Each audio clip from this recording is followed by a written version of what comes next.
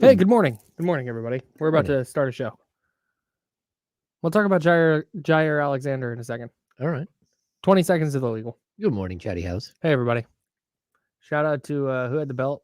Spectre 707. What up? Good morning, everybody. Here we go.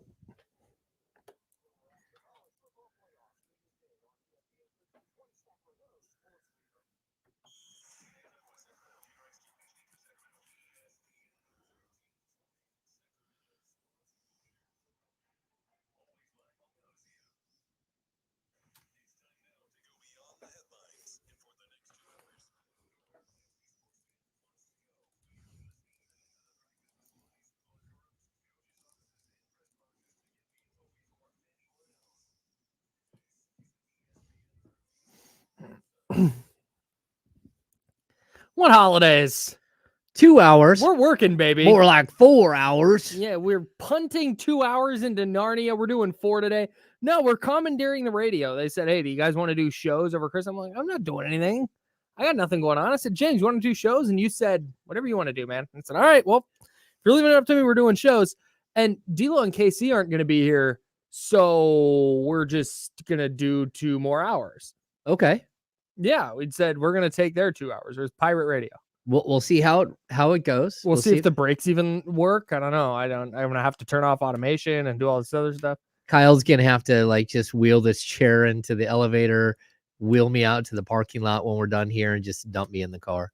Yeah, that's 100% what's going to happen. We already have a walker set up for you. If you're unfamiliar, James has the back of a much older man. I do.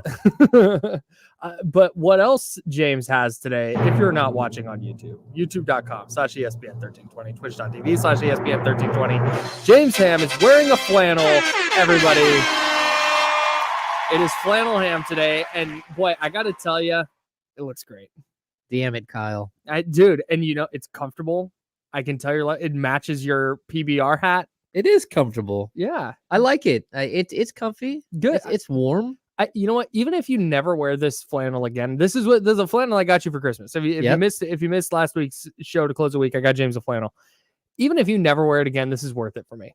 You've given it a try. You've tried it on. You've worn it for a day. You didn't do the shirt underneath with the flannel unbuttoned. That's the way I do it. You went full, buttoned, not all the way to the top, but just one. But I love this for you. I love that you're really going for it. Okay. Yeah. I'm in. Hey, look, when we do a bit, I'm all in.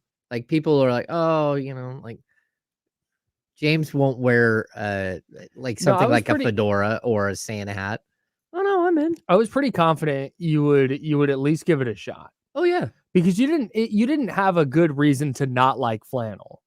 You were more just like, I've associated flannel with the 4-H club, and just never really to me the way you explained it, it came across to me like it was just never something you'd really ever considered. Yeah, I think when I was getting ready this morning, I did not have a belt buckle that would make sense with this outfit. And I also, I almost went and looked for one of those round tins of bubble gum. So I could get the ring going in my jeans. For sure. The little, like a dip can, the skull. Yeah. Mm-hmm. Yeah, the dip can. Yeah. You should have just bought some dip. There you go. Yeah, and just kind of faked it. Yeehaw. Just grab your water bottle every once in a while and spit into it. That would be gross, awkward. Dude. That's so gross. It's nasty. There's people walking around in high school with dip bottles in their back pockets. Like, all right, cool, man. It's funny. Yeah. I associate that smell with my grandfather. My grandfather chewed, and he passed away when I was young, when I was 5. But it's like the smell he smelled of black coffee and dip. What a man. Yeah. That is the man's scent. Oh, he black was coffee and dip. He was a construction worker. He, worked with his hand. He was rough. Yeah. Yeah. Black coffee and dip. Jiffy Lube is what I'm calling it. Yeah, that's the name of that. Well, and that's what I thought of. Your Love Hard movie. Yeah. Which is always an inappropriate way to title a movie. Mm-hmm. But the guy makes candles that smell like people, or things. Things right? that he associates with his life. Yes, exactly. So he has his grandfather candle Had like some menthol. It had chewing tobacco. It had like that, gasoline. Yeah. Oh yeah. From his lawnmower or whatever oil. it was. Yeah, oil or something. Yeah. Yeah. It reminded me of Jiffy that. Lube is what I'm calling it. Yeah, 1000%. That's right. Shout out. Yeah, black coffee and dip. It's a good man scent. Yeah. Good. just the ultimate masculine scent. All right. We're going to talk plenty about the holidays. We got 4 hours today. We get to actually stretch our legs. And like, it was weird prepping this show because we have so much to get to from the weekend. The Kings played 3 games since we've been gone.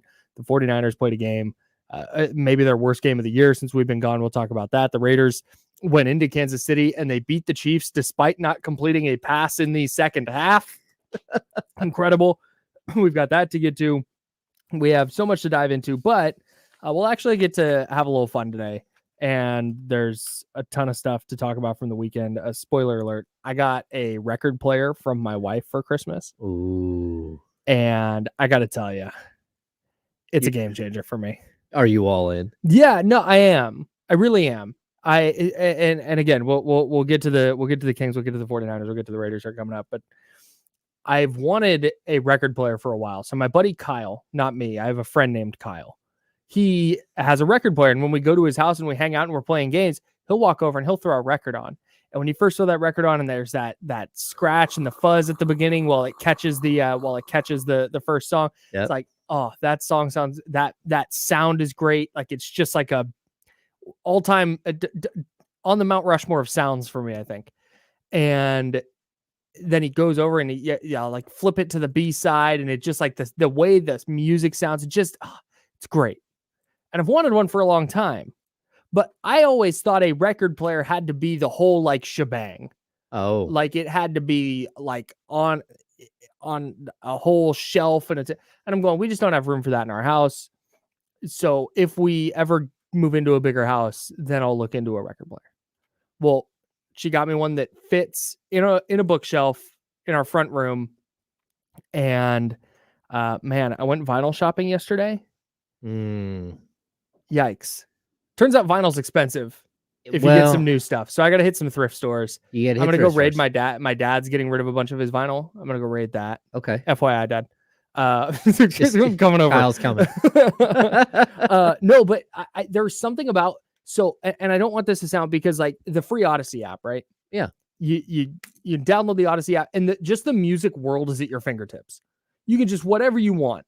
You want Green Day, you want Taylor Swift, you want Kendrick Lamar, whatever you can think of, they've got it for you, right? There's something about the physical media of like sliding a record sleeve sliding a record out of the sleeve and then pulling it out of the sleeve that's in the carton box thing. I don't know the terminology. I just started this. There's just something about it that's just a little bit different.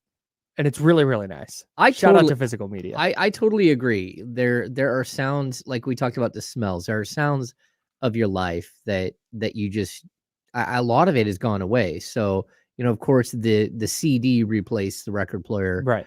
Or the cassette. Were you around for the record era? You weren't, right? No, not really. Well, I mean, like when I was a kid, we had one of the small record players that we had like Peter and the Wolf. We had like Star Wars theme song. Sure. So we would sit there and just play the Star Wars theme song again and again. And then you flip it over and had like one of the other like almost disco songs from like one of the cantinas. It was pretty sick. Yeah. But no. I mean, I definitely was around for cassettes, and then CDs came on.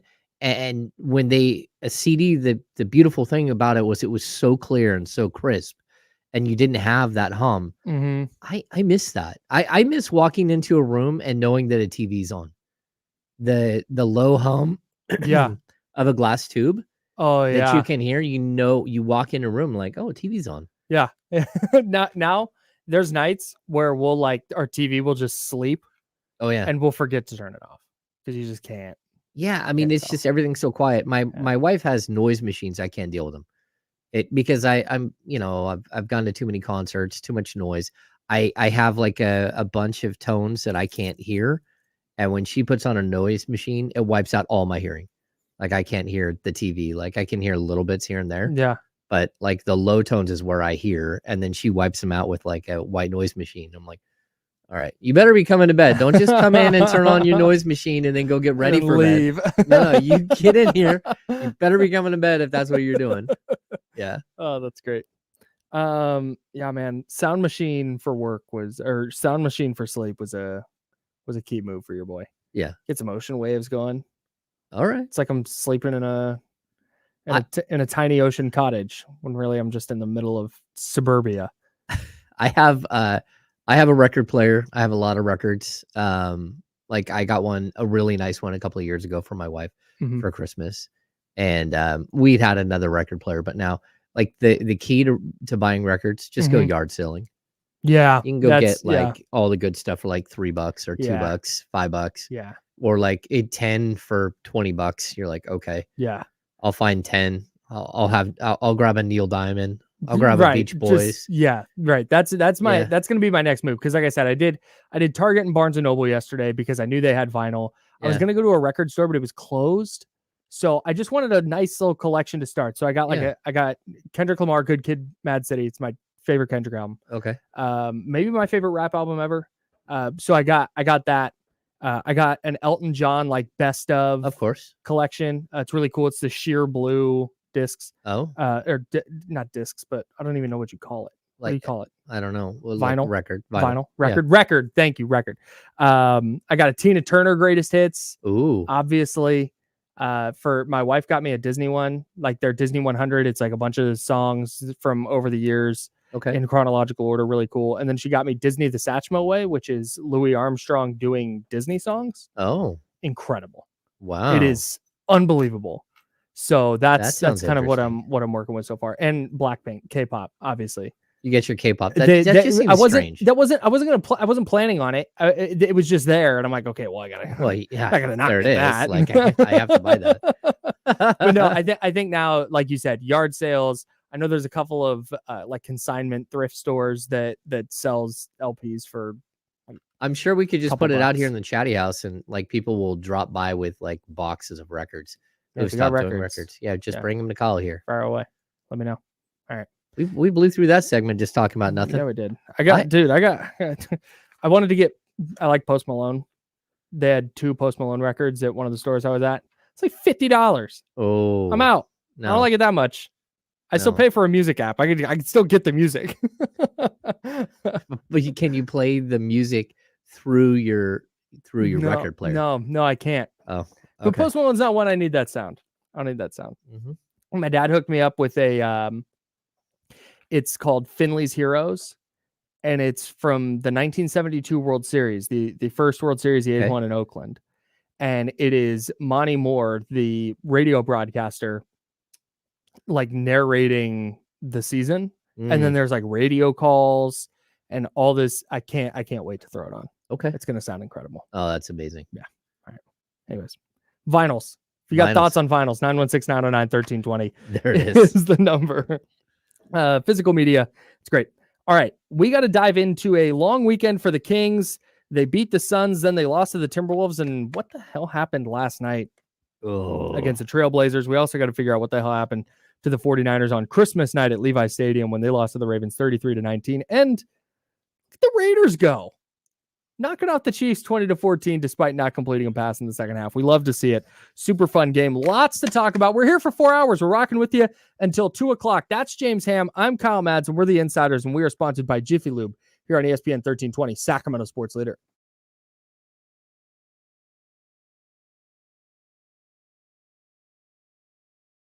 What's going on, Chatty House? Sorry, we had a kind of a late start. Yeah, we were just sitting here chit-chatting, and then what were we talking about at the break that I said we gotta... We were talking about something. I don't see... for some reason, the Atlanta Hawks are having the smooth you're looking for. Join us for a halftime performance by Yacht Rock Review on January 10th versus Philly. I thought this might be against the Kings. They've got Yacht Rock going. See, that would be a whole nother. You could find all kinds of cheap stuff. Get yourself a little Captain and Tennille, you know. So this is where I'm gonna hit Rasputin in Pleasant Hill. Is where I'm gonna go. It's closer to my house. I live in the Bay Area. There's actually here in the in Old Roseville, there's a used record store. In Roseville? Mm-hmm. Oh, I went to Target, Jason. There's That's also the first place I went. There's also one in Auburn. Okay, great news. Oh, I'm gonna go sling through that. And this isn't really yard sale season. Yeah, no doubt.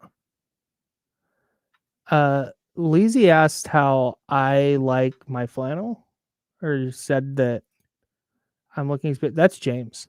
Yeah, that's me. What do you? Come on now. I like the flannel. There it is. All right, Lizzie, you got the correction. I missed it. Lizzie, I don't think we have a concert. We were supposed to go see Madonna, and then we sold our tickets because it got pushed back. You're not going to Madonna in February? No, I'm trying to track down tickets for my. I'll see. I don't think we still have our tickets. Oh, it's a great idea by Willsey. I'm just gonna go to Damien's house and steal some vinyl. Oh no. Nuggets forward Aaron Gordon suffered lacerations to his face and hand resulting from a dog bite on Christmas Day. Oh my God. Team says he's in good condition and will remain away from the team while he recovers. He's got that dog bite in him. He does got that dog bite in him. Hang on, we're coming back. Here we go.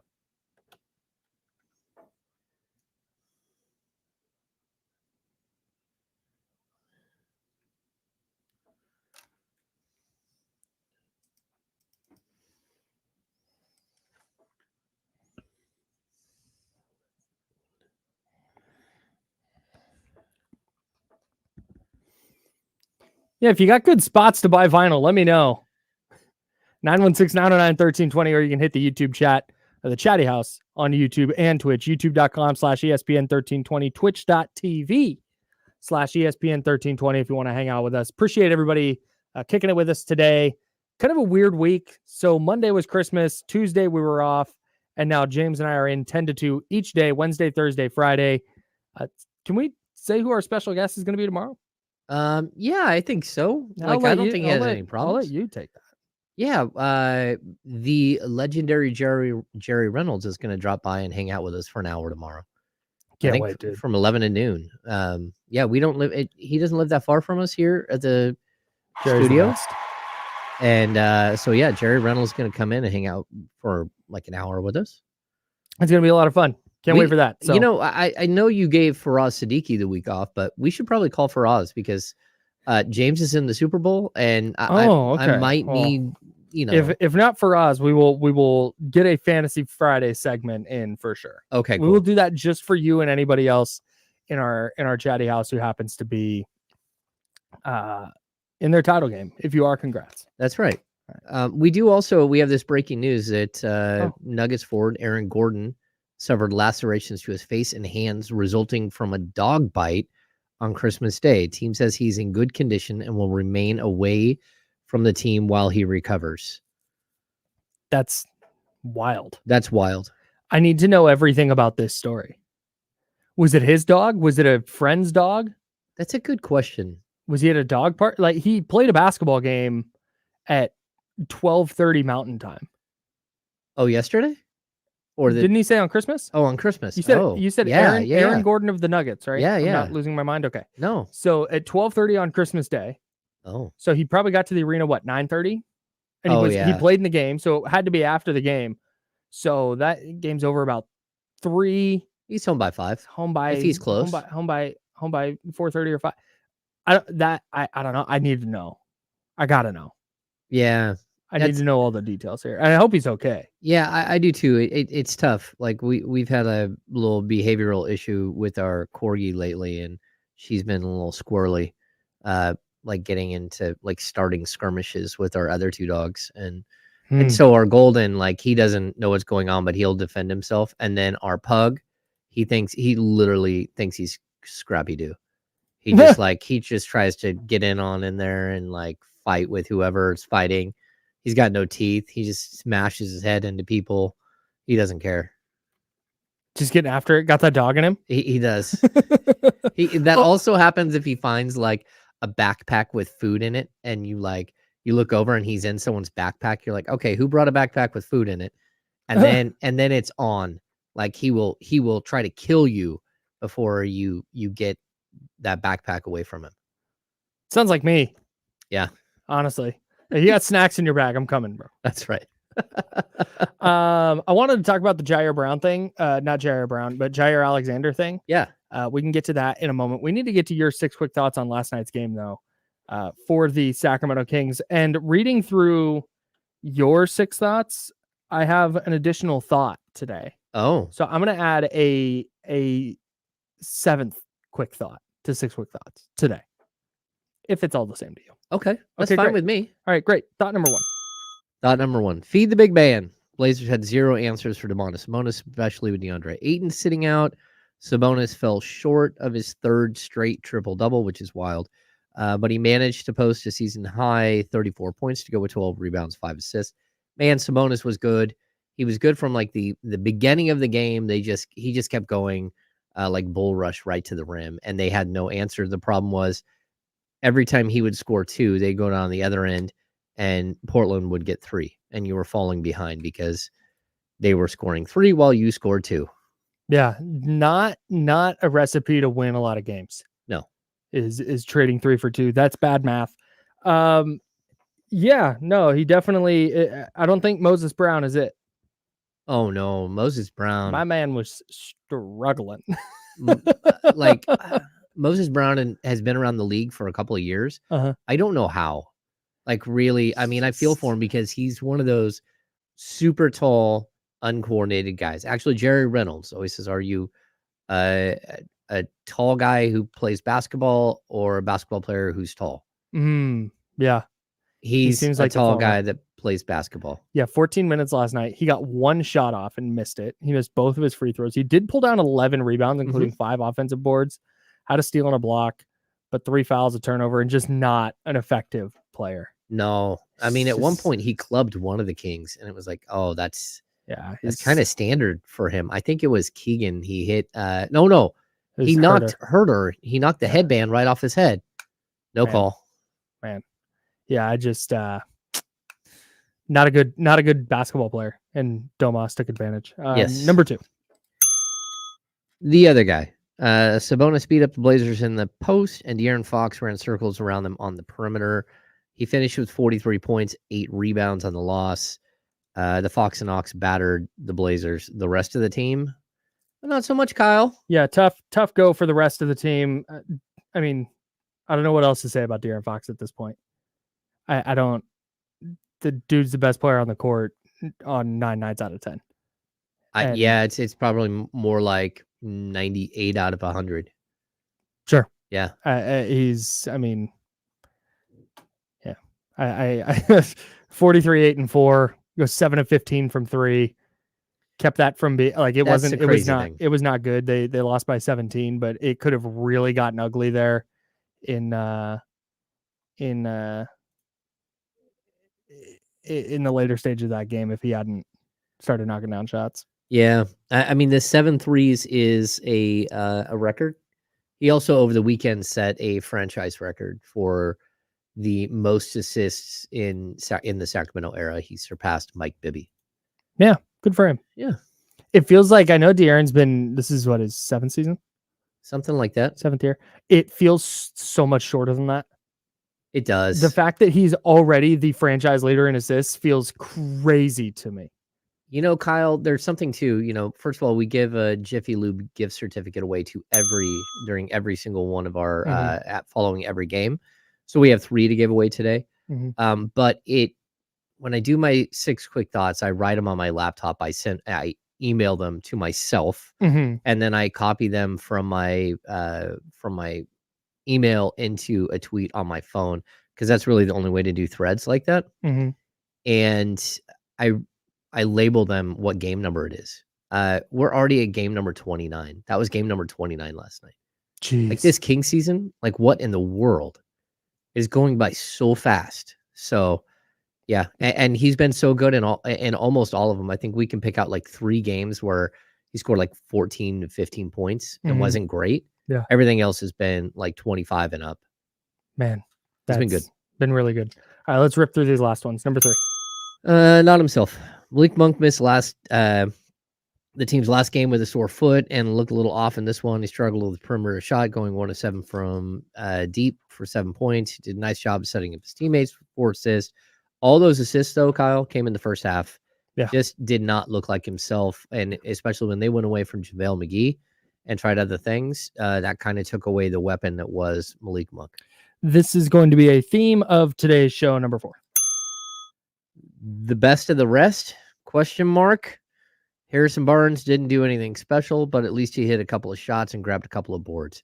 Barnes finished with 9 points, 4 rebounds, and a steal. Kings needed more, but there were worse performances. I'm not sure who this says more about. Harrison Barnes and that 9 points, couple boards, nice game from Harrison, or that is considered a nice game in the scope of whatever the non-Fox and Sabonis Kings were doing last night. Pretty Number brutal. 5. Number 5, Keegan Murray had a tough night playing in front of his twin brother and I think his parents. I think I heard on the broadcast his parents drove from Sacramento to Portland. That's bold. I kind of dig that though. I dig that for you driving up through Northern California and then up through Oregon. That's a good Christmassy vibe. Yeah, dig it. The Kings' young forward couldn't buy a bucket. He went 2 of 11 from the field, 5 points, 4 rebounds in the loss. They just needed him to step up, and he just didn't have it. Is Chris Murray the Keegan Murray stopper? We'll talk about that next. Number 6. Number 6, another cold night. Kevin Huerter hit a 3 early, which is usually a good sign, which I tweeted about. Like everyone else, not named De'Aaron Fox and Montes Motis, Huerter couldn't find his game. He finished with 5 points on 2 of 8 from the field.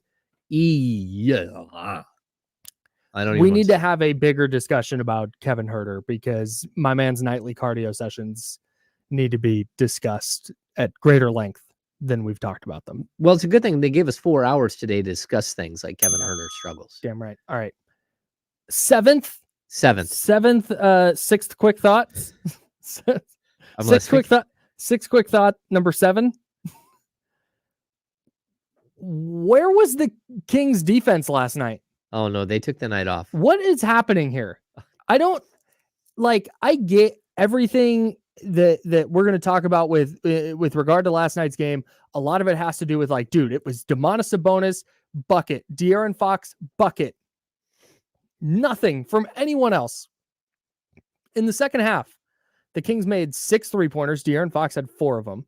Oof. They made 19 total buckets in the second half. Fox and Sabonis had 12 of them. I get all of that. The fact that the Blazers no DeAndre Ayton, no Shaden Sharp. Oh yeah. Had 115 points with 9.5 minutes to go. Oof. They should not be scoring 115, period. Yeah. That they were there with 9.5 minutes left. They score 130 in a game that, okay, if the Kings get better offensive performances from Keegan and Malik Monk or whoever, pick a couple players, and they win it 137-130, that's not necessarily better. No. That was the big thing for me last night was Deuce Mason on the post-game show. Yeah, I'm going to agree with him. He said it was unserious basketball. I think that phrase gets overused a lot, especially by me, but that's what that was last night. That wasn't a team that was checked. That was a playoff contender playing down to its opponent, and you cannot have that. No, I totally agree. It was really especially bad. To start a 3-game road trip. It was really, really bad. All right.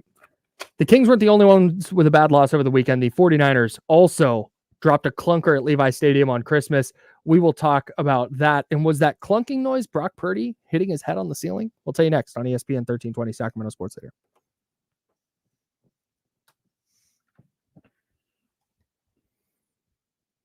Boom, boom, boom, boom. Yeah, we'll get to it later in the show, but as much as I want to pile on Keegan and and Herter and Barnes, like Malik Monk's 3 of 11 and 1 of 7 from the field, 1 of 7 from 3. Trey Lyles in 14 minutes and 22 seconds didn't take a shot. 0 points. Keon Ellis in 9 minutes and 27 seconds did not take a shot. Didn't take a shot. 0 points. Sasha Vezenkov in 9 minutes 22 seconds. 0 of 3. All 3 were 3 balls where he did not, like, he shot contested threes, forcing, it looked like, for the most part. 0 of 3 from the field, 0 points. I don't even know what to say. Yikes. Good news is Alex Len is back. Everything is right right in the world. Yeah, I saw him last night. I was like, oh, hey, there's Alex.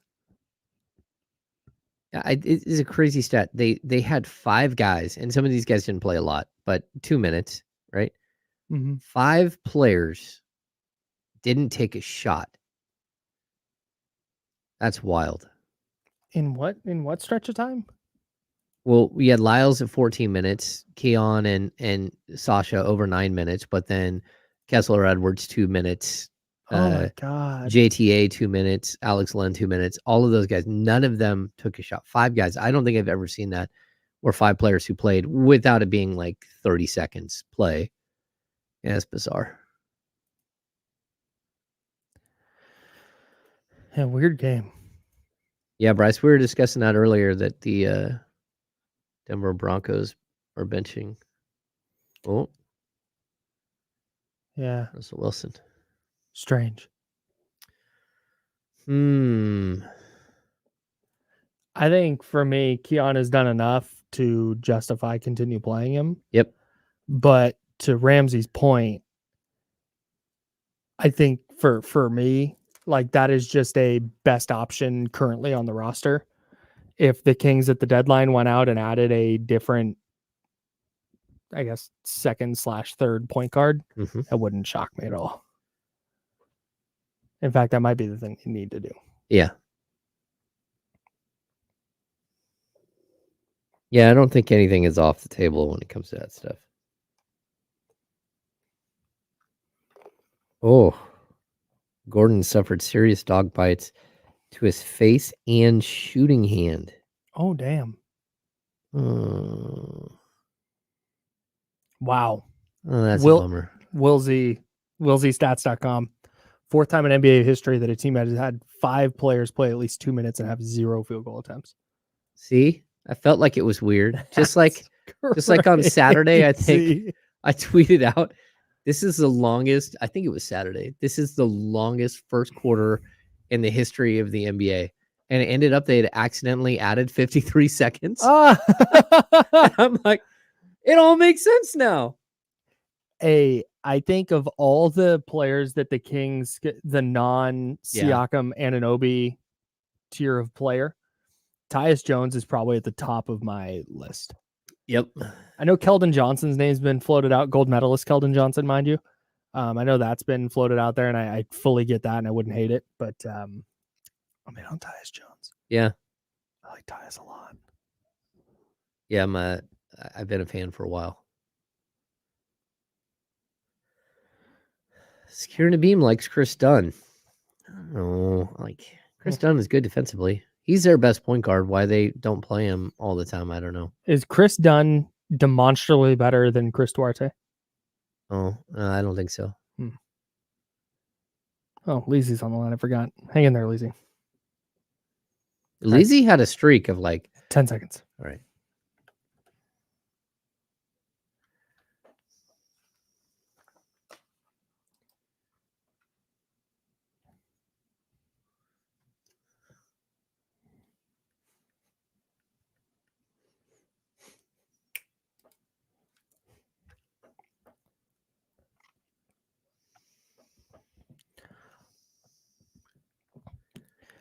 Hey, dang right. We're hanging out with you till 2:00 today. No D'Lo and KC this week. So it's just me and James, the insiders. Weird vibe in the office. There's nobody here. I know. And someone brought in what they described as a fruitcake. But it wasn't a fruit cake. It was cake with fruit. Right. Yeah. Which Very, is very totally different. Yeah. It's like a sponge cake with like, I think I saw apple in there and maybe strawberry. Oh, see, I didn't get that far. So yeah, it looks delicious. I have not had any. I think that was courtesy of Lauren. Okay. Here in the office. Yeah, we have Lauren here today.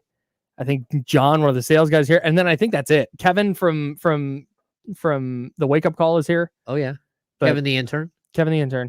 And it's just you and me. Yeah, hanging out. It's a little quiet. Yeah. I mean, I think there are a couple, like one. I think Stephanie's here. Yes, and I think JC another is salesperson. Here. Another salesperson. Okay, a few salespeople in. Yeah, shout out to them. Yeah, shout out to them for showing up this week. Yeah, no, we appreciate it. I was really confident that when we came in today, it was just going to be you and me. I thought so too. I was going to make a joke that like, dude, we should bring donuts, and just text it like we have a Friday, like G chat thing where we can chat everybody in the office. Be like, hey, we got donuts. But now we could actually do that. Like now we might actually bring donuts on Friday since there's actually people here. Oh, I'm going to take a tally and figure out who's in on Friday before I do that though. Okay. I'm not dropping $23 on a dozen donuts and then having you and me sitting here eating them. No, that wouldn't be healthy. I can give you 2 donuts. I can do 2 donuts before the self-loathing really like takes over and I can't eat anymore. But I've gotten to an age where I don't care, but but I definitely like if I have 2 donuts, then I have to have 2 cups of coffee because I like to dip my donuts in the coffee. And the next thing I know, I'm literally like cornholio. Like, yes. Just dialed. I can't stop. Like, yeah. All right. Let's get to Leezy before we go in on. All right. Going on the 49ers. Let's see. How do I do this? Here we go. All right. That's on. Leezy, what's good, bro? Ham and Kyle, what's up with my 2 brothers? What's up, man? Hey, what's up, bro? Hey, first things first, I hope you and Ham had a good holiday. Hope you guys got a lot of good gifts. We're going rapid fire, Kyle. Hey, first things first, there's a great vinyl shop in Midtown. It's called Rocket Records. Great location, great records. Go check it out. My man.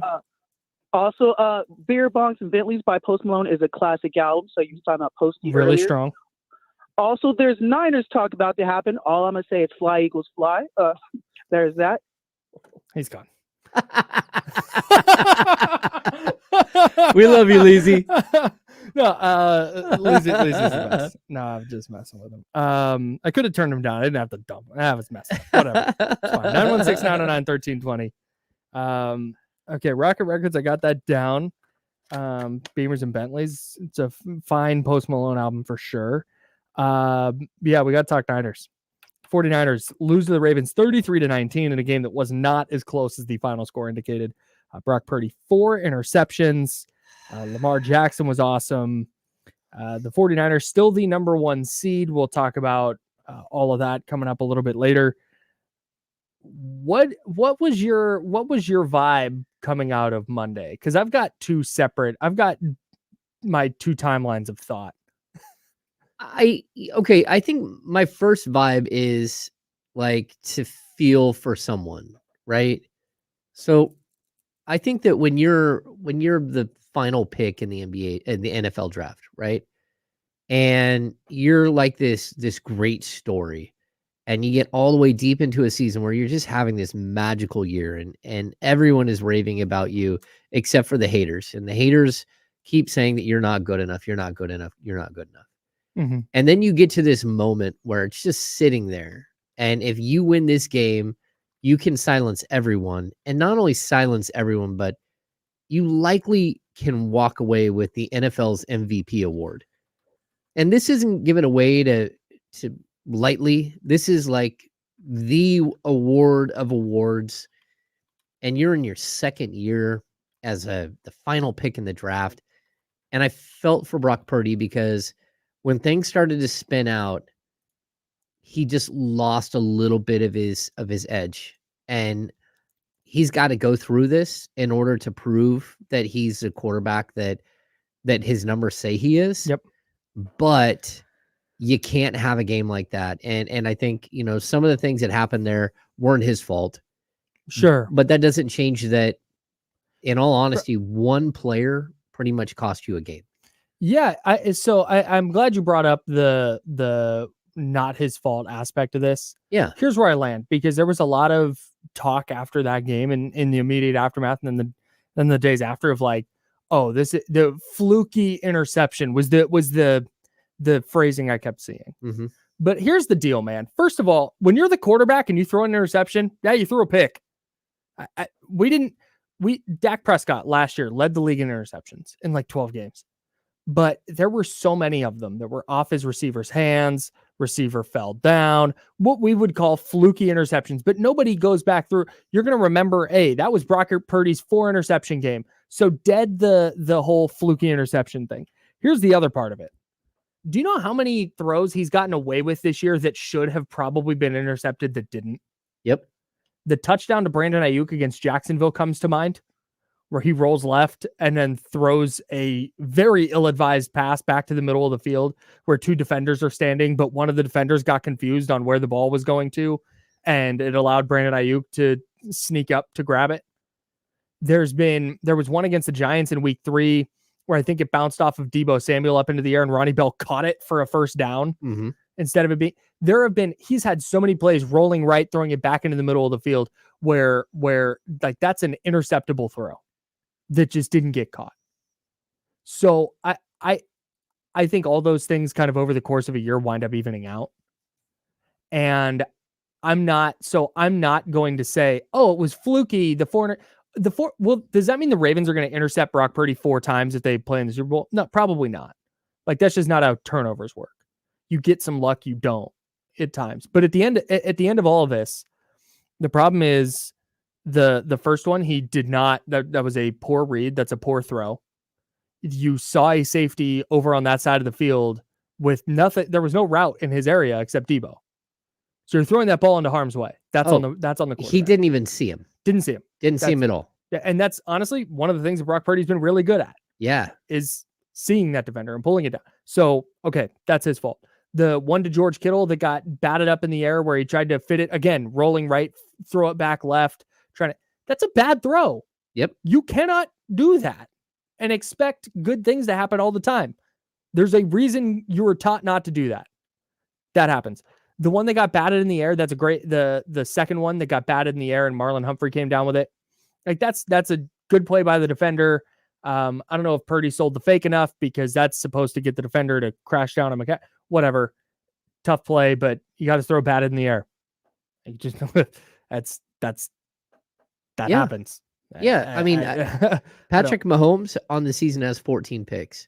At least like 9 of those are strictly Kadarius Toney catching a ball and throwing it to the opposition. Right. Like catching a ball and doing a handoff to an opposition. Like, here, let me put this up on a platter so some defensive player. Right. It doesn't matter. He still got 14 picks. Like, and one of them this weekend was egregious. Really bad. Yeah. We'll talk about the Raiders in a bit. Raiders beat the Chiefs 20-14 and maybe the most fun game of the year. But you can have two different minds on this game. And this is where I land. The 49ers, in no uncertain terms, got kicked in the teeth repeatedly by the Ravens. That's what happened. You don't need to defend Brock Purdy's honor by going, oh, actually, the third interception, he was getting hit as he threw. Yeah, he should have stepped up through the pocket or bought time by moving back. Like, that's just not good. That's not quality quarterbacking. Yep. It happens sometimes, man. It doesn't mean Brock Purdy sucks. It doesn't mean that the 49ers can't win the Super Bowl now. It doesn't mean that they can't go to Washington and beat the Commanders by 3 touchdowns. It doesn't mean that they can't clinch the 1 seed in week 18 with a win over the Rams. Like, that's all still there. I'm still picking the 49ers to go to the Super Bowl. Like, that's fine. But they also got smoked at home in primetime. Yes. It doesn't have to be more. You can acknowledge that they got crushed. Like I said, 33-19 did not indicate the way that game went.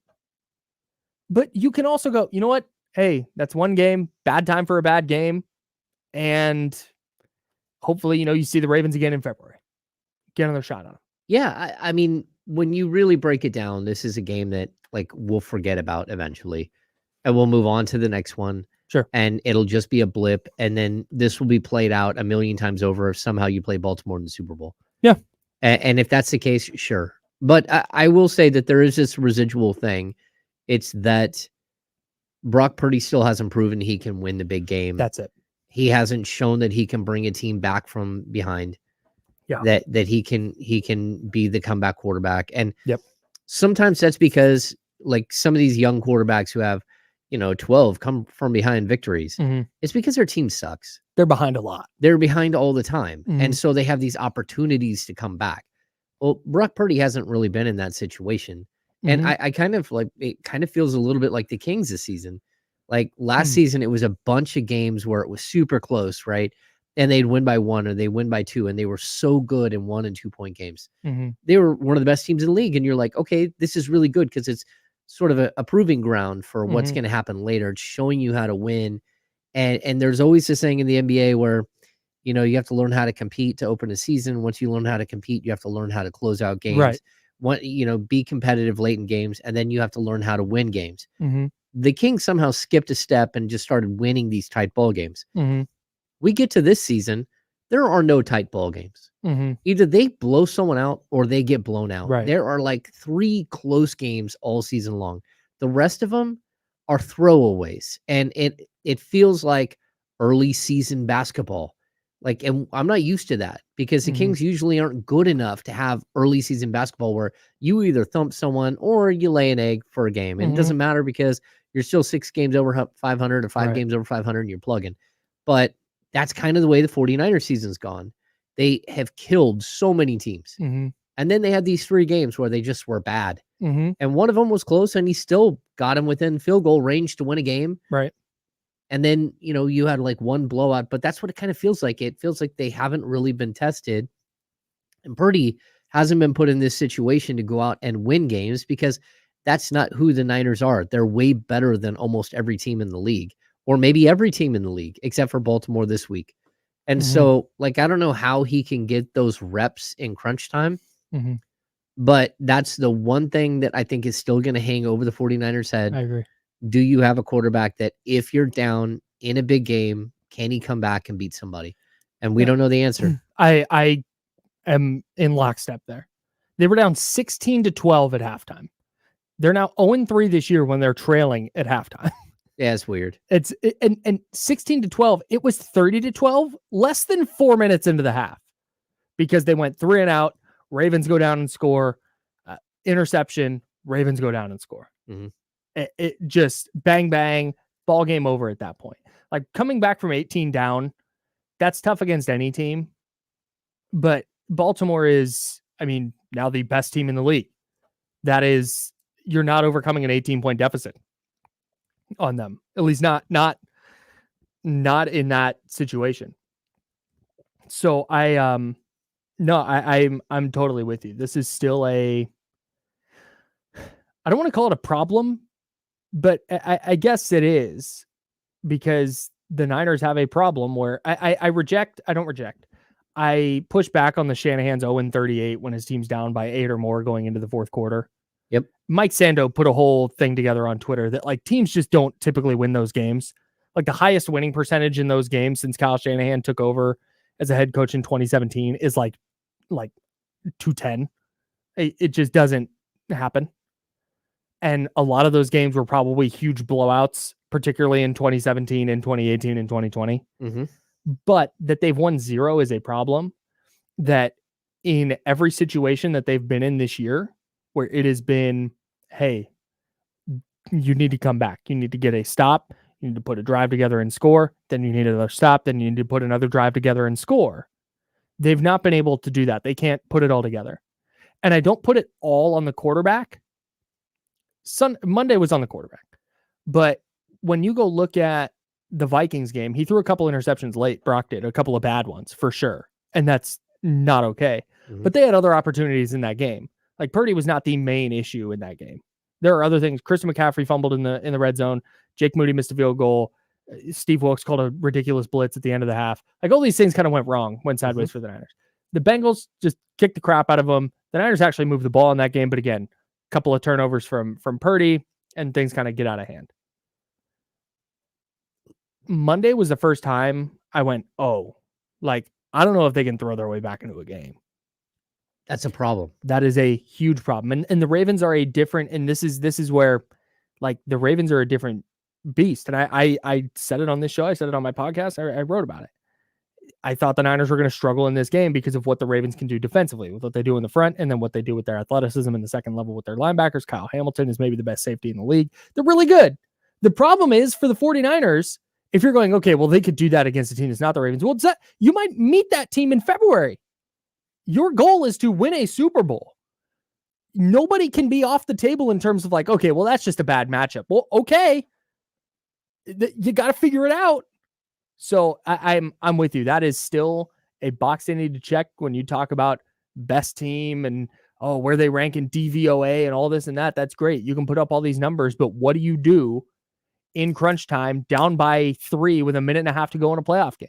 Yeah. Where you have to put the ball in the air. How do you respond? So how Brock Purdy bounces back this week, short week, cross-country flight, 10 a.m. start against Washington, I think it would speak volumes if he bounces back and plays well. But then you have to do it in week 18, and then you got to go do it in the playoffs. What if you fall behind against Washington? Like, there's still a lot of questions to answer about Brock Purdy. I'm not going to say that necessarily he has hit a ceiling or like, oh, he's gotten figured out. I'm not there. But the question you just posed is the biggest question that may stand between the 49ers and a Lombardi trophy. Yeah. And I honestly do think that, like, right now, what we've seen is we've seen him hit a ceiling. Can he break through? Mm-hmm. Can he become that guy? Yeah. And like, look, I think maybe Shanahan, first of all, I think in crunch time, I've never been super impressed with Shanahan as play caller.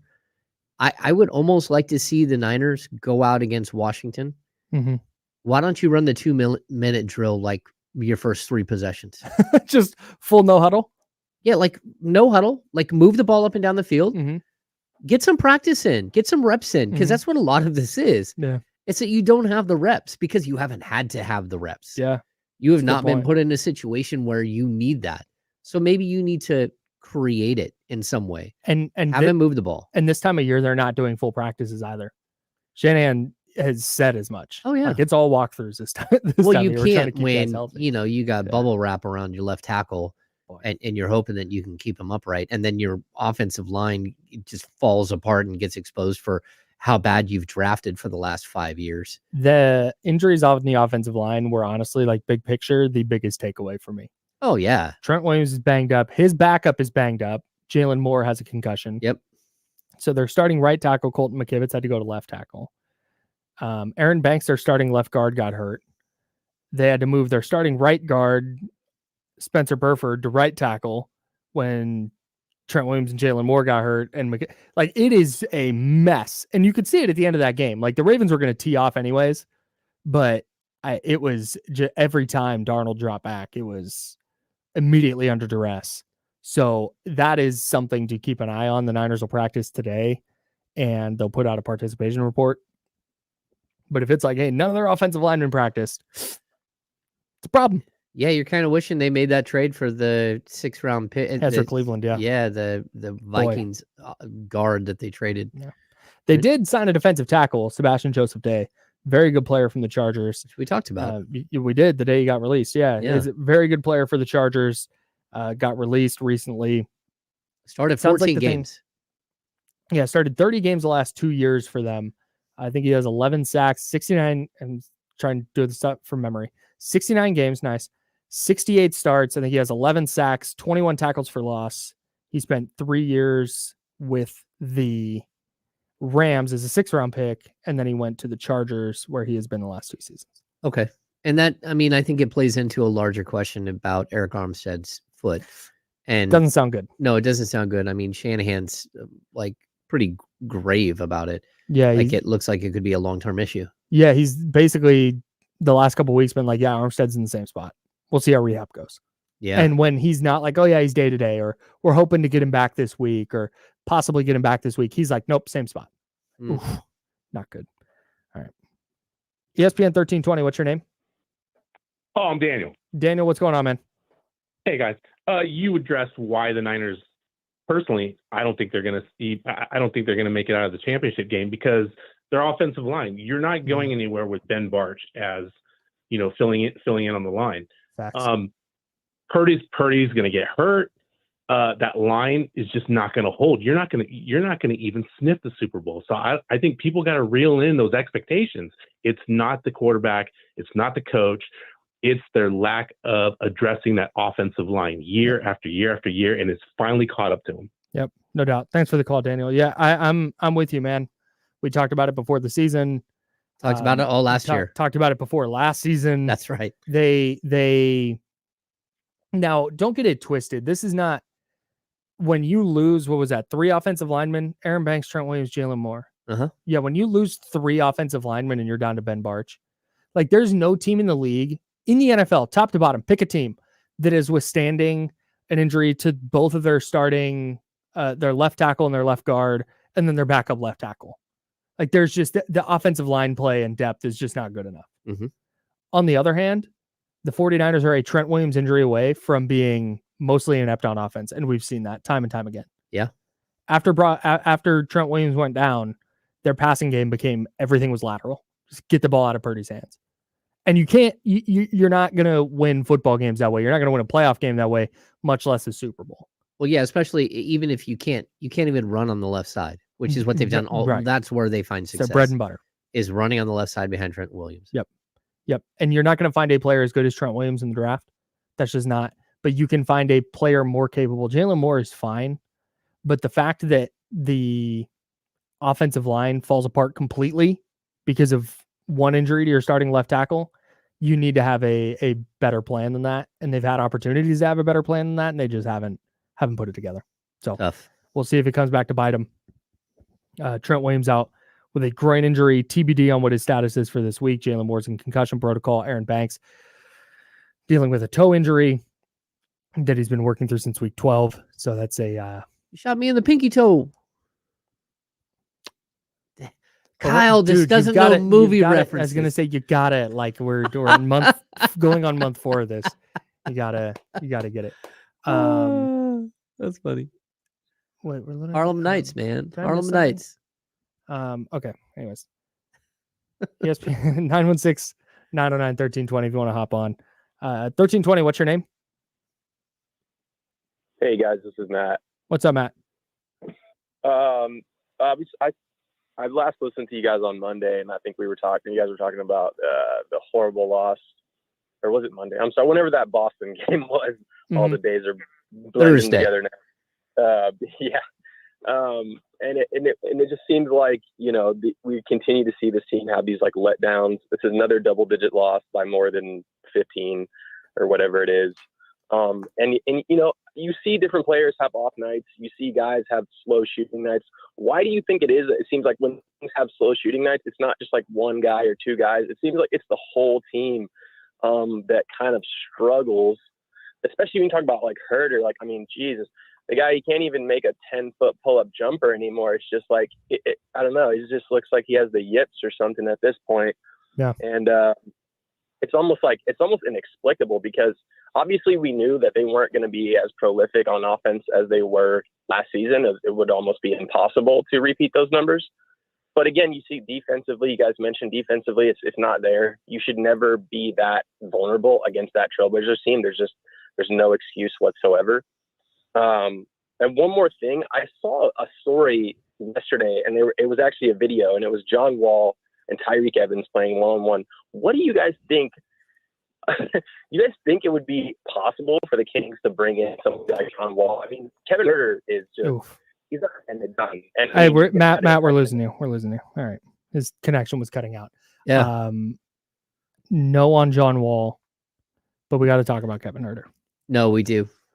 All right, plenty more 49er stuff coming up. We've got I'm telling you, we're gonna get into this Raiders Chiefs game.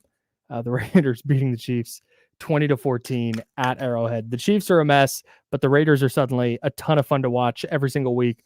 We will dive into that. But Matt just brought up Kevin Herter. And we need to have a Kevin Herter conversation. So since Matt brought it up, that's what we'll do next. Okay. He's James. I'm Kyle. We're hanging out with you till 2 today on the Insiders on ESPN 1320. Sponsored by Jiffy Lube.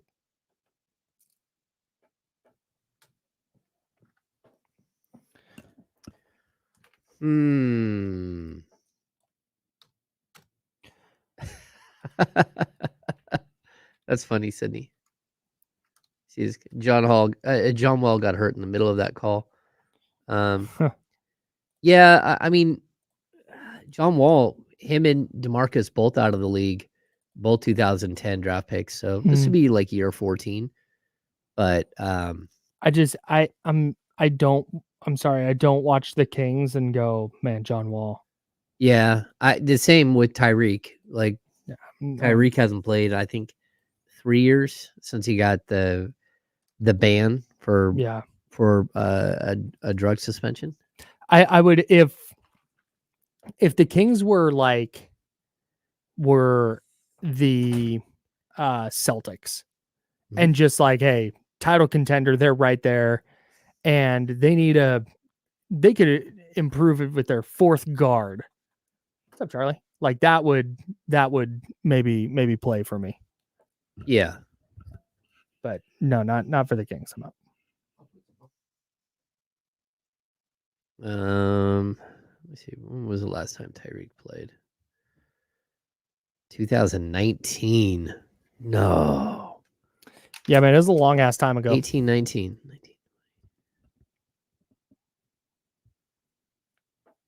Wow. Oh, whoops. What do we got? About a minute. Let's see. Oh, wow. Tyreek. Oh, we got to do players of the game. 34. Oh, shoot. We do. I meant to do the first one in 6 quick thoughts and then got sidetracked. With your 7th quick thought. Yeah. I was so locked in. I was so excited to do a quick thought. That's funny.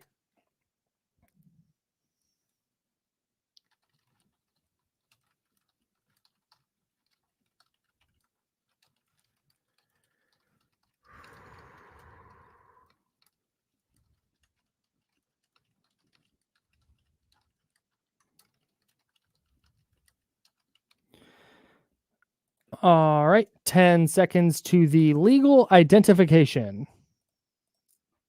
Here we go.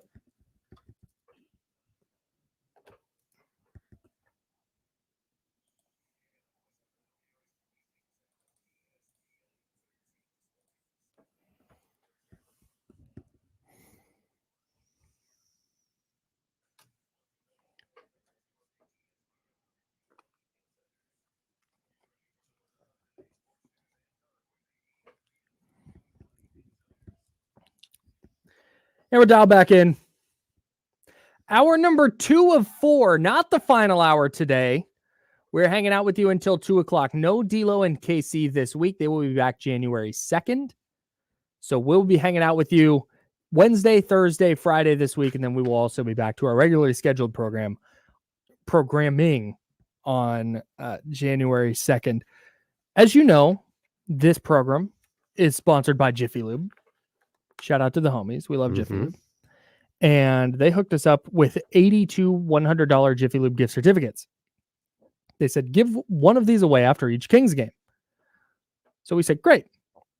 Small problem of what do we do if they play Friday or Saturday? You know, we're not on. That's fine. We'll give away multiple on Monday. So we're giving away 3 Jiffy Lube gift certificates today.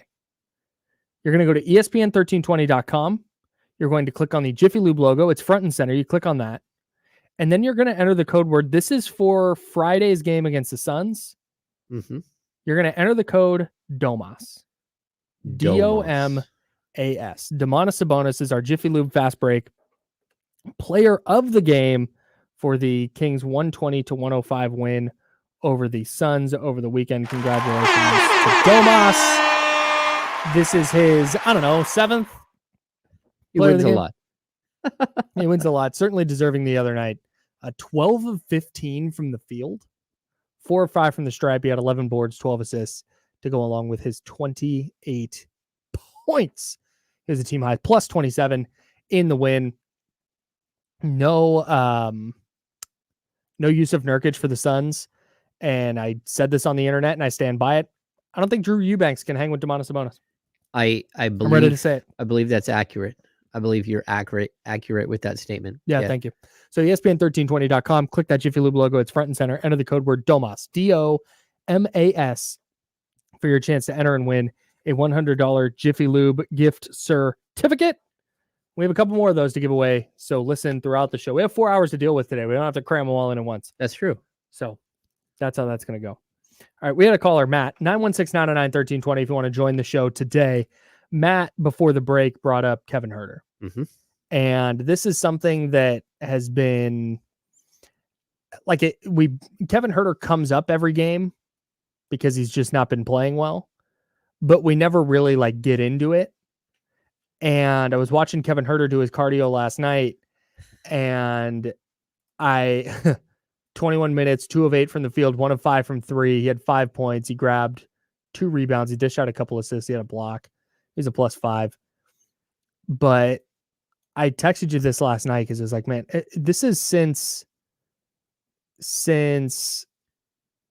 okay, starting December. So on November 28th, Huerter had 21 points against the Warriors. Mm-hmm.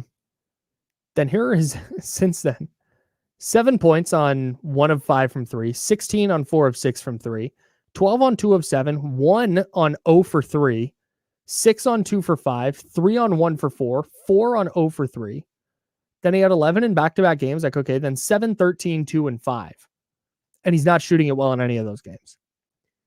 Yeah. And my question to you is, I don't want to get into, hey, does Kevin Huerter have the yips? Did he forget how to shoot? What's the deal? I don't think he's forgotten how to shoot. But my kind of bigger question here, and then we can dig in, is his trade value just tanking?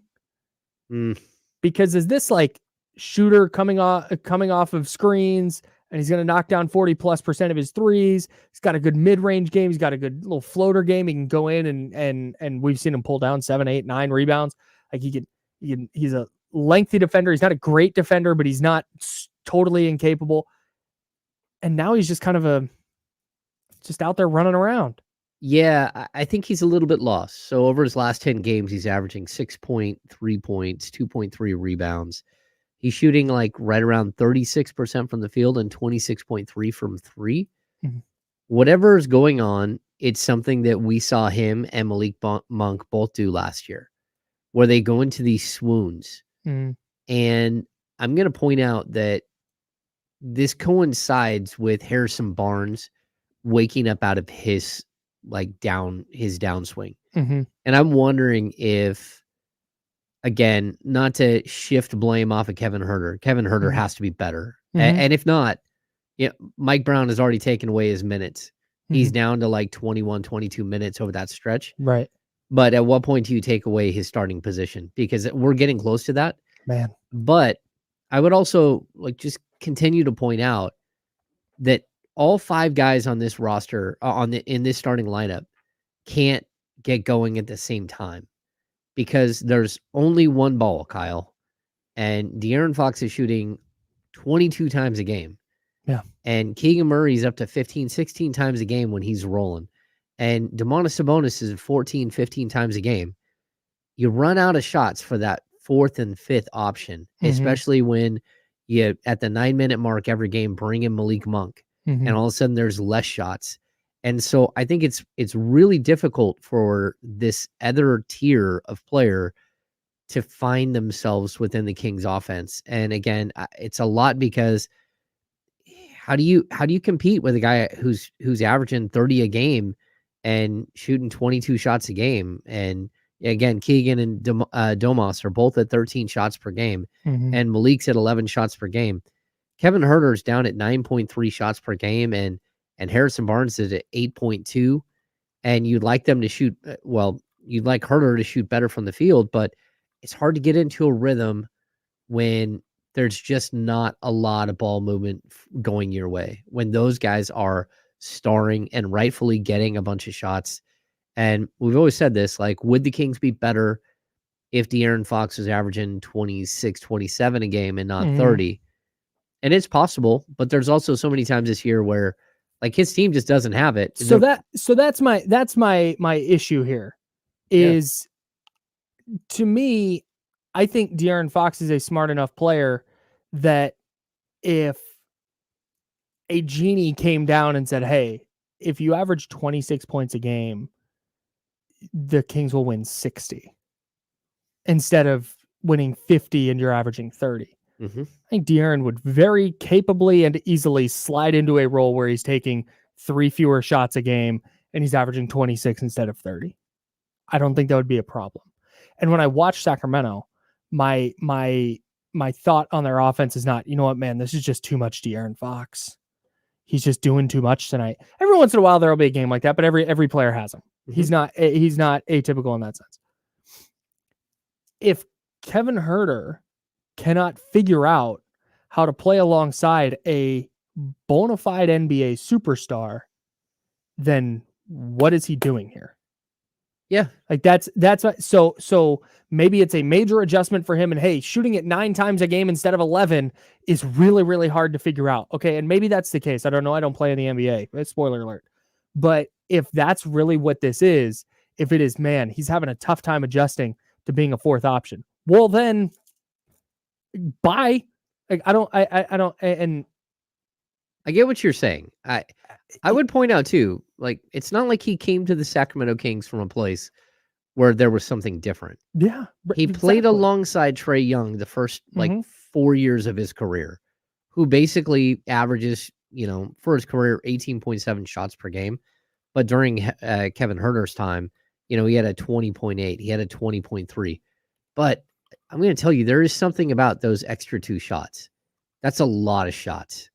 And I'm not saying that Fox shouldn't be taking that many shots. I'm surprised as anyone that the guy is averaging 8.6 3-point attempts per game. And this is Fox.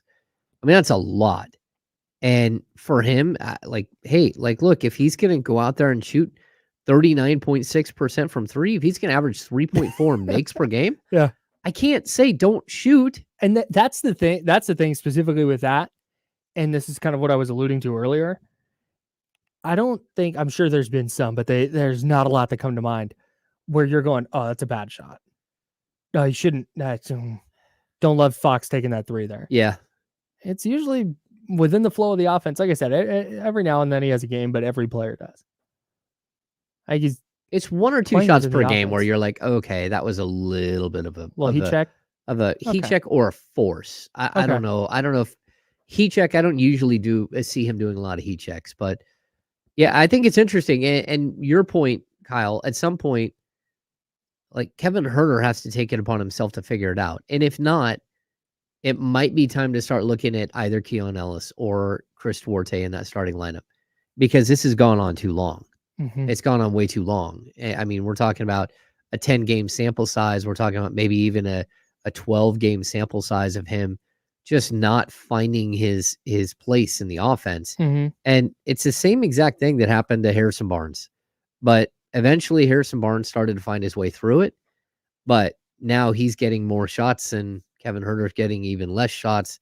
But I think we can find a segment of the season where the numbers look very similar to what we're seeing right now. Yeah. And like, these guys are veterans. They have to figure out a way to do it. There was a 9-game stretch where Harrison Barnes averaged 8.7 points on 38.8% from the field and 31% from 3. Tough. A 9-game stretch. And like, that's not good enough. If you're going to be a team that wants to be a title contender and stuff like that, you have to have your secondary, your third guys step up in crucial moments and not be dead weight, because that's what it felt like against Portland. You had 2 guys that were balling and another 10 that were dead weight in a game, and that's weird. Let's talk about that next, and then we'll continue talking about the Kings possibly making a change to their starting lineup. Caller, I see you on the line. We will get to you as well. 916-909-1320. If you want to join the conversation, do the Kings need to make a change in their starting lineup? That's what we're talking about next on ESPN 1320, Sacramento Sports Leader.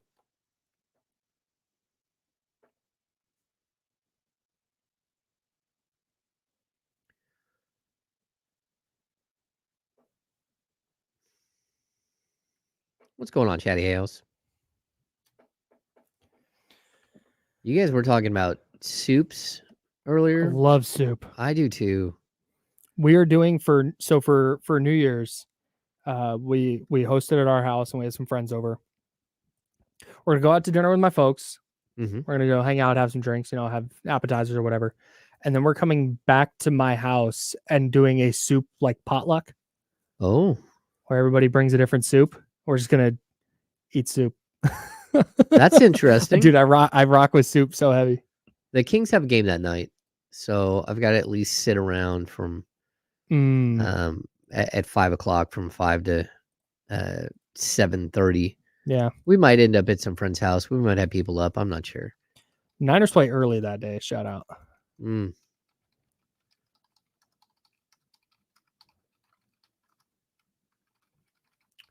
We have a lot of prime rib left over. I had way too much, but it's okay. Did it turn out good? Oh, it was incredible, my man. But 15-pound roast. Like I got like 7 pounds left at the end of dinner, and everyone is so stuffed. Yeah, I think we're gonna make a prime rib chili tonight.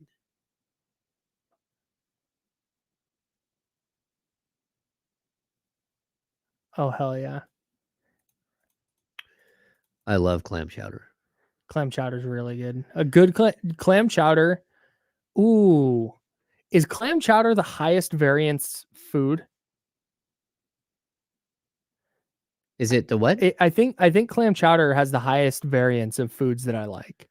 Where the worst clam chowder is like so much worse than the best clam chowder. Does that make sense? Okay. Whereas like for me, the worst cheeseburger is still freaking good. Yeah, it's still like the worst cheeseburger, even if it sucks, it's like, I'll still eat it. Like the worst clam chowder is like, get that out of my face. I don't even want to look at it. But the best clam chowder, I'm like, give me 10 bowls of that. Okay. You know what I'm saying? No, that makes sense. If they have clam chowder, okay, so I think it's 30 seconds. Superstition. Restaurants have fish on the menu on Friday, and sometimes people get away with clam chowder as that seafood. And so I'm down. I love a good clam chowder. Yeah, me too. Oh. Hey, that French dip you got me from Bennett's was bomb.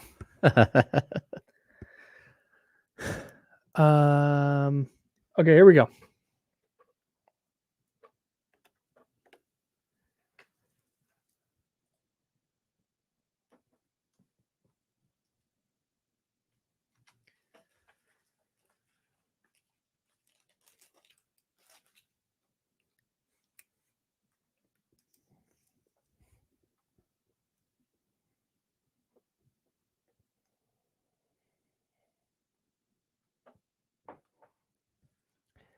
All right, see, we got on a food topic. Now we're here. We're talking about soup in the chatty house. YouTube.com/ESPN1320, Twitch.tv/ESPN1320. And I made, and caller, I see you on the line. We will get to you in a second. I need to defend my take. First of all, let me say this off top. I am a person that believes whatever you think about food is your thing. I don't judge people for what they eat. I don't care. Like, do whatever it is you do with your food. Just if it's something I don't want, don't force it on me, bro. Okay.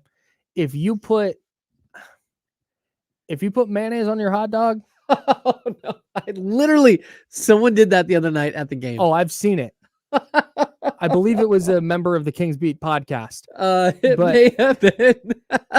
But if that's what you want to do, fine. Like, I'm not the person that's like, you're disgusting. Like, I just, no, if that's what you enjoy putting in your face, then fine. I just like to making fun of people in those situations. I'm not really judging. No, I'm not going to make fun of people for what they eat. That's fine.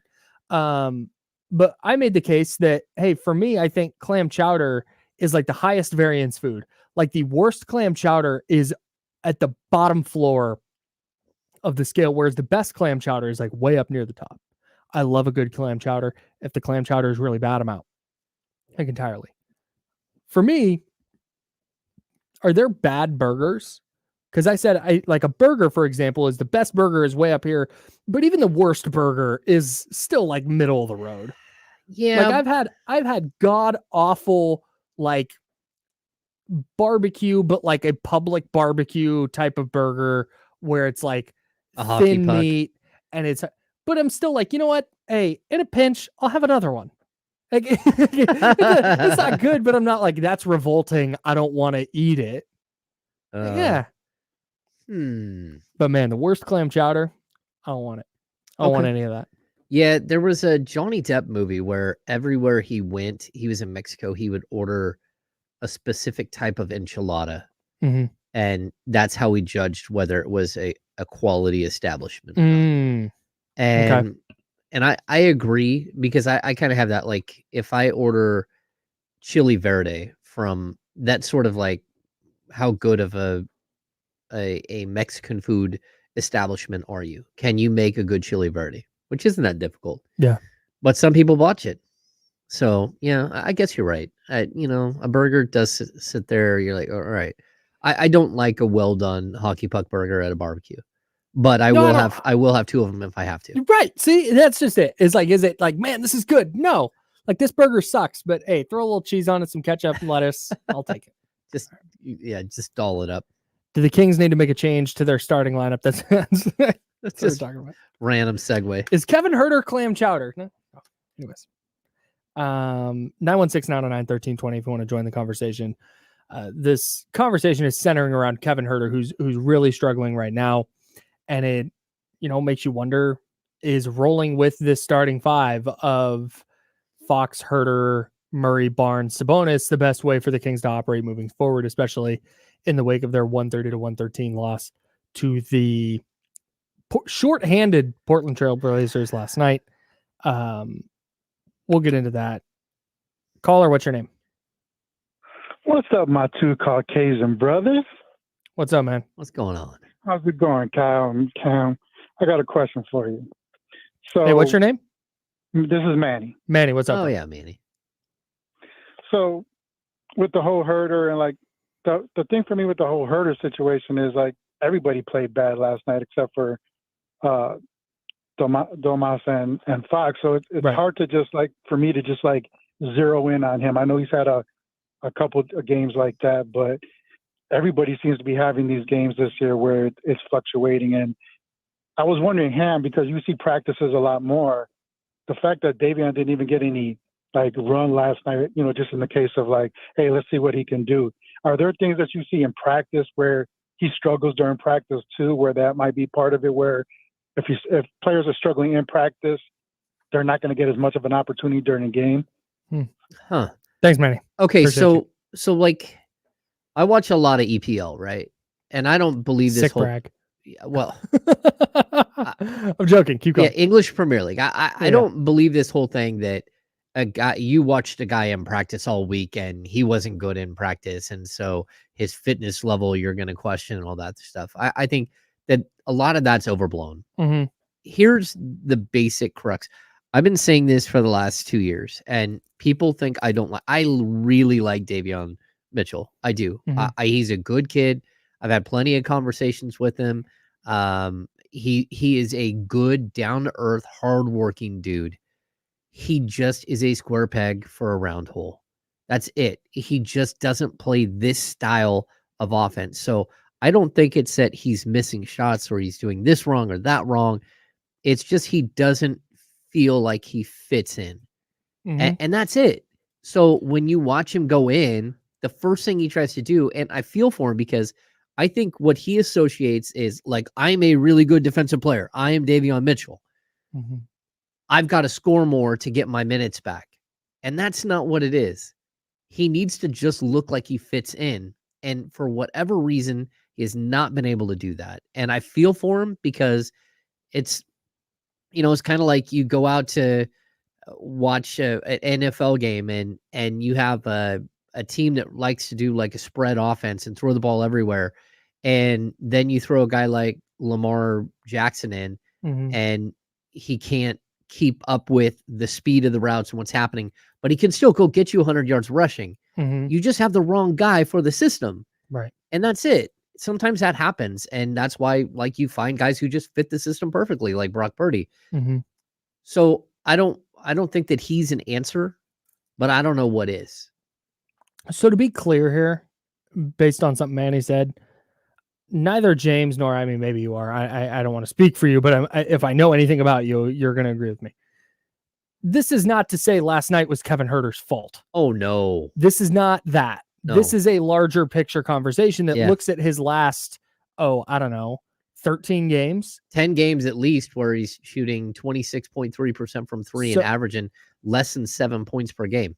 Yeah. I mean, I went back to that 21-point game against Golden State. He's shooting 30% since then. That's 13 games. And really, it's been, if you want to go back to when he got hurt, he's at 32.5% since returning from that game he missed against Dallas with the finger injury. Oof. And that's a long stretch.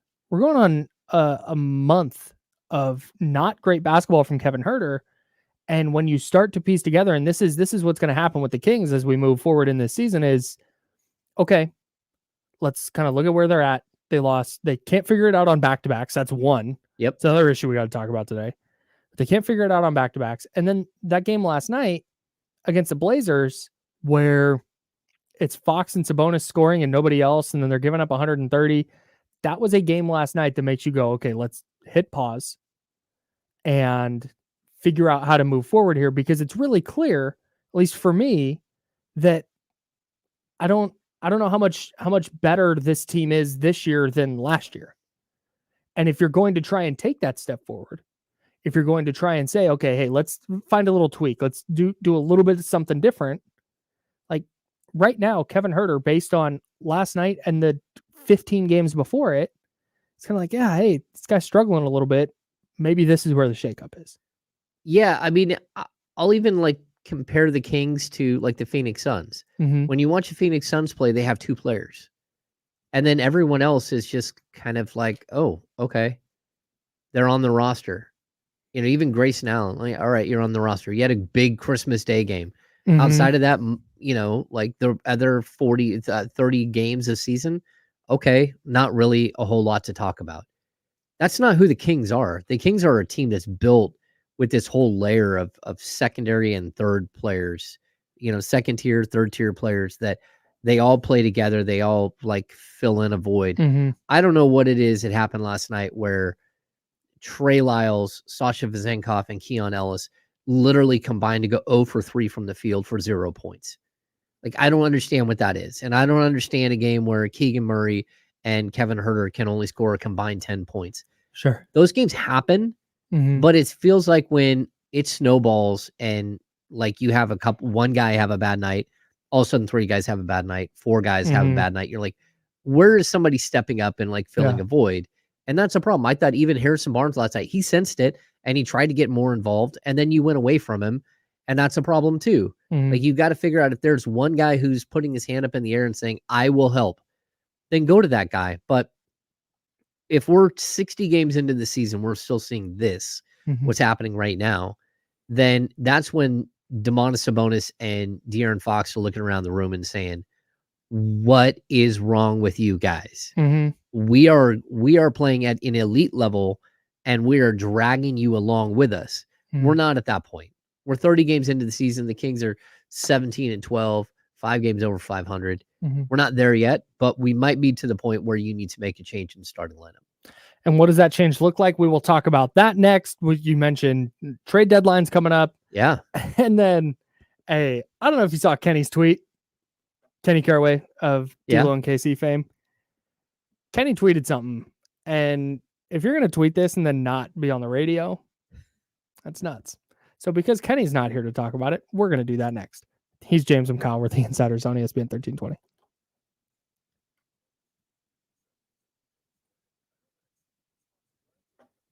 Once Upon a Time in Mexico.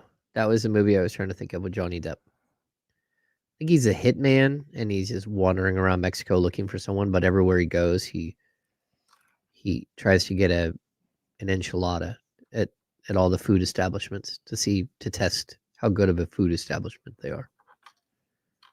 Random. I don't know why I had to finish that thought. Do I need to go look at Kenny's Twitter? Yeah, you do. Okay. Actually, don't. Okay, I won't. I want to read it to you live. I'm really excited about this. And we also need to talk about this dude on the Packers. Yeah. Did you see it? Or did you read about it? I think I saw a little bit, but I didn't Super really funny. dig into it.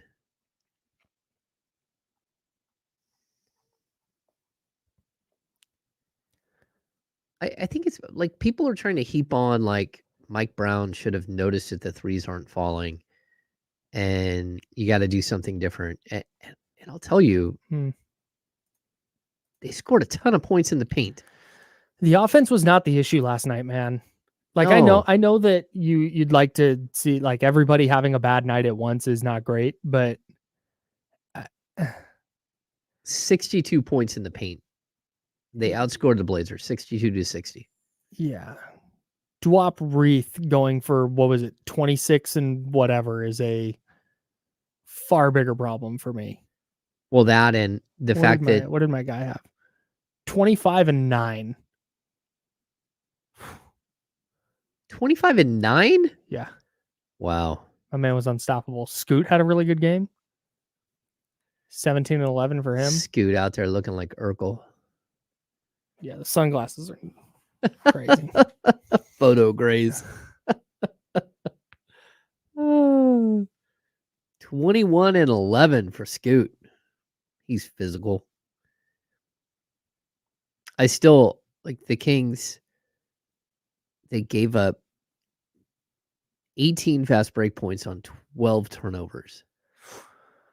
This is the trend that's killing them. It's just totally bizarre. I mean, they've been getting out rebounded pretty badly lately. Yeah. Sorry, Kenny's got a fix for all that. Uh-oh. Oh, no. Oh, Kenny.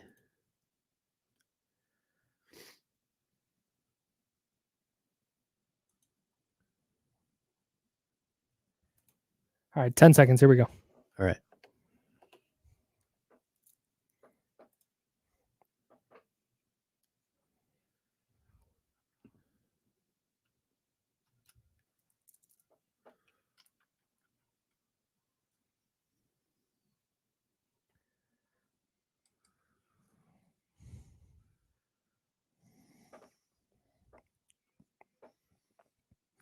I don't want to talk about Jair Brown Jair Brown plays for the 49ers. He is not suspended. Jair Alexander, who plays for the Packers, is suspended for one game. And I want to talk about why, because it might be the funniest suspension I've ever seen in my life. It's bizarre. It's really, really funny. A caller I see on the line, we will get to you momentarily, 916-909-1320. If you want to join the conversation, we're talking about the Sacramento Kings. And after their latest couple of losses, just figuring out, hey, is there a tweak to make to the starting lineup? And we're discussing that, but we're going to drop everything. And we're going to steal some content from Kenny Caroway. Okay. Kenny Caroway, at IamKDiddy on Twitter, tweeted this out this morning at 10:33 a.m. I'm just asking a question. Oh, no. Kings fans, would you do a deal for Kevin Durant if it involved Keegan Murray? Whew. Dang. That is a great damn question. And the fact that he's tweeting that and then not jumping on the radio to talk about it is nuts. Kenny, call in. Hit us up. Jump on the StreamYard. I'll send you a link. I think the answer is no. But I'm not sure. I am... My initial knee-jerk reaction is like, no. Because I lean toward, and there's different philosophies on this, I lean toward the long-term vision in team building stuff, in team building questions. Sometimes that's right, sometimes that's wrong. I'm always the person that's like, hey, don't go trade for player X if it means giving up your first round pick, because player X is great now, but what does it look like in 4 years? You know, that's basically what this is. And then you start thinking about it a little bit. And Kevin Durant, despite the fact he is old, despite the fact he has been banged up, he 35. Is still really damn good at basketball. And when you talk about, he is an underrated rim protector. He can go get you an ISO bucket better than anyone in the league right now. Mm-hmm. Still, even at his age. He is a knockdown shooter. He is everything that the Kings need right now. Now, he's 35. How many games are you going to get out of him? He's expensive. What does that do to, because, okay, now you're removing Keegan Murray from the equation, Keegan Murray and probably other stuff. Well, yeah, because he makes $47 million. Right. So it's you're Murray talking about and Barnes and Herter. And Herter. I mean, you might be able to get away with something slightly different. Sure. But yeah, and it's probably cost you a picks. lot. Matt Ishbia is not letting Kevin Durant walk away for nothing. So you're giving away players. You're giving probably 3 first-round picks. Like you're giving up a lot to get Kevin Durant. And my question is, because if getting Kevin Durant, let's say you have him for 2 years. He's under contract this year and 2 more. 47 this year, 51 next year, and 55 the year. So you have 3 years of Kevin Durant. If I tell you that you were for sure winning a title in those 3 years, are you doing it then? Yes. Yeah, it's over. If you can for sure win a title, then yes. That's where I land as well. And I think that's why I lean toward yes. But I also this is good radio. I'm sitting on the fence. I would do it if I was the Kings. I personally would do it. If Monty McNair said, "Hey, Kyle, love the show. What do you think we should do?" I'd say I'd go get Kevin Durant. But I will not necessarily die on that hill because, I mean, you're making Phoenix way better, I think. Because that is now Bradley Beal and Devin Booker, and now you've got, Harrison Barnes. He helps them out. You've got Kevin Herter down there, who, if he figures out his shooting stuff, he's now making them better. Like, that's one problem. Mm-hmm. And then B, I said, if I guaranteed you a title, you would do it, but you're not guaranteed titles. So in reality, you're giving up a long-term piece of your core for basically like a 3-year title contention window, because Kevin Durant makes you a title contender. Mm-hmm. If you win a title, TBD. But then what does it look like in the post-Durant era? And that's where the questions start. Because after 3 years, you're going to have Domas and De'Aaron both entering their 30s. Yeah. And you're not going to have Malik Monk, by the way. Malik's probably gone in this situation.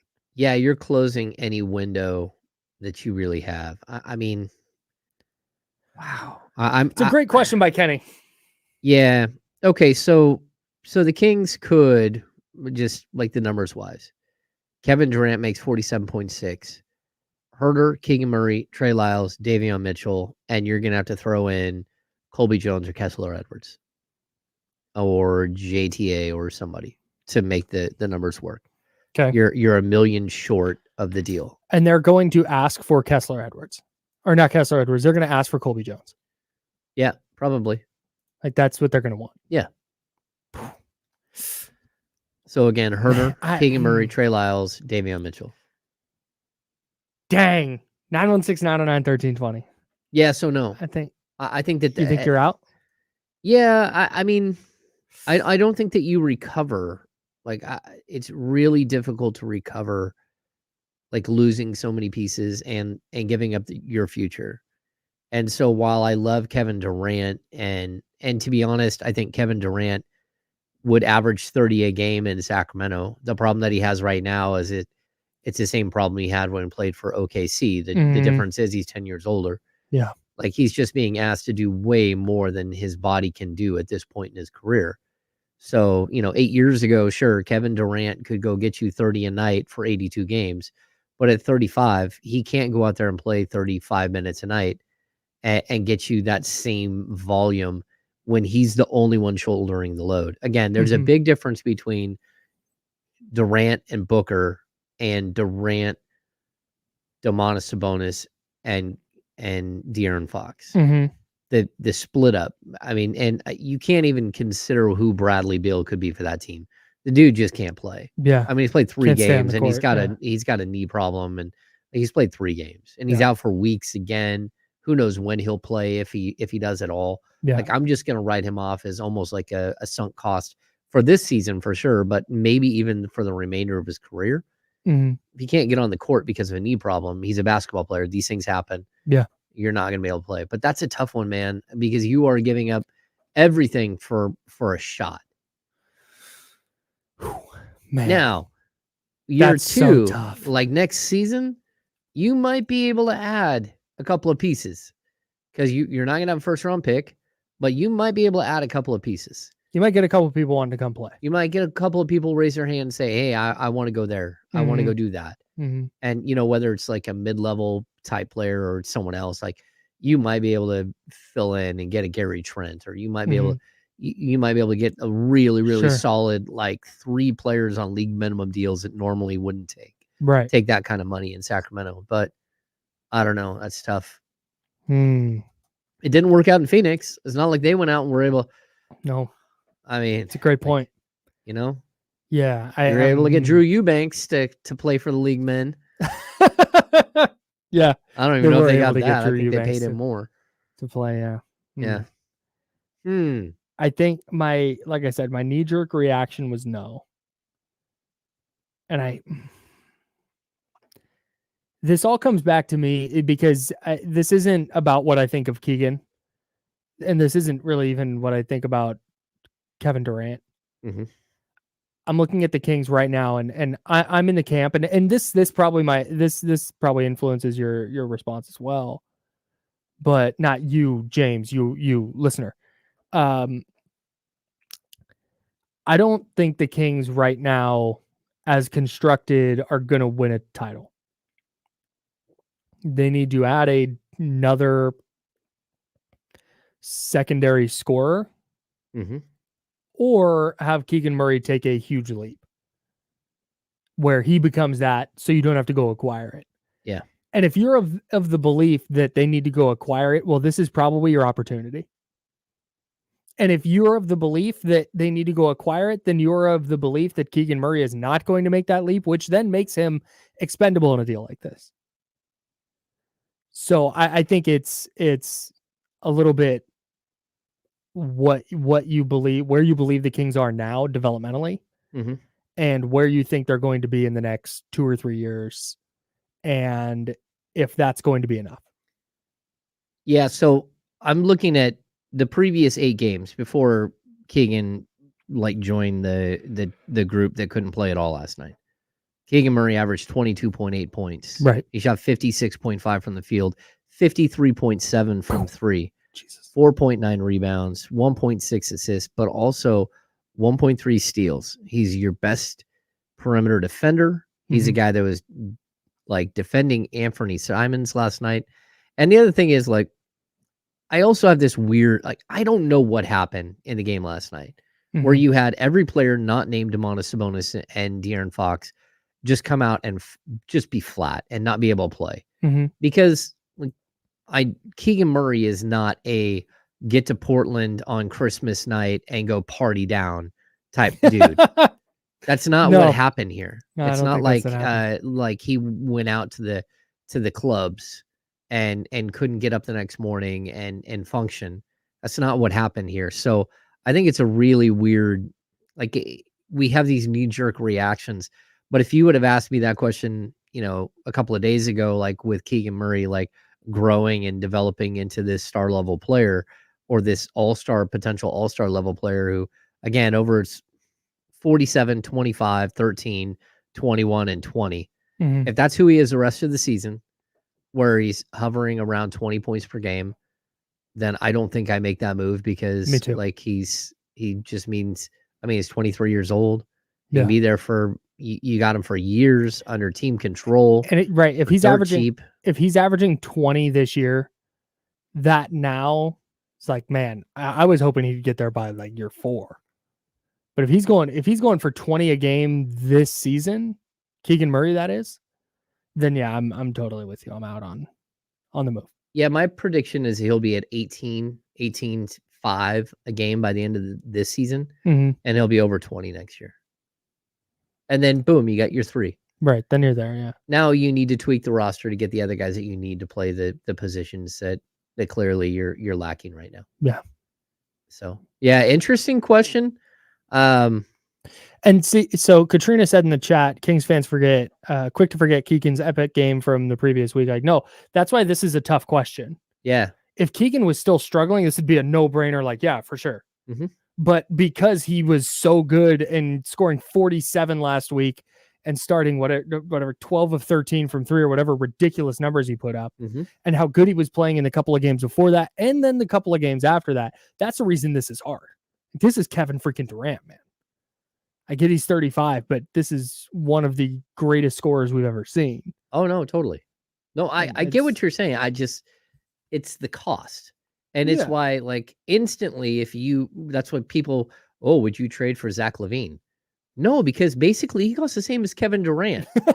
You got to gut your roster in order to go get a player that makes that much money. Yeah. If you take just a slight step down to like Pascal Siakam, it's difficult to make the trade work, but it's not impossible without like completely gutting your entire lineup. Yeah. Like you can do that. You look dramatically different even next season. Yeah. Oh yeah, totally. But there's just a gravity that, and I am a big fan of Kevin Durant. I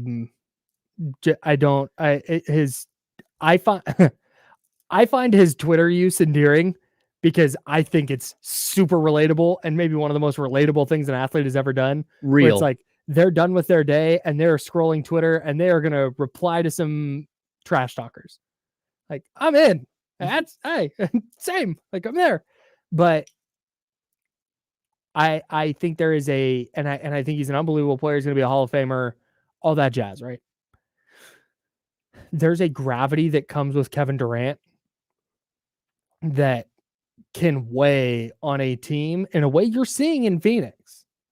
Like they had Devin Booker and they went and got Bradley Beal and it was like, wow, look at this team. And now they're sitting there around 500 and everybody hates each other. And that's because the expectation when Kevin Durant steps in your building is, hey, you're going to contend for a title.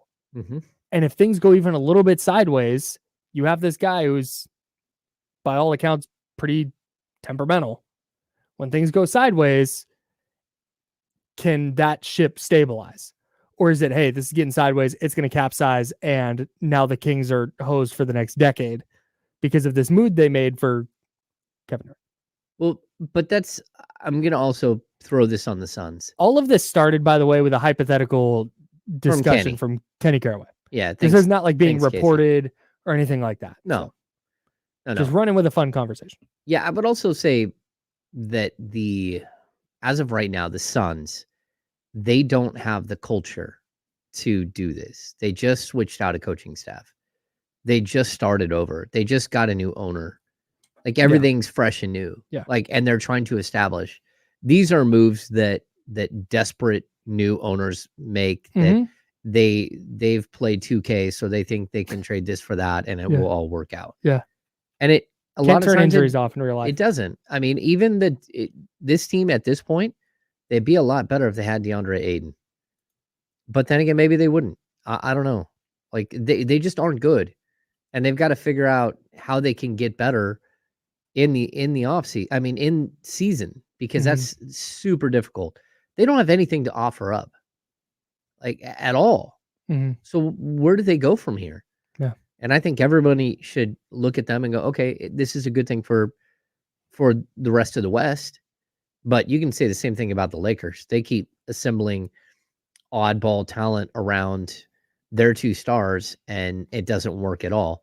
And that's why when you're Monty McNair, you got to look at this and say, okay, how do I avoid the mistake that all of these other teams are doing?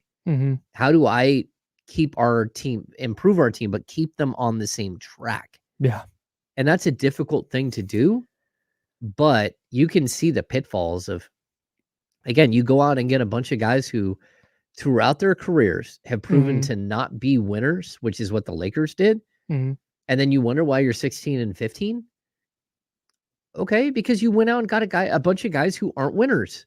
Gabe Vincent's a winner, bro. Well, Gabe Vincent, but Gabe Vincent's Who's not out playing probably right for now. the season. Yeah.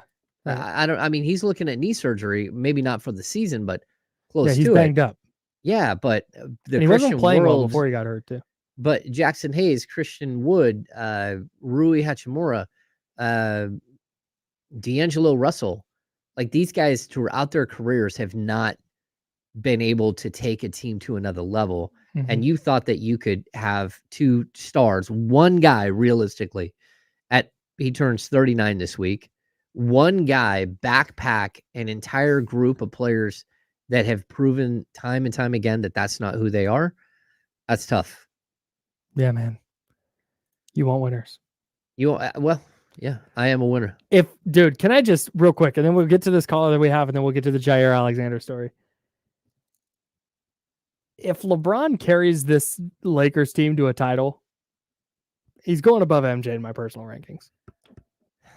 And I'm not even going to question it. I'm not even going to feel bad about it. I'm not going to feel the need to justify it. Okay. I don't think he's going to. But it's tough at this point. At 39 years old, if he's just dragging whatever that team is to a title, that'd be crazy. I'm just confused by the roster. I always am. It's weird. It's wild. Hey, ESPN 1320, you've been very patient hanging out on hold. What's your name? Hi, this is Sam. How you doing? Doing pretty well, Sam. Are you in a drive-through today? No, sir. My man, your sound, it sounds great. I'm so happy you're able to join us. Thank you. Yeah. Well, I tell you, I'll go back to the same thing I've always said is what the Kings need right now is an enforcer to go along with Sabonis.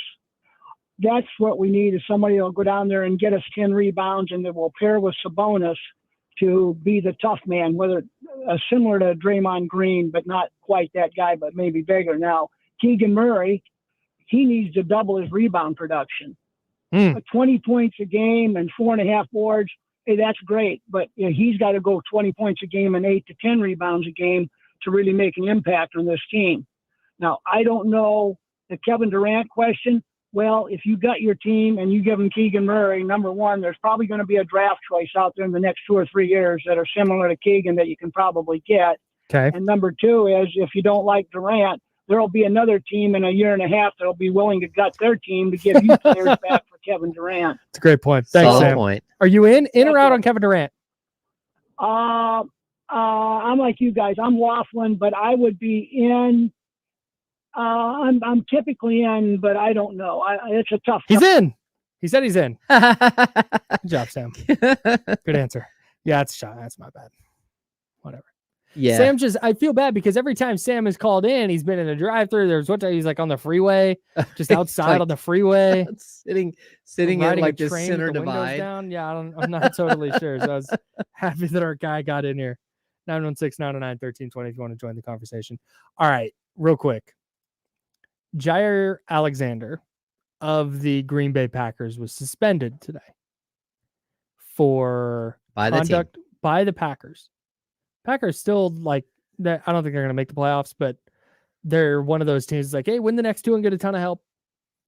They have suspended Jair Alexander for one game for conduct detrimental to the team. So you normally think like, oh man, what did he go out partying late? Did he punch somebody in the locker room? Right, did he get in a fight in public? Like what happened with Jair Alexander? According to Rob Demovsky from ESPN, Jair Alexander went out for the Green Bay Packers opening coin toss for their game against the Panthers. Jair Alexander is not a team captain. He was not supposed to be out there for that coin toss.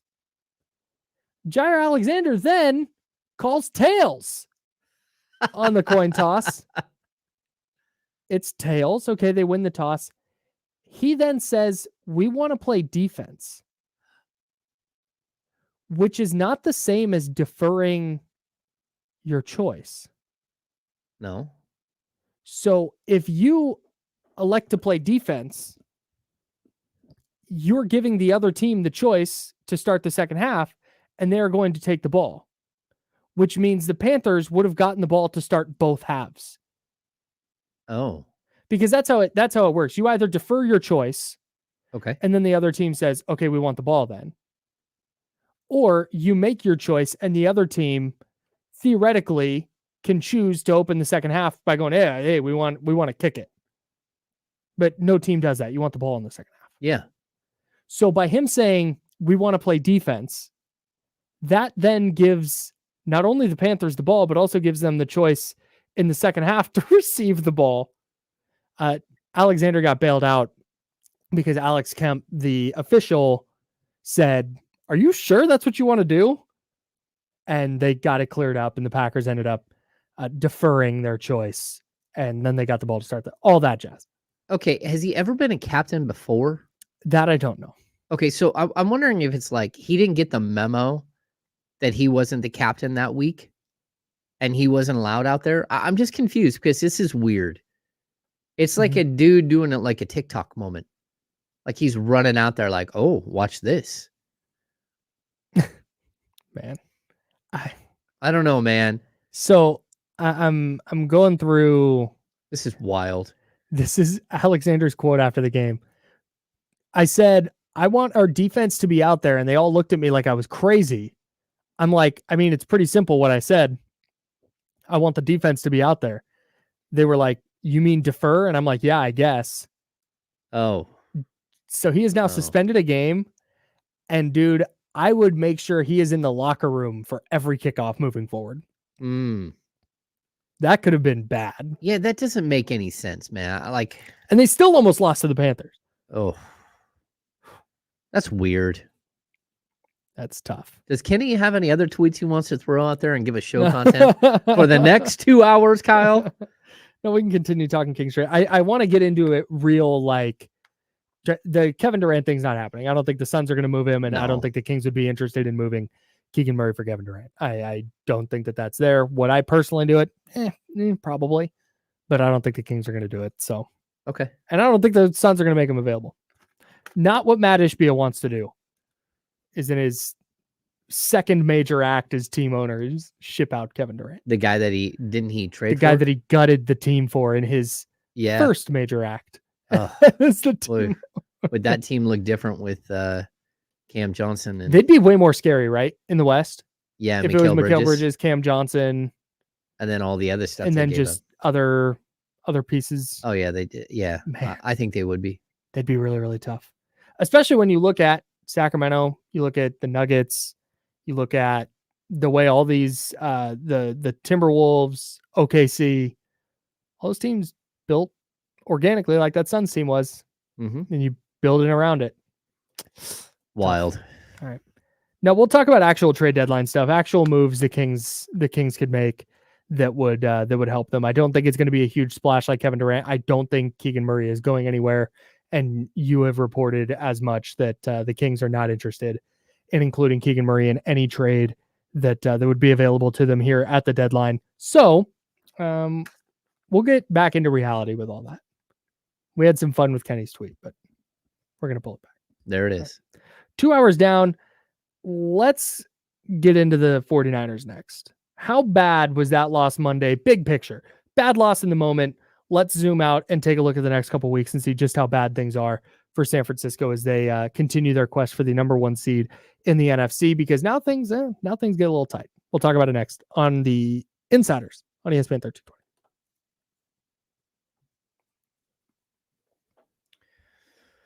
I'm going to go get ice.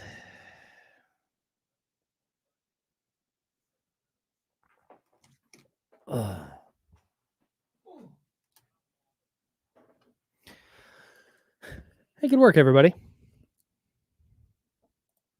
James, how's your back? Oh, he's gone. He's out of here.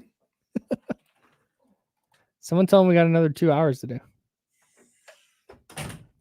Yeah, on the KD thing specifically, I just really enjoy hypotheticals like that, because it's really fun to like just consider the world where, because I like I said, in reality, that's not a move I think the Kings would be interested in. And I just don't foresee them moving Keegan. So it's just not really a thing. But it's fun to just dive into the What if they did? It's like mock drafts when mock drafts do these wild ass trades. It's like, yeah, it's not going to happen, but it's a fun thought exercise.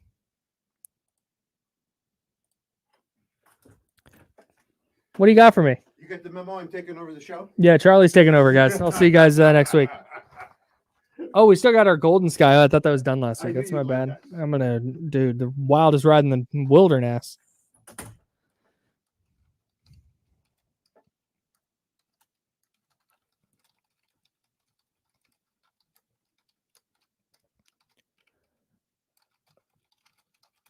I'll upload this later. I'll hang out with you guys. Back to this, back to that. Am I gonna get a flag for this? I'll probably get a flag for this, but that's fine. No, I'm not gonna do it. I'm not gonna let you guys flag me. The work I have to do in the, let's see, how do I phrase this? How do I phrase this without drawing a flag?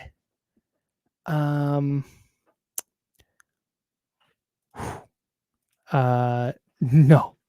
absolutely not. That'd be a crazy team. They were freaking loaded. No, the stuff I do with the podcast, like in the shadows, the actual phrase is back end, but I'm not saying that to the chatty house. The work I have to do in the back end is so much more during a 4-hour show than a 2. What's that? I was trying to very carefully choose my words so I didn't get a flag. Yeah. Yeah, no, I know. My bad. Come on. It's a flag on me. I knew it was like, it's what it is. It's what it is. Oh, thanks, Zabo. Zabo's got to play on. That's my lead official today. Zabo's the head ref. I missed what you said, Kyle. I said that during a 4-hour show, it doubles the work I have to do in the back end. Oh. And I know that it's just the back end. Like, that's what this is. But I can't say it in the sophomore class. No.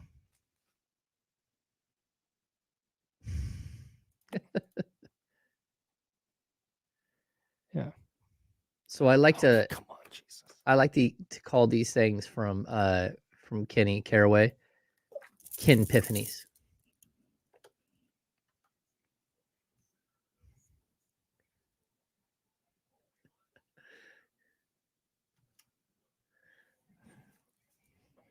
Three.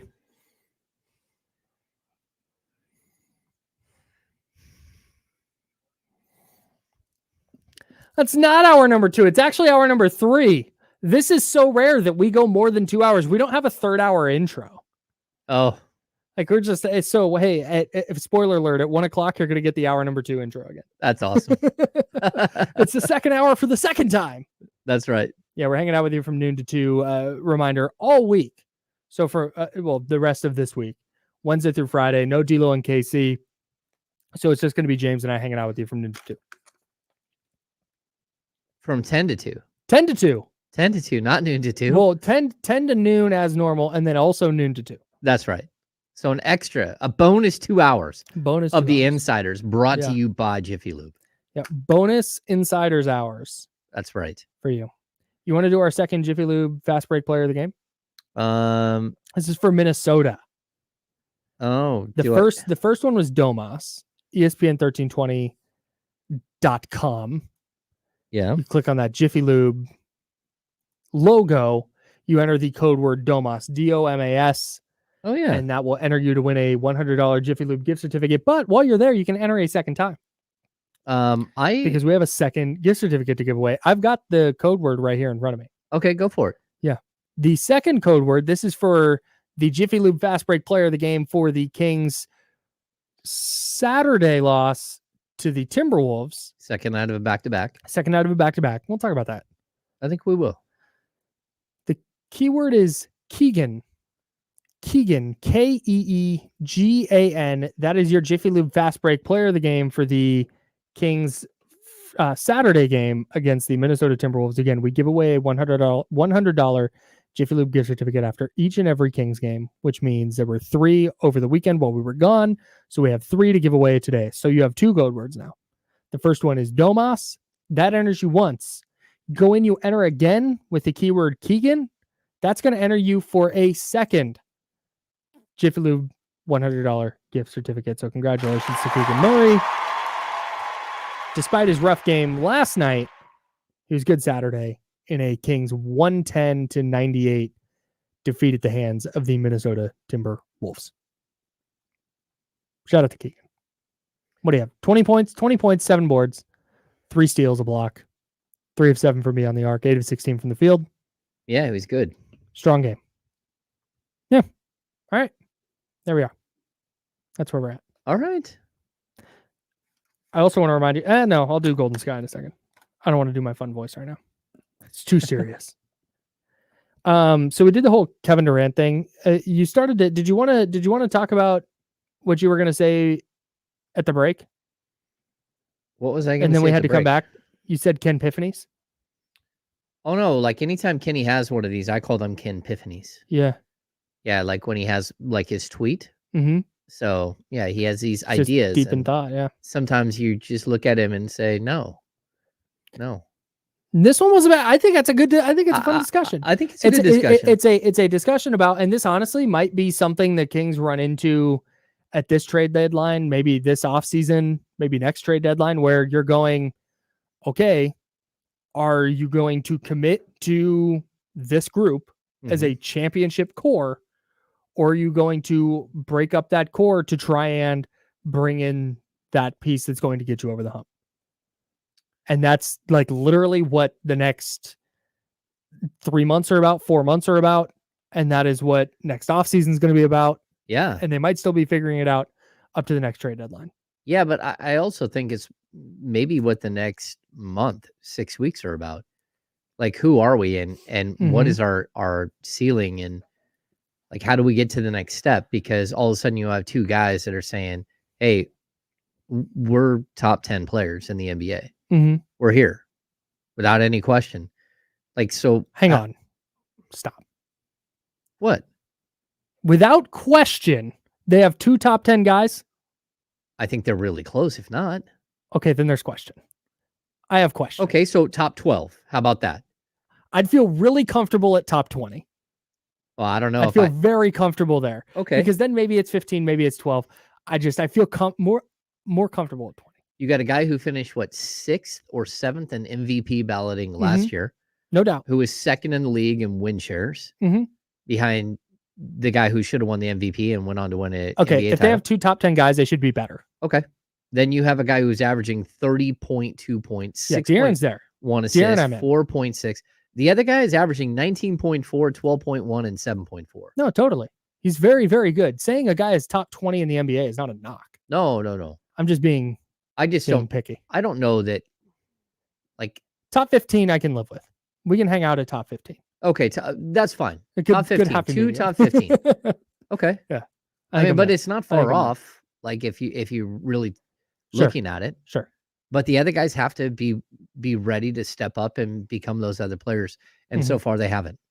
Like, I mean, Keegan Murray's trying. So he's really close. And that's what I think this trade deadline is really going to be. I don't think it's going to be OG. I'm in the camp that the Raptors are not going to trade OG.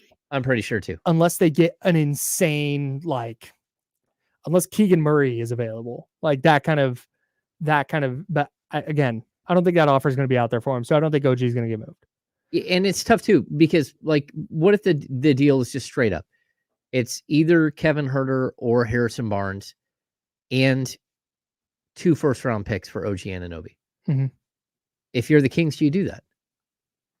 Kevin Huerter, Harrison Barnes, and 2 firsts? No, either or. I mean, one of the 2. Oh God, yes.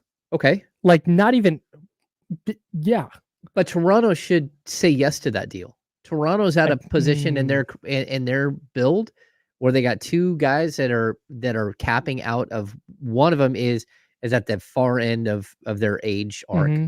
The other one is pushing the far end of their age arc. Yeah. I mean, if your star is a 21-year-old Scotty Barnes, Mm-hmm. like you need guys that are 22, 23. You don't need 26, 27. Right?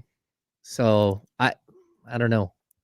What's OG? 26. He turns 27 next year, next July. Yeah, so I don't even know if the Kings would offer 2 because he's a unprotected free agent at the end of the year. Yeah, you're only making that deal if you can sign him. Well, yeah, if you know he's it's 2 signing. picks if you know you can sign him. It's maybe 1 if it's a rental. 1 that's protected and then dissolves into seconds. Yeah, I think Toronto wants to go Scotty Barnes, OG Anunoby as their dudes for the next 8 years, maybe, or however long. Yeah, but Pascal Siakam, I think, is going to go. The bottom line for me is, I think we talked about Tyus Jones at the top of the show. Like, okay. Tyus Jones is the kind of player that I think the Kings could and maybe should go get. I think Keldon Johnson from the Spurs, or lengthy perimeter player, play some defense, can score it a little bit, where you're improving because you've got Domas, you've got De'Aaron Fox, and I think they want to see how Keegan's going to develop. Like, they're going to they're going to push him into the deep end here and be like, hey, you're the third guy here. Mm-hmm. This is it. How do you respond to that over the next couple of months? How do you respond to that in the playoffs? What's it look like? Okay.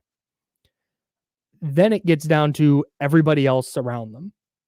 And I think if you can improve even a little bit on the margins going into the postseason where, hey, your 7-8 man rotation is a little bit better, that's where I think they're going to be leaning when it comes to this trade deadline, where they walk out of it and it's like, yeah, they definitely got better. They didn't add another star, but you know what? I like their playoff rotation better now than I did in December. I think that if they do that, so first of all, that's what they were, like, everyone thought they would do last year, right? It's where we saw that they chased Matisse Thybulle hard and lost out on deal. I'm not sure how they lose out, but they lost out. It's weird. Again, Mason Plumlee. Like, if you could have added those 2 players and just improved your rotation enough, maybe it would have been enough to get you through the first round. And people are like, would Matisse Thybulle, just say you, in like some imaginary world, they did go out and get Matisse Thybulle and Mason Plumlee. Okay. People could make the argument, well, would that really made that much of a difference? You lost in 7 games to the Golden State Warriors. And you don't think Matisse Thybulle could have possibly helped you with perimeter defense against Steph Curry? You don't think that Matisse Thybulle gives Steph problems? Yeah, and you don't think that all those offensive rebounds that Looney got wouldn't have been changed slightly if Mason Plumlee was your backup center? Yeah. You probably would have escaped. And that's just like these little bits that could have put you over the top. And it's not changing your whole rotation, but it's changing your top 8. Yeah, for sure. And that's something. So I don't know that that's where this team is, though, because that's the deal that was there last year. And I think the internal improvements and everything, we're going to see by the end of the season that you're probably the 4 games ahead of where you were last year, right? That should be the improvement, like the 52 win mark, 53 wins. That should be who this team is.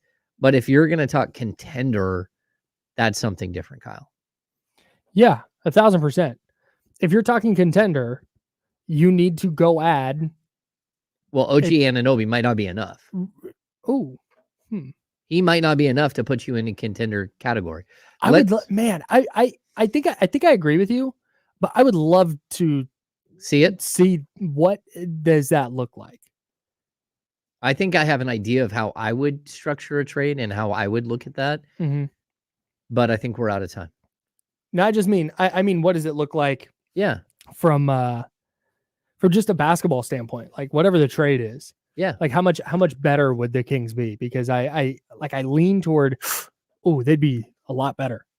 Man, but if you made that trade for Kevin Huerter and you started OG Anunoby at the 2 and you had 6'7", 6'8", 6'8" as your 2, 3, 4, and all of them were interchangeable defensively and could switch and mix and match and offensively mix and match, man. Yeah. I don't need convincing on OG. Like, I'm in. Yeah. I would just be fascinated to know what it looks like and whether it would make the Kings a contender. We'll continue talking about this. We got some Niner stuff to get to as well that we skipped in this segment. And you know what? Actually, you know what? No. The 49ers were going to punt them further down the road. I want to talk about why the Raiders win over the Chiefs on Christmas might be like one of my favorite football games of the year. Okay. We'll talk about it next on the Insiders.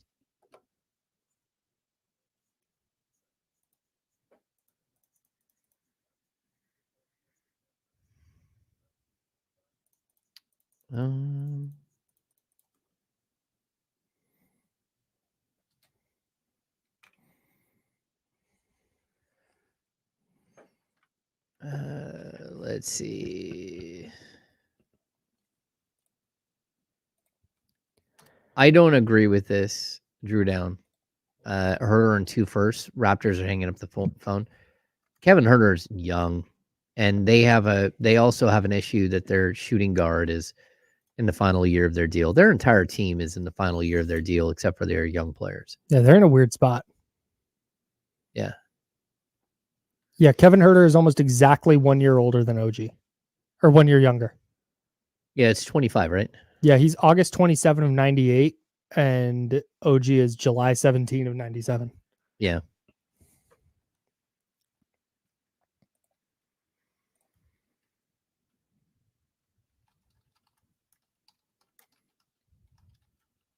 Yeah, I mean, you could do Herder and you could add in Davion Mitchell into that trade. I mean, again, I hate trading players like in discussions like this. I think the Kings could conceivably, they could do a deal for OG if it was just like, hey, we don't really want any long-term contracts. You could do something crazy like Davion Duarte. Let me see. Oh, hang on, we're coming back. That's quick. Yep, short breaks.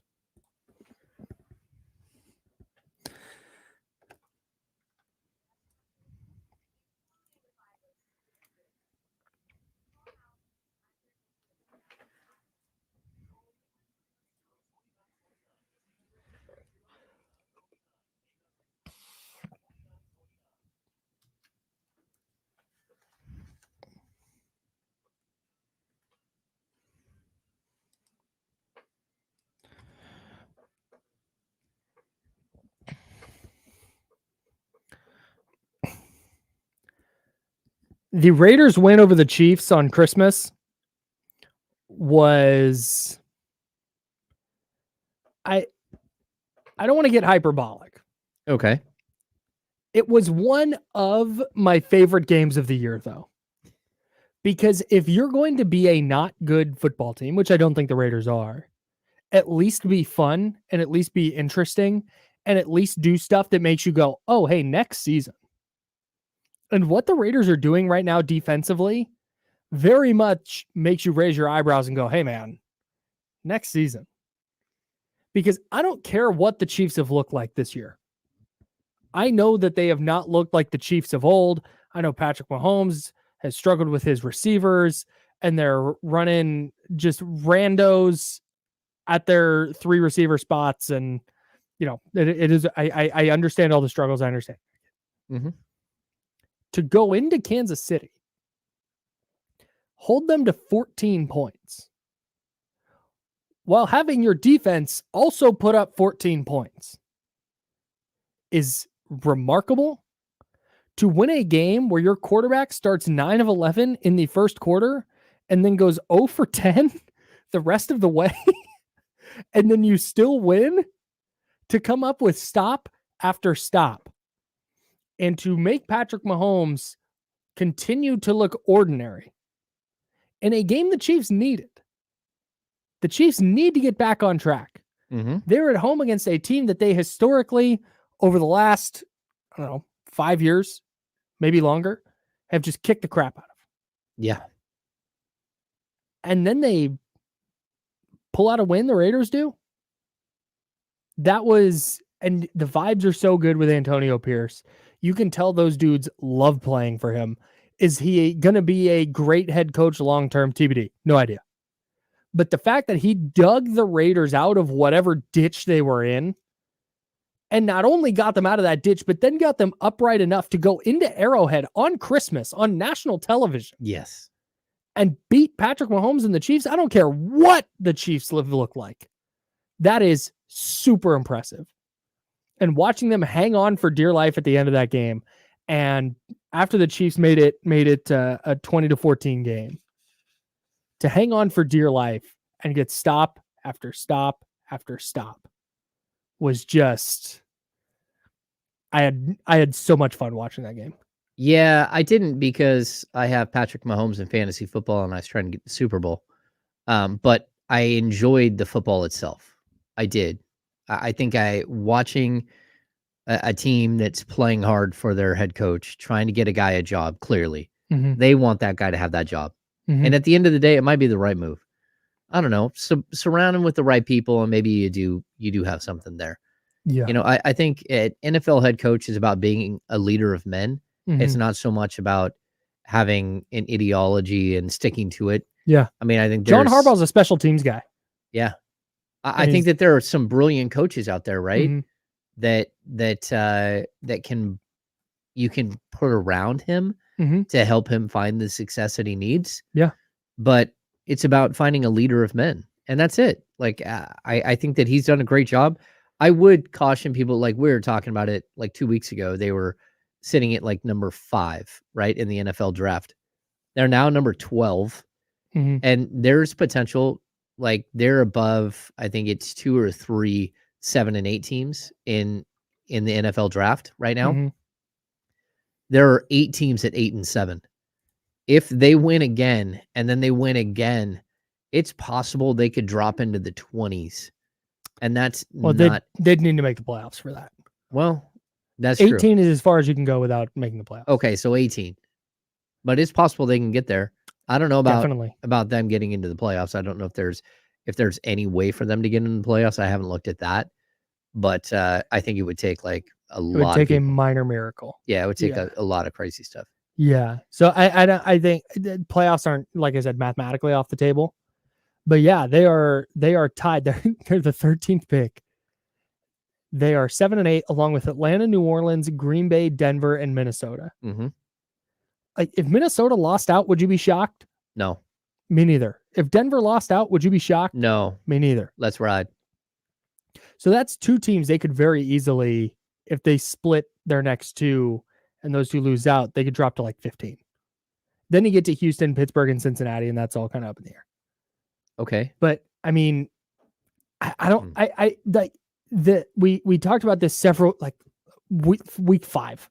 Mm-hmm. We were like, this is the worst position for a team to be in, because now not only are you winning just enough to not have a top 3 draft pick, but you're also losing too much to be interesting. Like, man, what a bad spot. Now they are now I feel less the way these 7 games have gone under Antonio Pierce. They're 4 and 3. Mm-hmm. With the way these games have gone under Antonio Pierce, I care less about them winning now and more about the foundation he's building as a coach. And I wonder if Mark Davis looks at what Rich Bisaccia did after John Gruden got let go, or guided that team to the playoffs, and they were 10, 12 yards away from scoring a touchdown at the end of that game and winning a playoff game.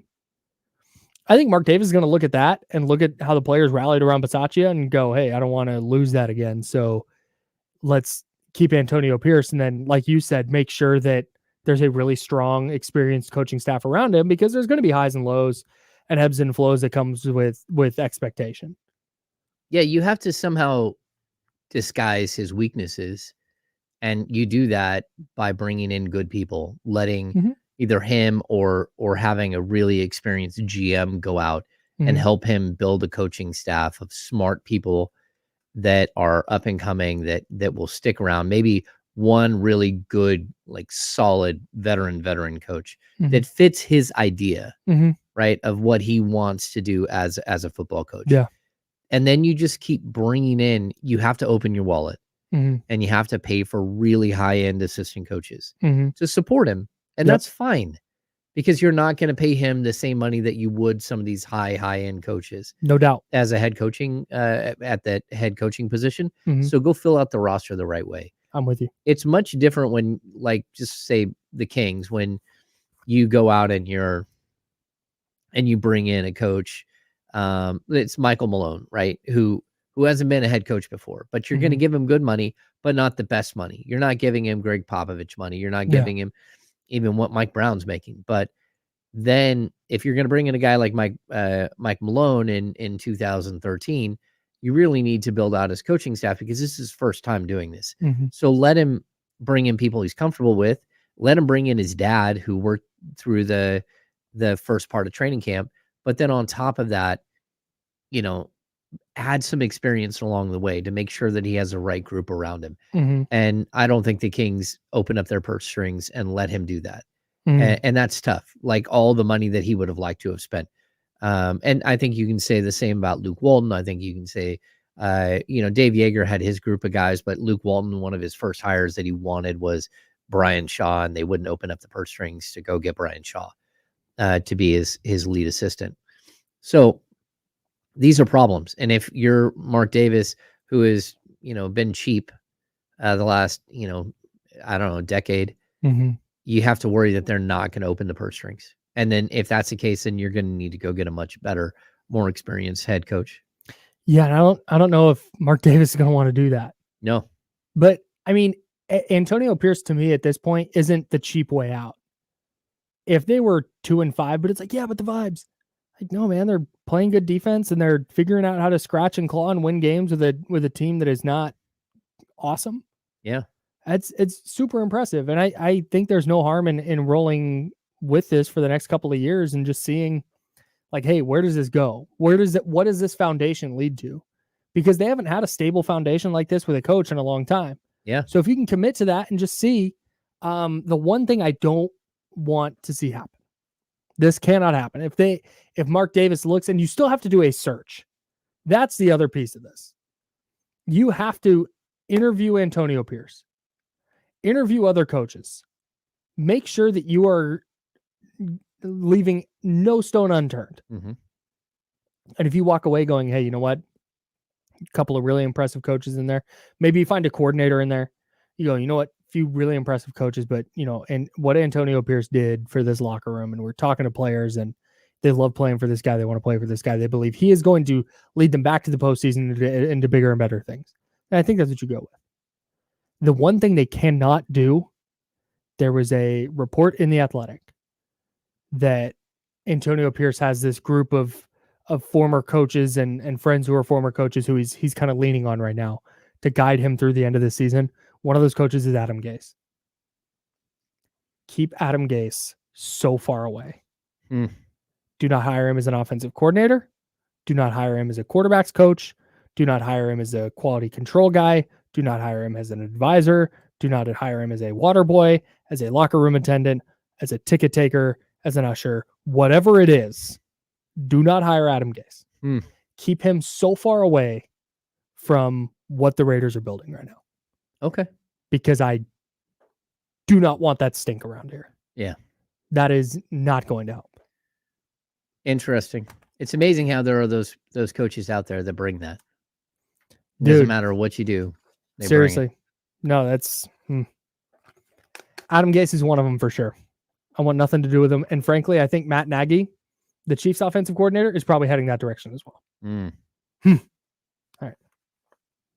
How much damage did the Niners loss do to them this weekend? We will talk about that. The Raiders had a fun game. The 49ers didn't. How bad a shape are they in? And I did a Christmas. I started a new Christmas tradition in my family this year, and I'm going to put it out there for everybody. And if you celebrate the holiday and you want to incorporate this into your Christmas festivities, I certainly welcome you to. We'll talk about that next. How bad did the 49ers loss hurt them? That's coming up.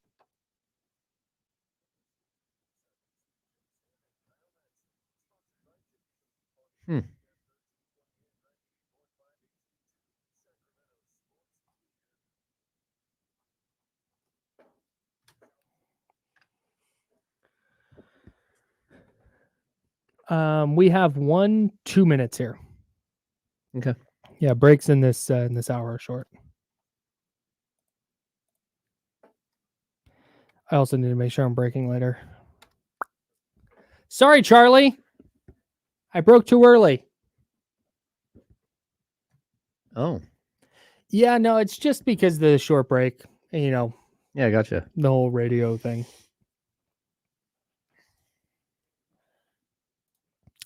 Yeah, shout out to the Rome Emperors. Oh,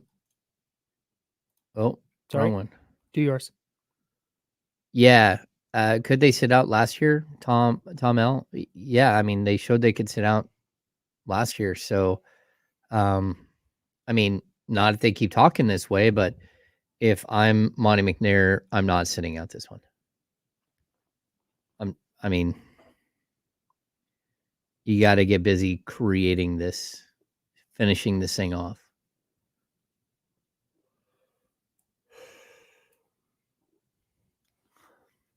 Yeah. Napoleon Dynamite, classic Christmas movie. Interesting.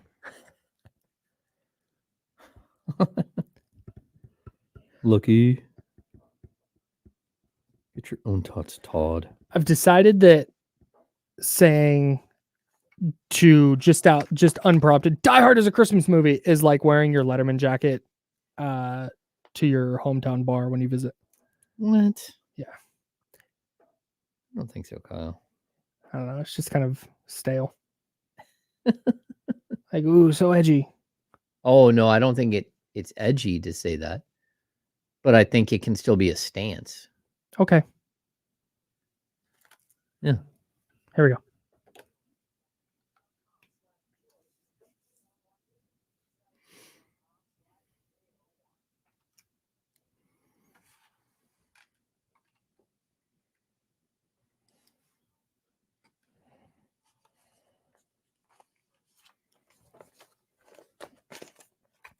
We tried something new this Christmas, and it wasn't just sitting around and watching basketball and football all day. Hey, how did you like the NFL also playing games on Christmas alongside the NBA? I thought it was brilliant. I thought I was way more engaged with the NFL than I was the NBA. I thought the NBA had some good games. All of them were close. They were quality. You had stars. You know, Luka was phenomenal. But at the same time, the NFL is so much more riveting on a day like that. I don't know. Like, I was glued. Then again, like, you know, I had fantasy football, like, reasons to watch versus just being a regular season game. And I don't think the NBA did something like they kind of like showed off who they were at the end season tournament, and it didn't make like Christmas as special. But I don't know. I didn't think. I even felt like, was there one game where there was only one person calling the game? I don't know what happened there. I'm not sure. The late game. I don't know. It felt like it was one lady, and I had it pulled up who it was. It was calling the game. Was it Beth Mullins? Yes. Okay. But I don't think there was anyone else calling the game with her. Huh. At least it didn't feel like that. So I don't know. To me, I really enjoyed watching football. I thought the football was, you know, if nothing else, it was high drama. And you get, you know, the Chiefs and Raiders are always must see. I think the Baltimore and 49ers are like, that was the game of the century. Yeah. Yeah. Dave Garcia in the Chatty House says the NBA's in-season tournament should have the final on Christmas. I tend to agree with that. So I like the tradition of just like, hey, wake up, throw the NBA on whenever the first game tips off 9:30 or whatever. And that just was on TV all day. Yeah. Like, it's just Christmas. Like, you like, but the fact that they don't do the Christmas uniforms anymore, like they did that for a few years, that was fun. Mm-hmm. And then the fact there was NFL, if there had been a really like compelling NBA game. I'm sorry, Knicks Heat doesn't do it for me. I'm sorry. Maybe that makes me a bad NBA fan. Okay. What was it? What was the Bucks game? Who'd the Bucks play? Whatever the Bucks game was, I don't care. I don't like Warriors Nuggets. What's this? What's the story? What's the hook? What's the hook there? Yeah, Denver. We had Denver, Golden State. We had Lakers, Boston. Lakers, Boston. Don't care. Boston is way better. We had Miami, Philly. Wait, who did the Knicks play? The Is Bucks. it Knicks, Bucks. Knicks, Bucks. Okay. Miami, Philly. Miami, Philly. I don't care. I don't care about Miami.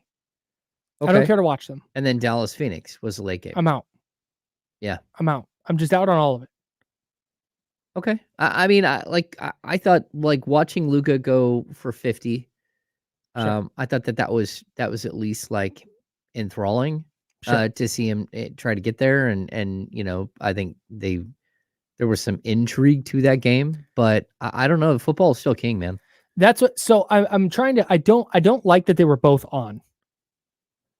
I like passively having the NBA on in the background while I do Christmas stuff. Okay.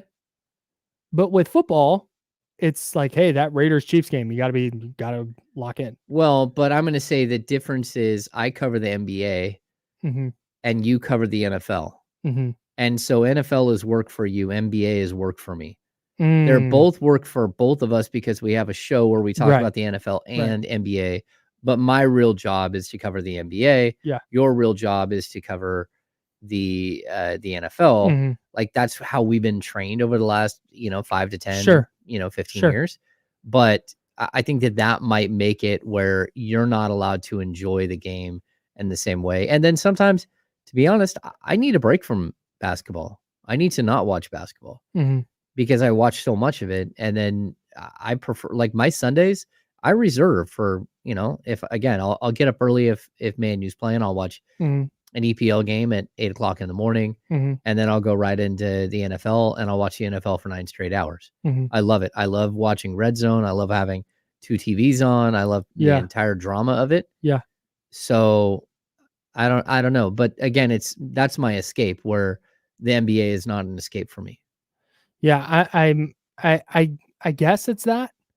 For me, it was once like there was the Chiefs and Raiders in the morning, and then Philly and the Giants is just more captivating to me than whatever NBA game was on next. And I think that's just kind of how it is for but Christmas Day is for the NBA. Mm-hmm. But even still, it's like, well, hey, all right, next football game's on. Yeah. Let's get that on the TV. I think I don't know. It felt weird. I didn't like the fact that there was an NFL game Thursday, and there were games Saturday, and then there were games Sunday, and then there were 3 games on Monday. It just messed up my week, man. I didn't like it. I didn't like it one bit. It was a lot of football. Every game, every day felt like Sunday. Yeah. I get that. But they're capitalizing on the fact that people are home cooking. Don't get it twisted. Business wise, good on the NFL. Oh yeah. I am not begrudging them one bit. I'm not even saying like, oh, they shouldn't do this. Just the vibe. I wonder if Christmas NBA vibe is supposed to be there, and it just wasn't. Yeah. Maybe, and it might be matchup problems, but I don't know. I wonder if there's a way, like someone mentioned the end season tournament. What if you ran it out there where you had to play to get the Christmas Day game, to be part of the Christmas Day? So like right now they're spoon feeding us these whatever they think are matchups. I think the one issue with that is there's so much money tied into the the Christmas games. No, that makes sense. Where like ABC knows like they're getting these marquee matchups. They don't want Pacers Pelicans on accident. Oh yeah. It's just That's wild. Okay. I think my bigger gripe, now that we're talking this out. Yeah. My bigger gripe is how the NFL laid out its games. Okay. I know you usually get Saturday games around this time of year because the embargo by college football is off. Mm-hmm. So you get your couple of Saturday games, but then there was like a Sunday, but it was also Christmas Eve. And then there were 3 games on Christmas. It was a lot. It was a lot. I didn't fancy it. 3 straight days of like all day throws off my groove, man. I know the one good thing is that we had Tuesday off. because we weren't here on the radio. So you kind of had a day to digest everything. And then the Kings played late. It wasn't until 7. You know, there's some injury news throughout the day with Alex Len and Malik Monk starting the day questionable and then being able to play. I have to wonder if Malik Monk is more injured than what we think.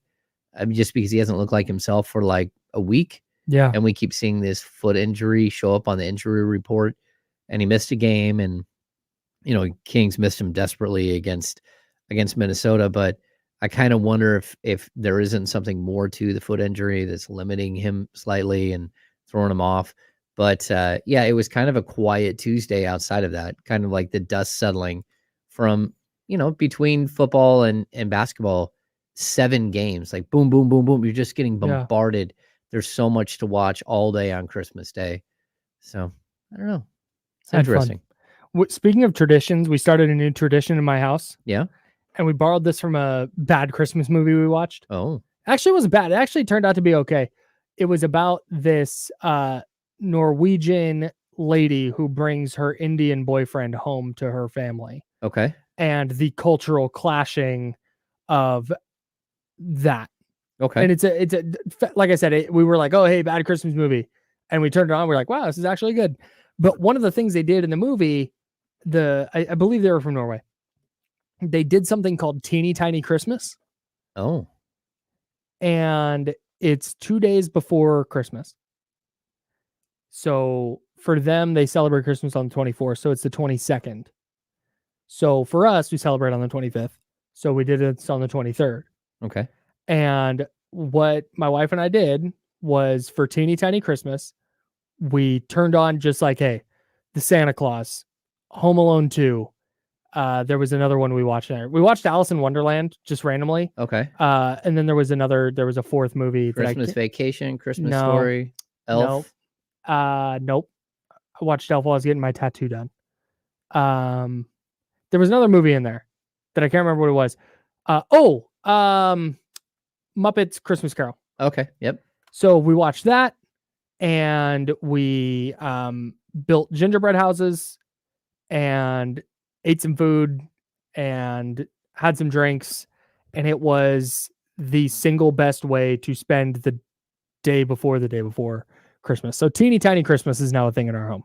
Okay. We're going to watch Christmas movies all day and build gingerbread houses. Ooh, I'm in. It's a great time.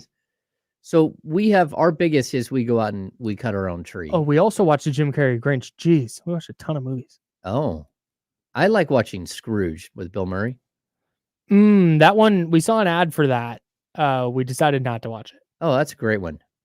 I just got I got 2 Christmas movied out, or okay. I'm sorry, a Christmas Caroled out, because we watched a Muppets Christmas Carol, and then we also watched the movie Spirited with Ryan Reynolds and Will Ferrell.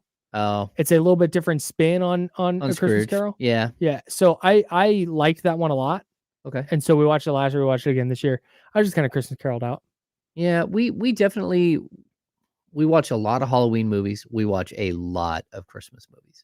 I mean, it's going on all day long. Oh yeah, for sure. Same. Yeah. And we go all out for Christmas. I mean, like the inside of the house, outside of the house. Sure. Like, we don't have the lights up that we want to, because I'm not climbing up a 30-foot ladder, and we didn't have time to go. Don't do that. That's crazy. Rent a boom this year, but we will.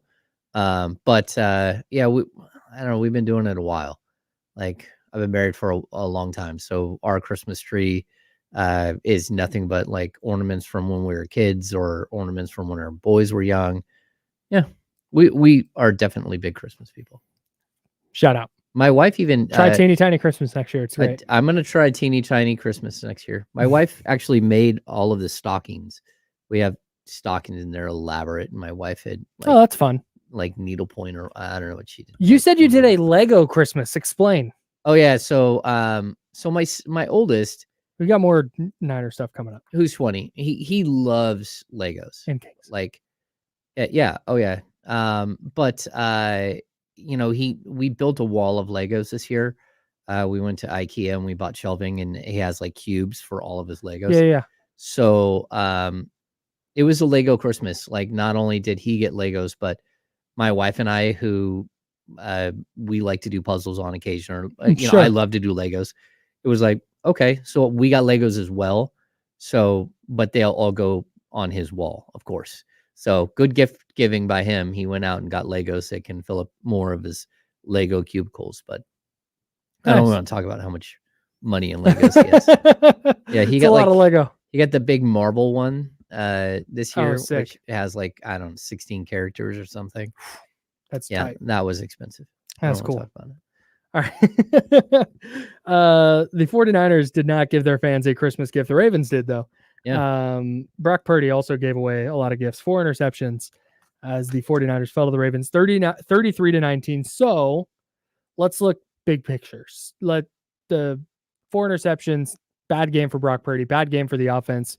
Really overall, Lamar Jackson, really, really good.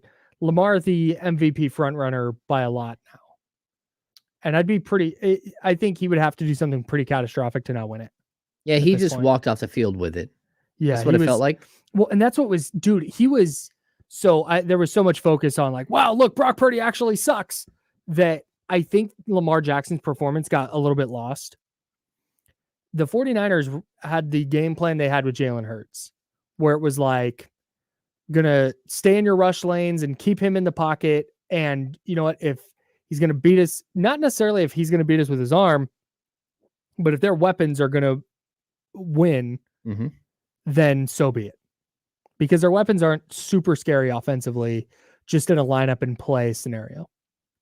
But Lamar Jackson was so good at standing in the pocket, waiting, nothing there.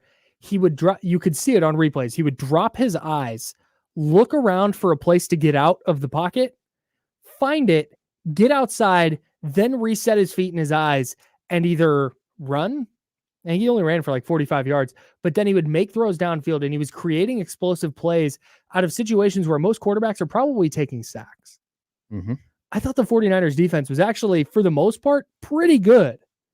They didn't let the Ravens ground attack get rolling. They gave up one long run to Lamar Jackson. They did a good job with their pass rush, but man, he is so good at extending plays. And then he has enough arm talent to make any throw once he's outside the pocket. And you're just like, man, not only is he walking out of there with the MVP, you see in that game specifically why he has earned it. Because their weapons are not great. They're fine. Zay Flowers is a good player. Isaiah Likely's a good player. Like, I don't want to disparage those guys. But they moved the ball as effectively as they did, in part because of Lamar Jackson being individually brilliant. I think it's an interesting discussion because we saw one quarterback lose, without any question, lost his opportunity to win the MVP. And I think it was sitting there. If Brock Purdy would have had 4 touchdowns and 300 yards and torn up the Baltimore Ravens and they would have won, I think Brock Purdy comes out of that and he's the MVP. But by having such a bad game, I think it's interesting because I don't think it was just him that he cost MVP. Because coming into this game, I think there are 3 MVP players, all of them on the field. I think there are 3 guys in the running for the MVP. Yeah. Lamar Jackson, Brock Purdy, and Christian McCaffrey. And I think what this did is it separated a little bit what the MVP is. And that's because a quarterback, why it has become a quarterback sort of award is because one quarterback won a game, one quarterback lost a game. And then you had a running back who had an incredible game. He was really good. Who was dominant and amazing. And his team got clubbed. It didn't matter how good he was. And it shows you sort of the flaw of the MVP is that it almost has to be a quarterback award. And this is why. Because one quarterback lost the game, one quarterback won the game. And it didn't matter what the guy who lost the game, what he did, because his quarterback was so bad that you couldn't win because of it. Yeah, I think the one pushback on that, I don't necessarily disagree, but I think the pushback I have is, or the pushback a Christian McCaffrey MVP person would give is the reason Brock Purdy was in the discussion to begin with is because of how good Christian McCaffrey has been all year. And that would be but I see what you're saying. The reason it has become a quarterback award, and I saw somebody in the chatty house say, what, is this just a quarterback only award now? Like, yeah, given the way the NFL is going, players, it is so so difficult for one player to impact a game in and game out. Because again, this is 17 games we're talking about. Is there going to be a game where Christian McCaffrey just goes off for 200 scrimmage yards and 4 touchdowns? Like, yeah, that's sure, that'll happen. But game in and game out, it comes down to quarterback play. Mm-hmm. And that is the case for the 49ers and every other team in the league. And so that's why it has just kind of become a quarterback award, because the way the game is designed now and the way the game is played now, I think quarterback's the most important guy on the field. I think it is. And I think it's also, I mean, again, let's not take anything away from McCaffrey. To be honest with you, I think McCaffrey deserves to be in the MVP discussion without any question. He's got 1,395 yards rushing. He's got 7 games over 100 yards on the season, but another one at 95, another one at 80 and 93. Mm-hmm. He's got 21 total touchdowns. He's got over 500 yards receiving. Like, this is one of the most impactful players in the NFL without any question. And he deserves to be in the discussion. But the way that it's being framed by not just, us, but almost like all of the media, like, I'm watching the headlines as we're sitting here prepping for the show, and it's just talking about Brock Purdy's meltdown. But then they want to make excuses for other quarterbacks. So, like, hey, can Dak Prescott, can he be in the discussion and overcome the fact that he doesn't have a good running game? Yeah. And it's like, okay, like, we shouldn't make excuses. Like, one quarterback had a meltdown in a game and it probably cost him. Yeah. And then one was really good. But at the same time, like, I don't know how you overlook the season that McCaffrey's having, the season that Tyreek Hill is having, and just automatically give it to a quarterback just to give it to a quarterback. Yeah, I think I was also in the Tyreek Hill camp. Like, I would have, if I had a vote, I would have voted for him. Mm-hmm. But in the last 2 games, he hasn't scored a touchdown. He has 13 catches for 160 yards, and he missed a week in there. And when you're talking this award and you're talking kind of big picture and what voters are looking at, a lot of it comes down to, okay, these players are playing great. How do they look in the stretch run? Yeah. And Tyreek has not looked great in the stretch run. It also doesn't help that they lit up the Jets in the week he was out. And Jalen Waddle had a huge game. Yeah. So, yeah. Yeah, interesting stuff, man. Yeah, really, really interesting. I think, barring some kind of meltdown, Lamar's going to win it. But if he does have a meltdown, things get fascinating really quick. Yeah. Yeah. It opens the door for sure. Yeah. And maybe, I don't know, maybe Christian McCaffrey does walk away with it. But the other aspect of this is the 49ers are still the number 1 seed. Mm-hmm. They're tied with Detroit and Philadelphia. They have tiebreakers over both, so that's why they're sitting in the number 1 spot. If they win their next 2, they're in. But if they win at Washington, they can also clinch if Detroit loses to Dallas. Okay. And Philly loses to Arizona. So I'm not betting on Arizona to beat Philadelphia. No. I think they're going to be motivated. I think they're going to give them a game. I would not bet on Arizona to win that game. And I think the Niners are going to have to win their next 2 to secure the number 1 seed. Yeah, it's tough. You got to really tough. Play it out. Yep. That's why losing on Monday was a big deal. Mm-hmm. They needed to go 2-1. And if they won Monday, they could have gone into Washington and won that game against a Washington team that has not been great. They're starting Jacoby Brissett now, which I think makes them a little more dangerous. But that was not a good loss. And now their entire offensive line is hurt, which hopefully we'll get some word on that at some point during the show. Well, Kyle, I'd also tell you, like, if I told you that Brock Purdy over the next 2 games combined to throw 500 yards and 5 touchdowns over the next 2 games, would you be surprised? 505 touchdowns combined, 2 games. That's kind of what you'd expect. Yeah. So it'd be at 4,500 yards and 35 touchdowns, 35 with another 2 rushing. Lamar would need to have a really, really, really poor game in there. And I still don't think you get in, but the fact that that's what your second year final pick in the draft is doing, that's crazy tough. That's the whole thing with Brock is I know that this doesn't come across as great after he had his worst game as a pro. Yeah. And just got punched in the mouth repeatedly against the Ravens. But we've gotten so deep on the MVP thing and is he good or is it Shanahan or is it the weapons or what is it? We've gotten so deep into like that discussion that we've lost the fact that this is Mr. Irrelevant. Yeah.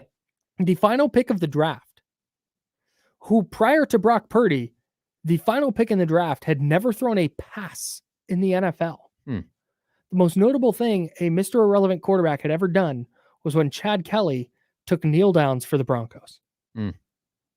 So they have a Mr. Irrelevant gallivanting about as the starting quarterback in his second year, in his first full season as a starter, playing as well as he is. Whether you think he's an MVP, whether you think he's a top 15 quarterback, whether you think he's the 30th best quarterback, whatever it is, the fact that he has gained a starting job, held a starting job, is on track to throw for like 4,500 yards and 30 plus touchdowns and be the quarterback of a number 1 or 2 seed in the NFC is crazy. I'd also point out, Kyle, 42 to 10 over the Dallas Cowboys, 42 to 19 over the Philadelphia Eagles. Yeah. 31 to 13 in Seattle. Like it's not that he hasn't won big games. Yeah. He hasn't won a close game. Yeah. That's the only difference.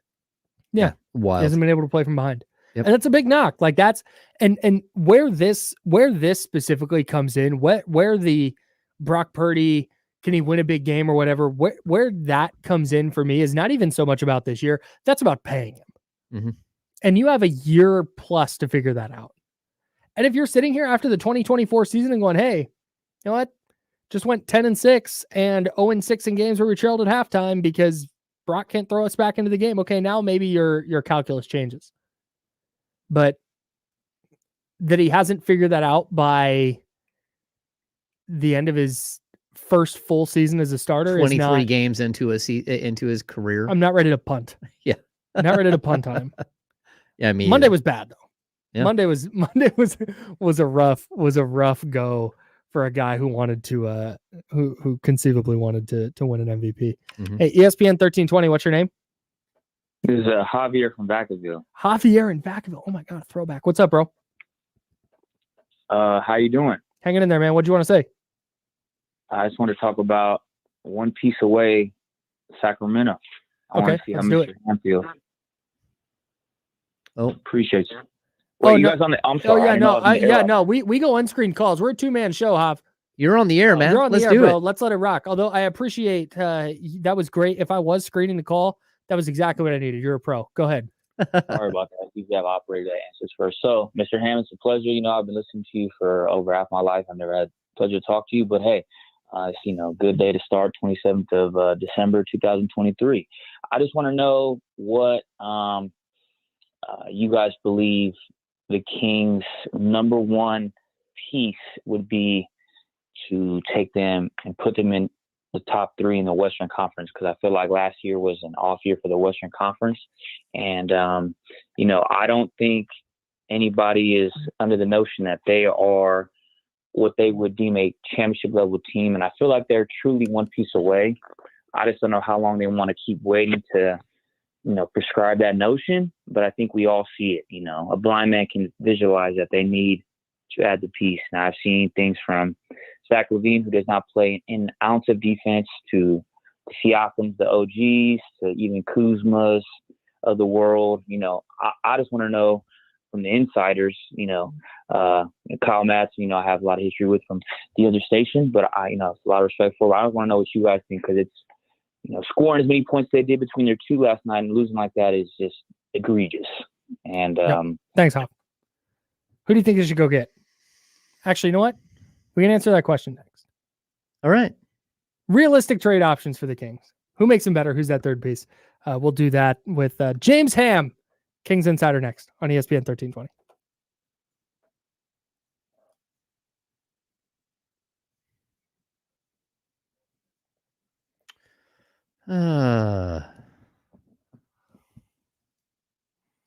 I just feel old because he says he's been listening to me for more than half of his life.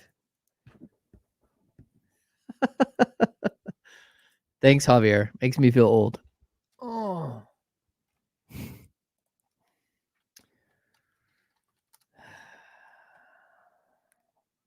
Javier used to call 95.7 all the time. All right. Like so often that our boss is like, hey, man, we got to. You need to learn this number. Yeah.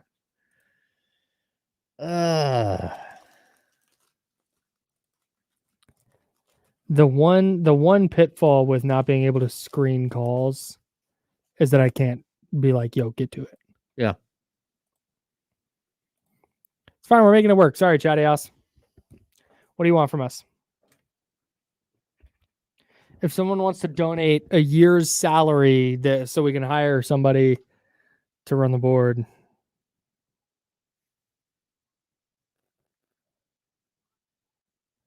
We might have Kenny Caroway coming on. It's good booking by me. Oh, no. To further his Kim-piphany? Yeah. I just want to know. I just want to see. I'm interested in what he has to say on it.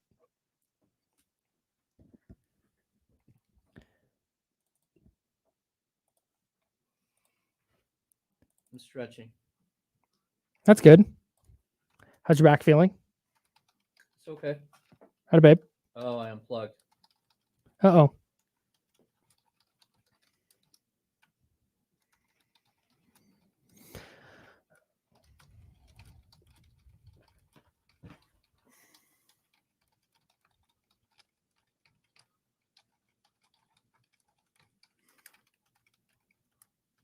right, 10 seconds is illegal.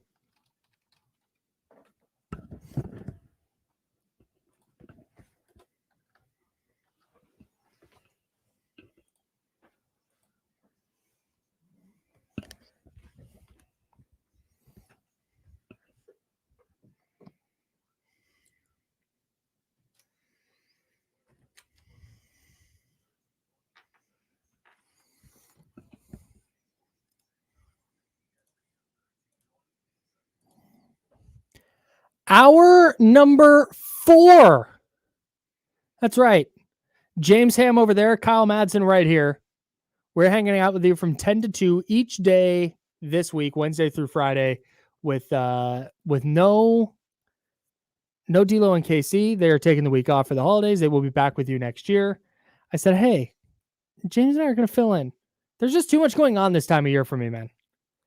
Like if I had to just sit on my couch today, just continuing to stew over everything I think about that I just throw at you and we talk about, I wouldn't have liked it. Wouldn't have liked it one bit. You're restless.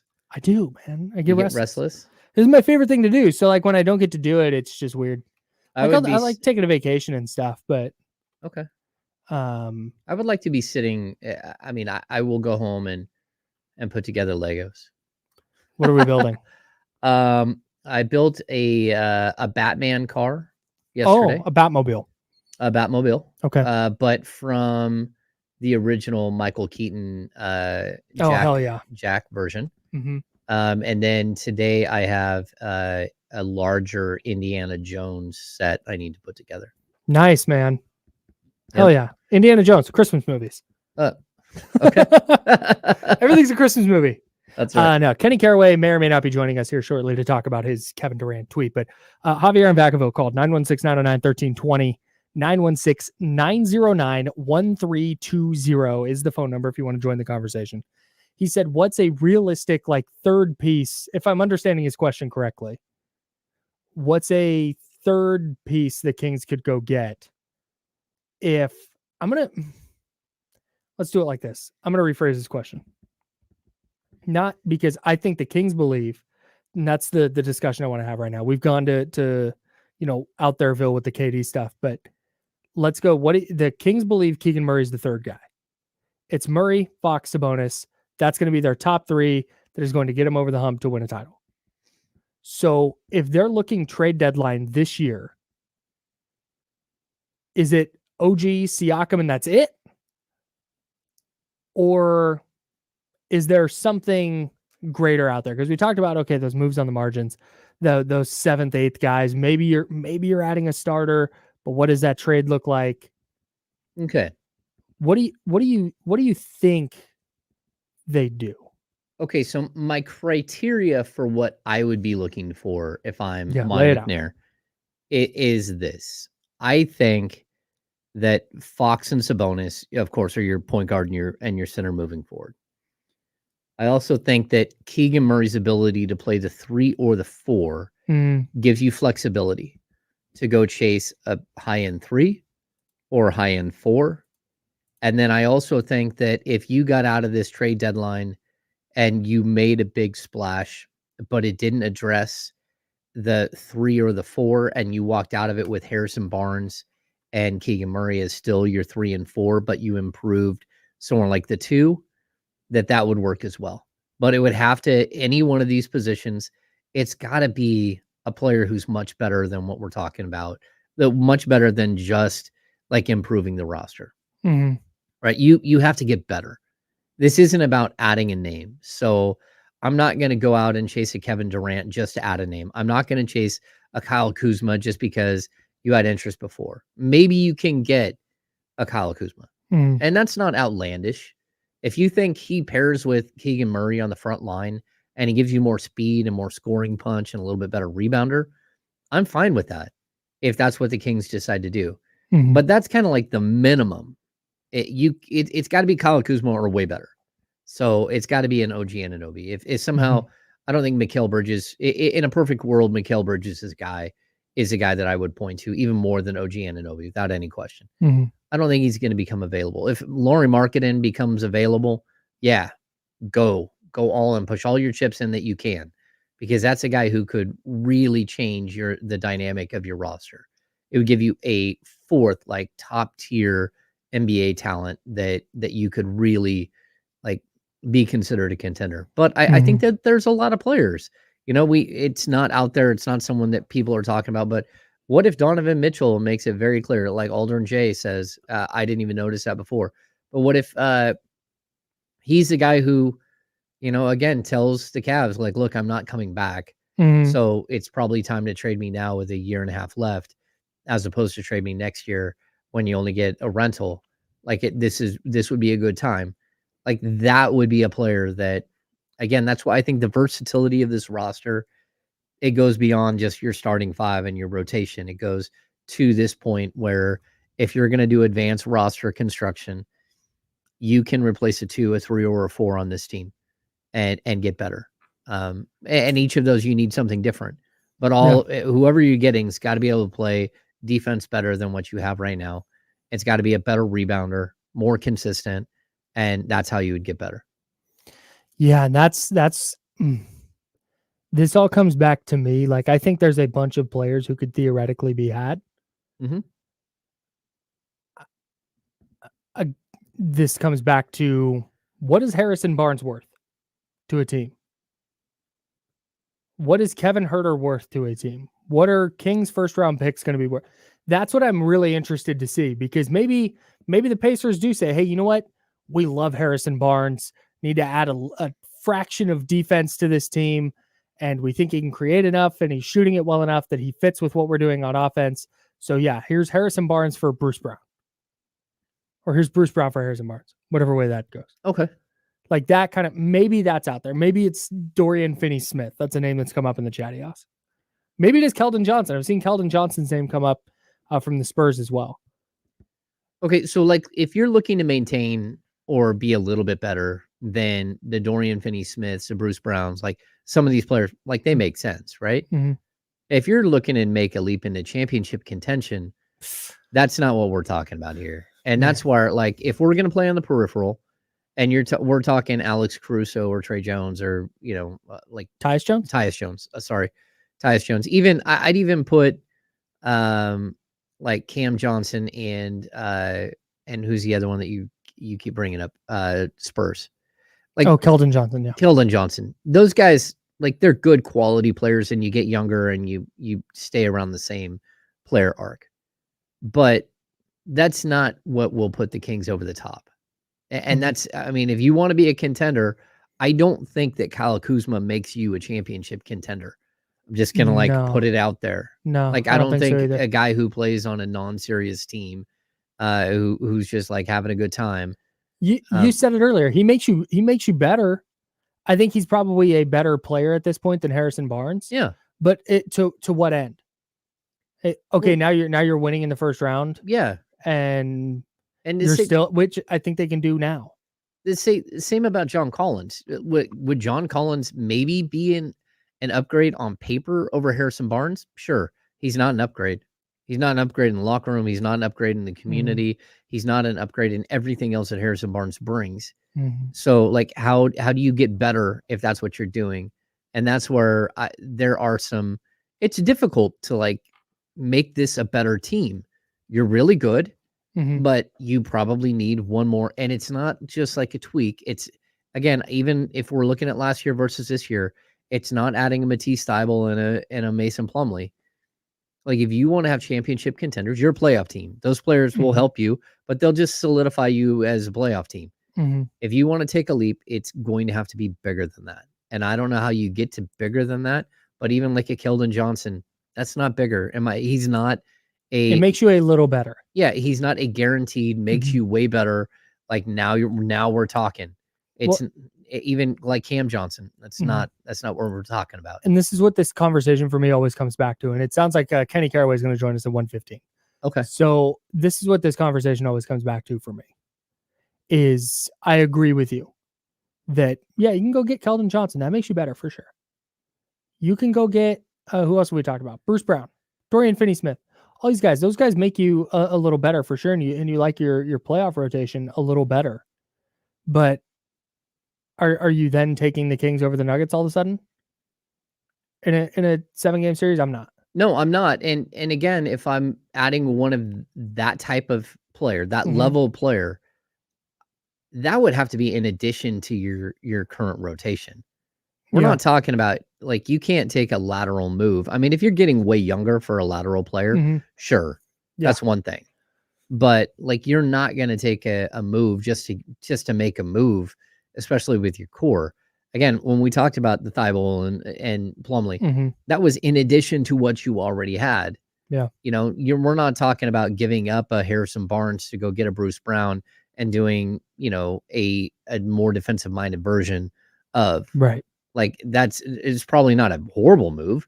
Like Bruce Brown's a good player. Not bad, but this is about this. We talked, how many times did we talk about this last year or earlier this season, I should say, is going from bad to good and then good to great is miles different.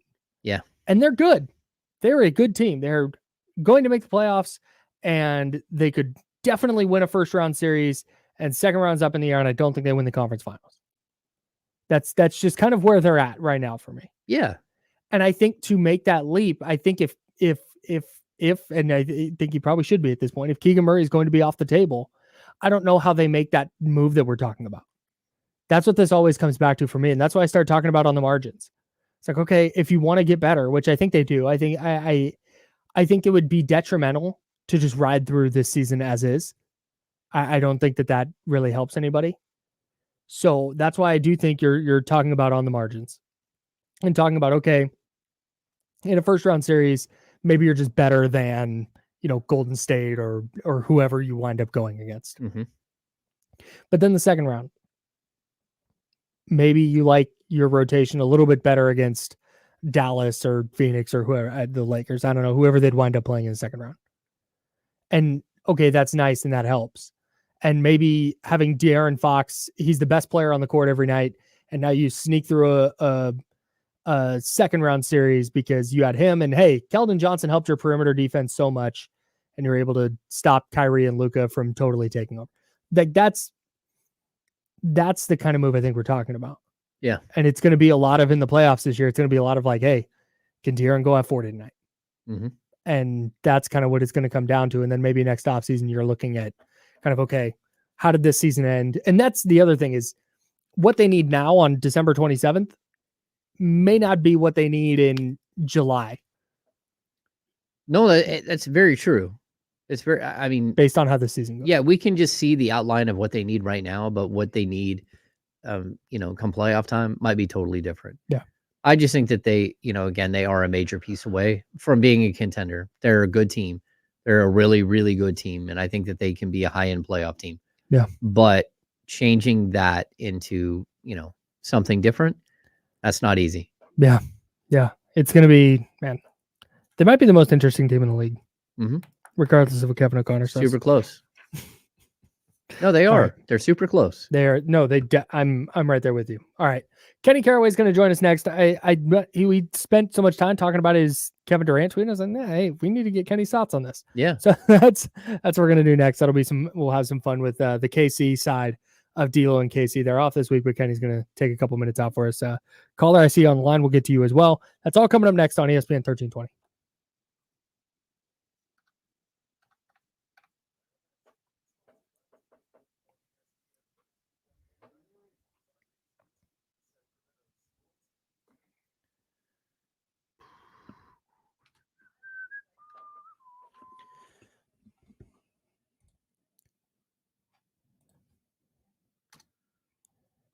I don't think serial connection. This whole panic mode after making the playoffs for the first time last year is crazy.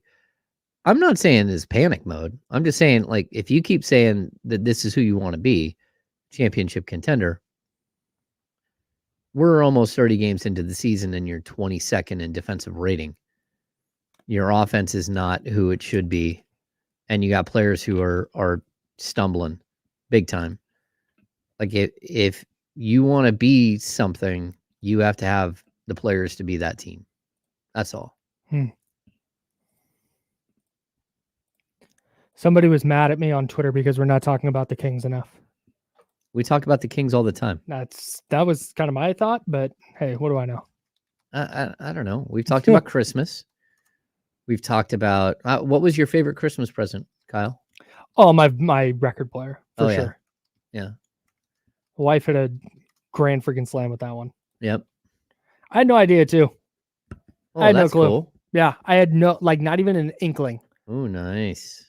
She said, I'm really, because I've got her a couple things I was really excited about, and I was like, hey, I'm really excited to give you your Christmas present. She's like, same. You're not going to expect what I got. Like, you wouldn't expect it from me. Oh. And I was like, what? That's weird. And she buy me shoes. She gave me basketball tickets. Like, what? I don't know. And then a damn record player.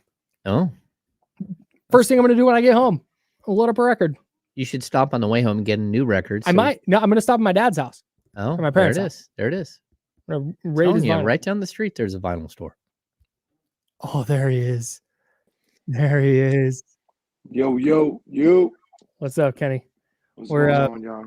Back in 20. Who we got? I got Ryan one. We'll see how long this goes. Oh, she's a baby girl. She might have to get dropped off in her mom's room if she starts talking a little too much, but she can hang with me as long as she's quiet. Here we go.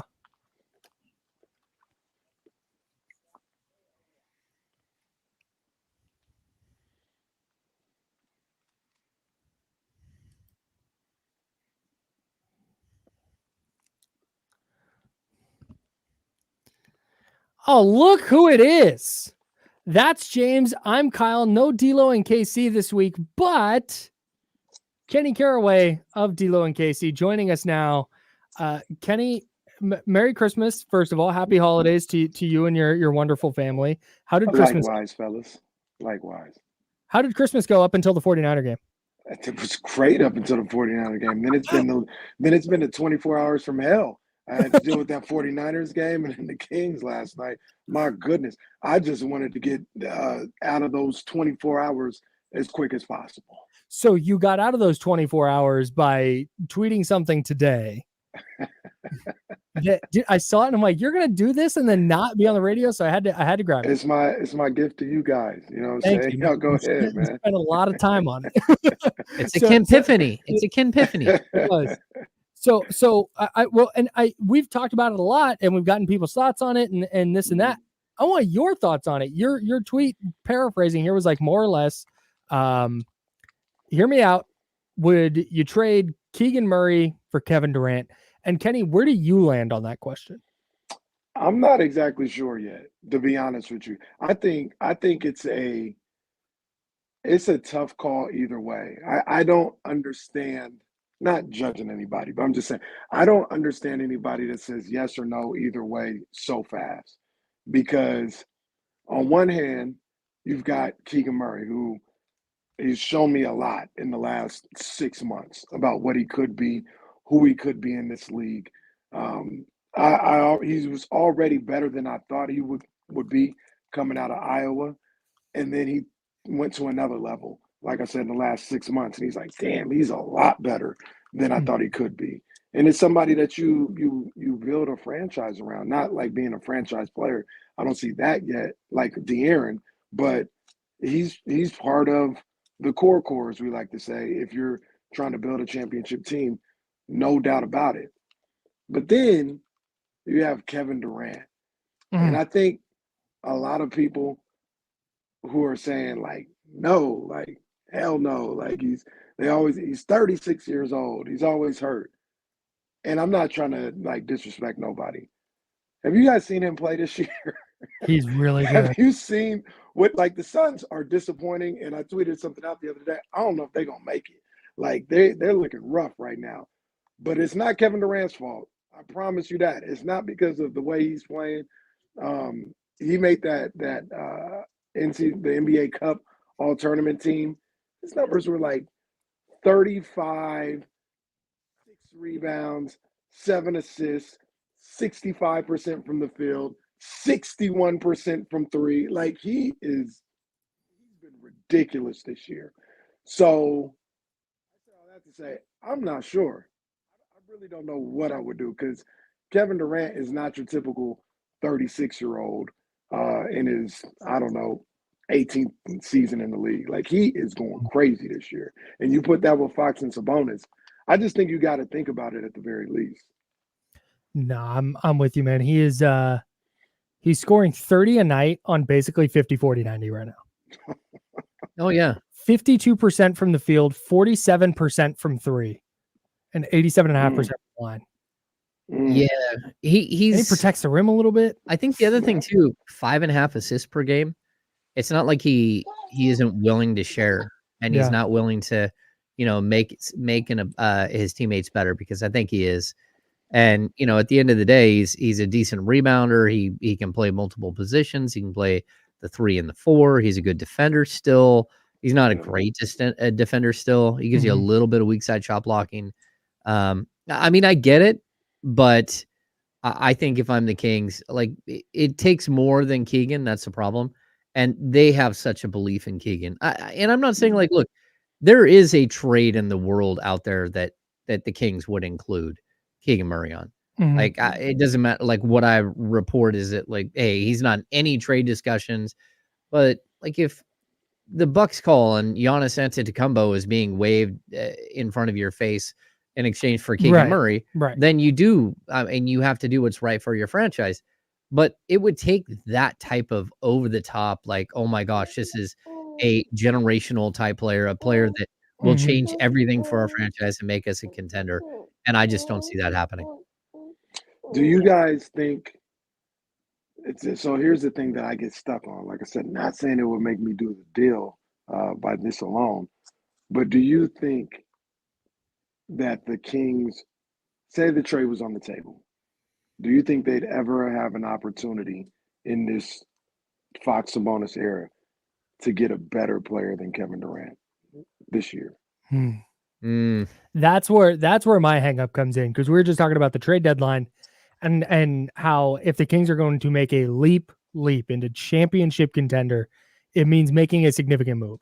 Like Keldon Johnson, Tyus Jones, God love them, they're not turning you into a title contender as the Kings are currently constructed. So if you're going to move mountains to add a player that's going to put you into that tier, like who's going to be available? If and again, this is you're not reporting that Kevin Durant is available or anything, but if that were to come about, I don't know what better player is going to become available in the next 2 years, 3 years who would make you better. And that's where my hang up is. And it would be a risk either way. If you made the trade, Kevin Durant, while he's been relatively healthy this year, he does have a track record of being injured.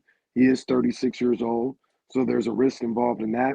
And if you decided not to do it, you might have passed up on your best chance to ever win a championship. Because if you get Kevin Durant, I'm not saying you can't be a championship team without him, but if you get Kevin Durant, you could be talking about NBA Finals this season. Like Durant, Fox, Sabonis, Monk, get in a filler for, and start Trey Lyles at the 4 or something like that. Like, you're talking about a potential championship team right here and now. And to walk away from that, I could imagine like walking away from that 3 years from now, you could be kicking yourself like, damn, like we fighting, we're battling to, get into this conference finals. Man, we maybe would have had it right then and there. We just didn't want to pull the trigger. Once again, I don't know what I would do. I'm just saying I see both sides. Yeah. That's a fascinating question. I think the bigger picture part of it for me is like the Kevin Durant thing is a hypothetical. That is, hey, would you do this trade for this all-time great player for Keegan Murray? Like, is that, and that's where I think the larger conversation is, and the realistic conversation is, man, if a player like that comes available, is that because, James, like you just said, Keegan Murray right now with the trades out there, the players who are being talked about being moved, Keegan Murray's not going to be on the table. But if they're a first-round exit again this year, and Keegan Murray is so, just kind of, okay the rest of the way, has a so-so playoffs, is that still the case in July? And that's what I'm interested to see. So I'll kind of like, if getting Kevin Durant means you will win a title, then you'd be crazy. But the problem is we can't guarantee that that's going to be the case. And even if you look back and say, oh, we had a window there, and if we did something, we would have won. There's no way to guarantee that you would have won or lost. So, I mean, that's the one thing that I would just, it's tough to have a hypothetical where there is no way to guarantee anything. I mean, there's still players like Joel Embiid out there. There's still a team like the Boston Celtics and the Denver Nuggets. Like, who knows what you become. But I also, like, there is not going to be a mention of a trade for a player that makes sense for the Kings at such a high level, because most of them are off the table already, and there's no reason for a team to trade them. The Warriors aren't trading Steph. Kawhi Leonard and Paul George, they're not going anywhere with the Clippers. Clippers are playing much better ball. Giannis is not getting traded. We can keep going down the list of players who are not going to get traded. And if I'm the Kings, if there was ever a way that you were going to make a move to give up a player like Keegan Murray that you have such an enormous amount of faith in, it would be because you're getting someone who fits the player arc of Domas and De'Aaron, but also reaches that plateau of just so good you can't ignore it. A Bam Adebayo, again, Donovan Mitchell, but I don't even know if the Kings would would allow Keegan Murray in a Donovan Mitchell trade. Like, these are the types of players though that we're talking about, because they believe this is going to be a 20 to 25 point game per game scorer, and he's going to be a guy like Chris Middleton, and he's cheap and he's under contract and he wants to be here, and so the commitment is there from them. Man, no, I understand it all, and I don't know, maybe I didn't articulate it good enough, but I wouldn't say guaranteed to win. But say you got Kevin Durant, that might be the best chance you have in this Fox Sabonis era to win a championship. Like, the best opportunity you have. I don't know. Like I said, I think I'm gonna get off the fence. I think if presented a situation where it's Keegan, Herter, Barnes, Davion, I think I might do it. Kevin Durant's going crazy right now. Like, you said I'm going to get off the fence, and then said, I think I might. I think if Phoenix was like, yeah, we would do the deal for that, I would do it. I would do it. And I hesitate because I do love Keegan Murray so much. I love his potential and who he is already.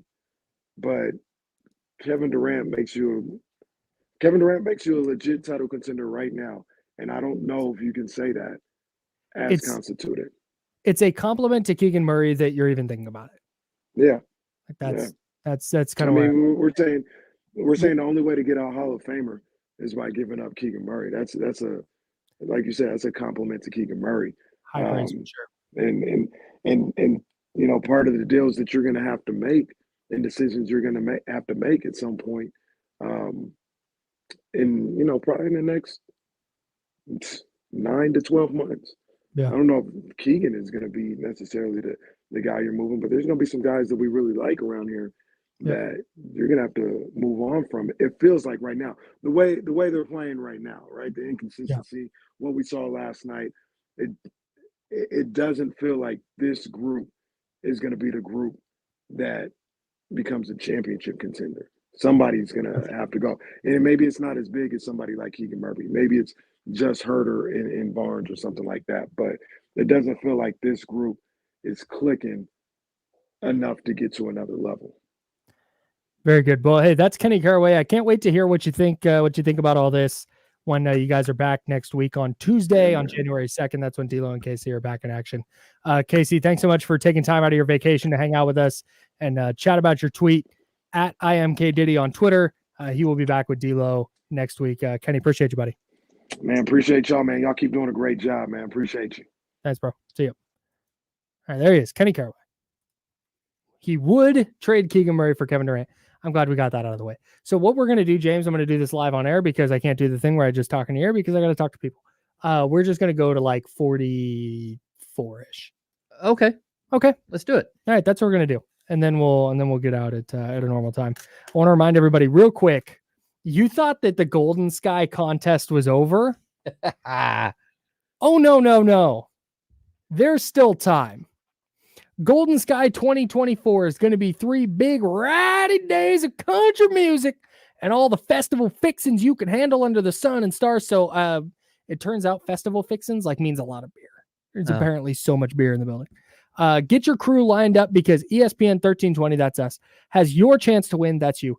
Weekend passes. So ESPN 1320 has your chance to win weekend passes. Just visit ESPN1320.com and fill out the online entry form for a chance to win 2 weekend passes and qualify to upgrade to 2 VIP weekend passes. Go do that right now.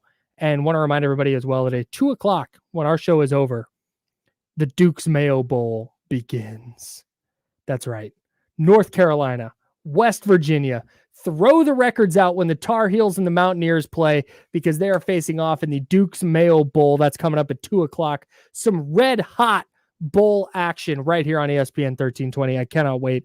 And immediately after that, everybody's favorite game, the Tax Act Texas Bowl between Texas A&M and Oklahoma State. Wow, again, toss the records right out the window. That's basically bedlam, but not quite. Texas A&M against Oklahoma State in the Tax Act Texas Bowl. That's immediately after the Duke's Mayo Bowl right here on ESPN 1320. Wow. Woo!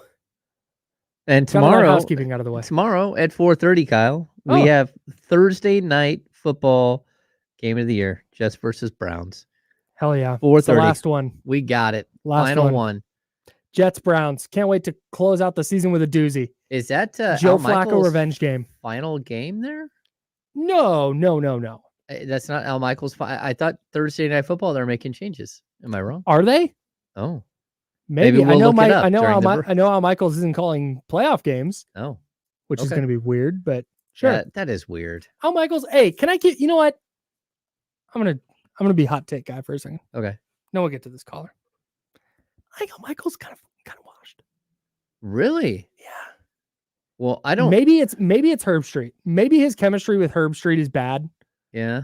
But I don't know if Al Michaels is he's just such a dude, think about how much of an icon and a legend Al Michaels is. Oh, he's one my of favorite. The all-time greats to ever do it. Do you believe in miracles? Yes. Is on the Mount Rushmore of great sports calls and maybe the number one sports call of all time. He has done minor league baseball, major league baseball. He's done World Series. He's done Super Bowls. He's done NBA. He's done everything, dude. He is a legend among legends. And it just feels like he's not the same. It's just not like there's still a panache that comes with just his voice being on the TV. Yeah. Like it feels like an event because Al Michaels is calling it. But I just don't. And like I said, I wouldn't be surprised if there's the Herb Street aspect of it, because Herb Street's not an NFL guy, and maybe that knocks Michaels off his game a little bit. But I don't get the same vibe when I'm listening to Al Michaels games that I used to. Okay, I'm all right with that. I mean, like, look, he's 79 years old. He's been the like top tier, the guy for so long. I mean, we're talking about the 1980 Olympics, right? Mm-hmm. I mean, 40 something years ago. Yeah. So yeah, I mean, he's amazing, man. 43 years ago, he was calling the Olympics, and he's still doing the marquee Thursday night football game for Amazon. I also think part of the problem what an icon with that, though, is that the Thursday night game is so bad. Like they just typically, it's been like the football has been horrible. And I think for him, you kind of feel a little bit like you're not really a prime time. You're getting the scraps, and maybe that's part of it. I don't know. Yeah, I'm with Soren in the chatty house. Herb Street's great on college. Don't love him in the NFL. Yeah, that's just where I'm at. Yeah. Hey, ESPN 1320. What's your name? You're on air. Jeff in Sacramento. Jeff, what do you want to say, bud? Oh, guys, it's a pleasure to talk with you and James, and I've been a fan of James for over a decade. So I wanted to make a couple of comments. When we played Minnesota, it was kind of unique. A year ago today, they were talking about that was a big old flop. And I guess paying all those draft picks turned out to be a great thing with Gobert in there. Man. And the reason I say that is we don't need everybody on the floor to be a three-point shooter. If we went all in on marketing, I think that with the new NBA contract, I think second-round picks are going to become valuable. And then if you let Mr. GM from Utah just get his win, he just loves number one draft picks. Why not trade number twos for number one, get him have his way? Because if we're going to be competing for the next 5 or 6 years, our number ones are going to be worthless anyway. Awesome. Thanks. No, I get what he's saying. Like, if you can get Lauri Markkanen for second-round picks, I would also do that. No. I think what he's saying is that second-round picks still have a ton of value, and that if you can trade your first-round picks but have second-round picks, that you're still going to have value in your second-round picks. I think that's what he was saying. Like, I see. They're going to be late first anyways. Yeah. So Kings first-round picks are going to be. I mean, if they were to get Markkanen somehow, chances are they would be a 25 to 30 pick for the next 5 years, and those aren't very valuable. They're valuable, but an early second-round pick is more valuable than a late first-round pick in most worlds, because an early second-round pick doesn't have to all be guaranteed, where an early first-round pick the first 3 years. Well, the first 3 years are pretty much guaranteed. I don't know that. I wonder how eager the Jazz are to get rid of Lauri Markkanen. They're not. They love him, and they feel like, again, when you trade for a player who's had injury history and hasn't really fit in other spots, and you put them in a position and they succeed so greatly, and they go so over the top, and they make an all-star team and 25 points a game and all that stuff, that it's your resume you're looking at, right? So, like, even I think that's an element to the Tyrese Halliburton trade that I think is missed.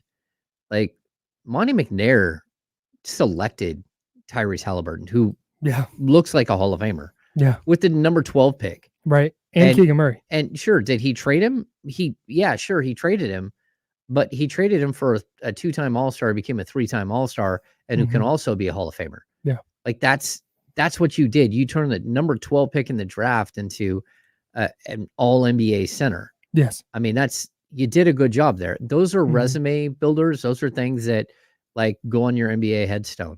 Like you're the guy who drafted Tyrese Halliburton. You're the guy who traded for Domantas Sabonis.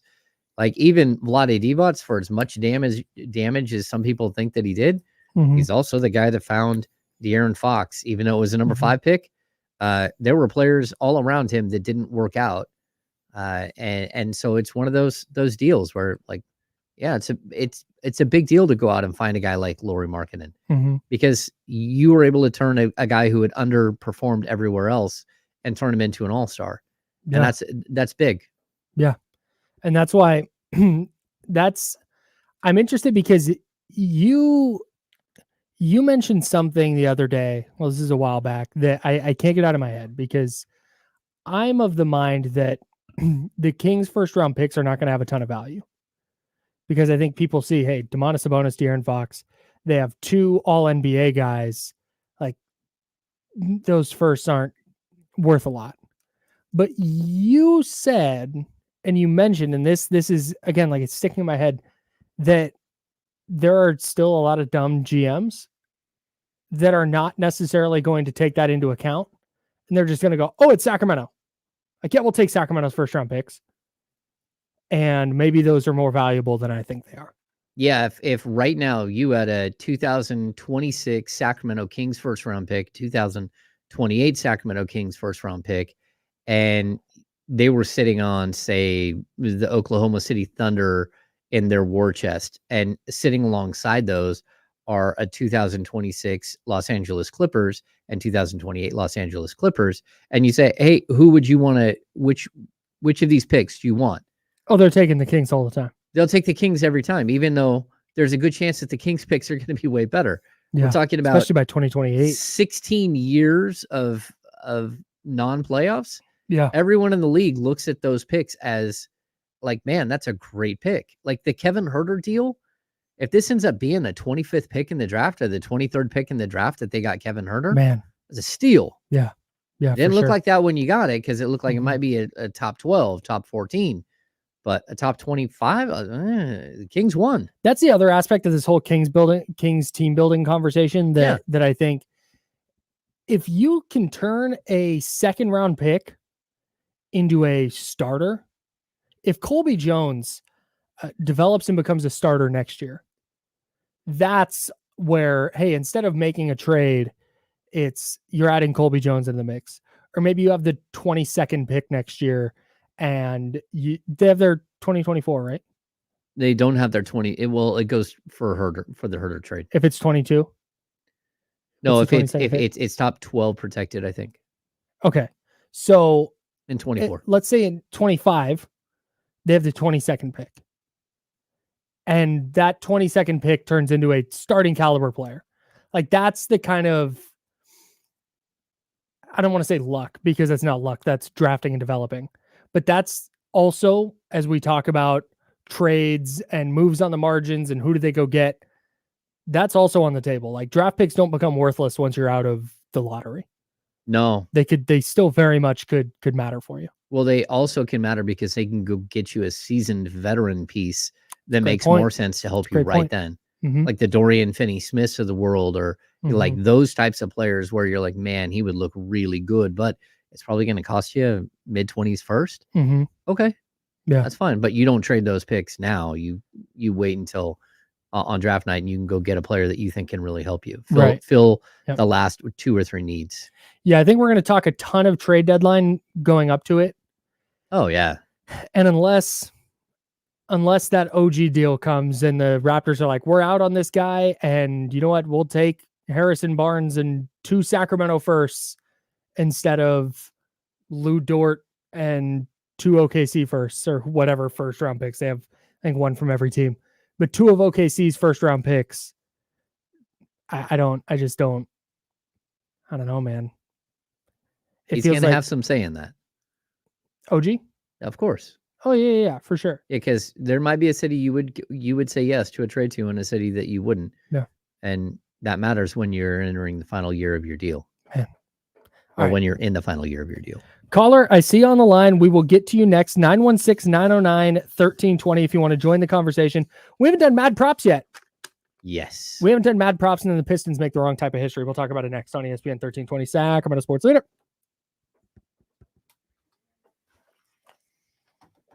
We have one more Jiffy Lube gift certificate to give away. You guys are out there. Number one, we would love it if you hit the thumbs up. Number two, what do we have? We have Domas. We have Keegan. Those are, so if you go to ESPN1320.com, hit the Jiffy Lube logo, those two, Domas and Keegan, will enter you in for the first two gift certificates that we've given away today. And then we have one more. I'll make Kyle handle that after the break.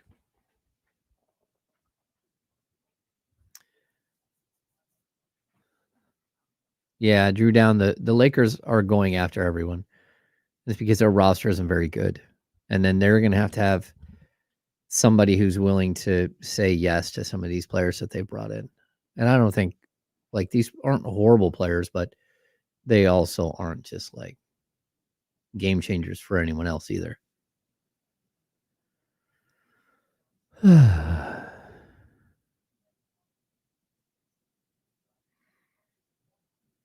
Yeah, Casey Tucker. Rui Hachimura is allergic to defense.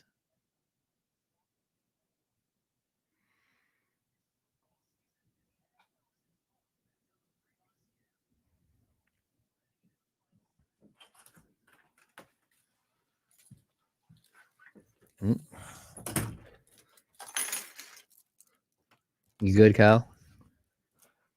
You good in there?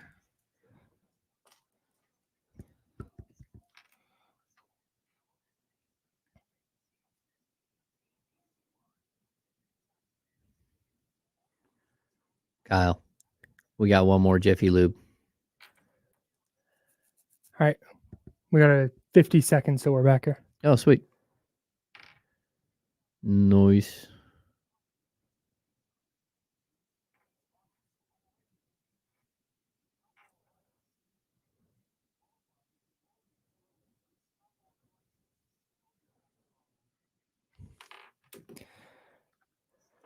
No, Ryan AP, there's no way Brandon Miller's getting traded. They're going to build that franchise around Brandon Miller. And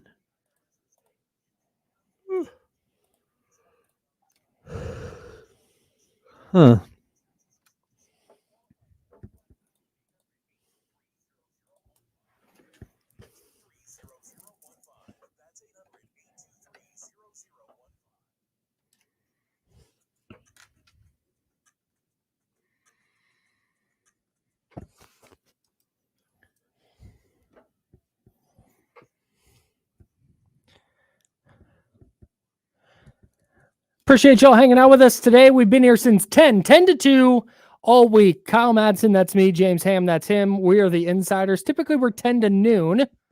So maybe you're locking in. Maybe you're usually in here around this time and you don't check out the insiders. Check us out. 10 to 12, but we're hanging out 10 to 2 this week with no D-Lo and KC.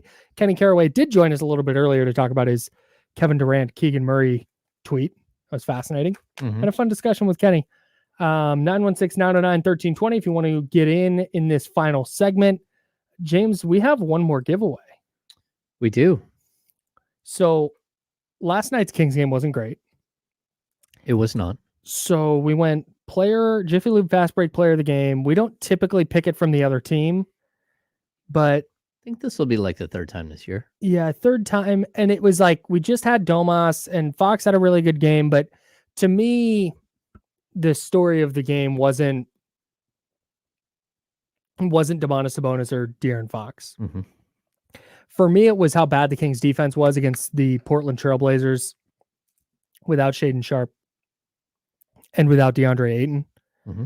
So I went with, and this is a Kyle Madsen call, the Jiffy Lube Fast Break player of the game for the Kings Blazers game is Dwop Reith. a player who I'm not going to lie to you, listener, I did not know existed. Humble listener. Until last night.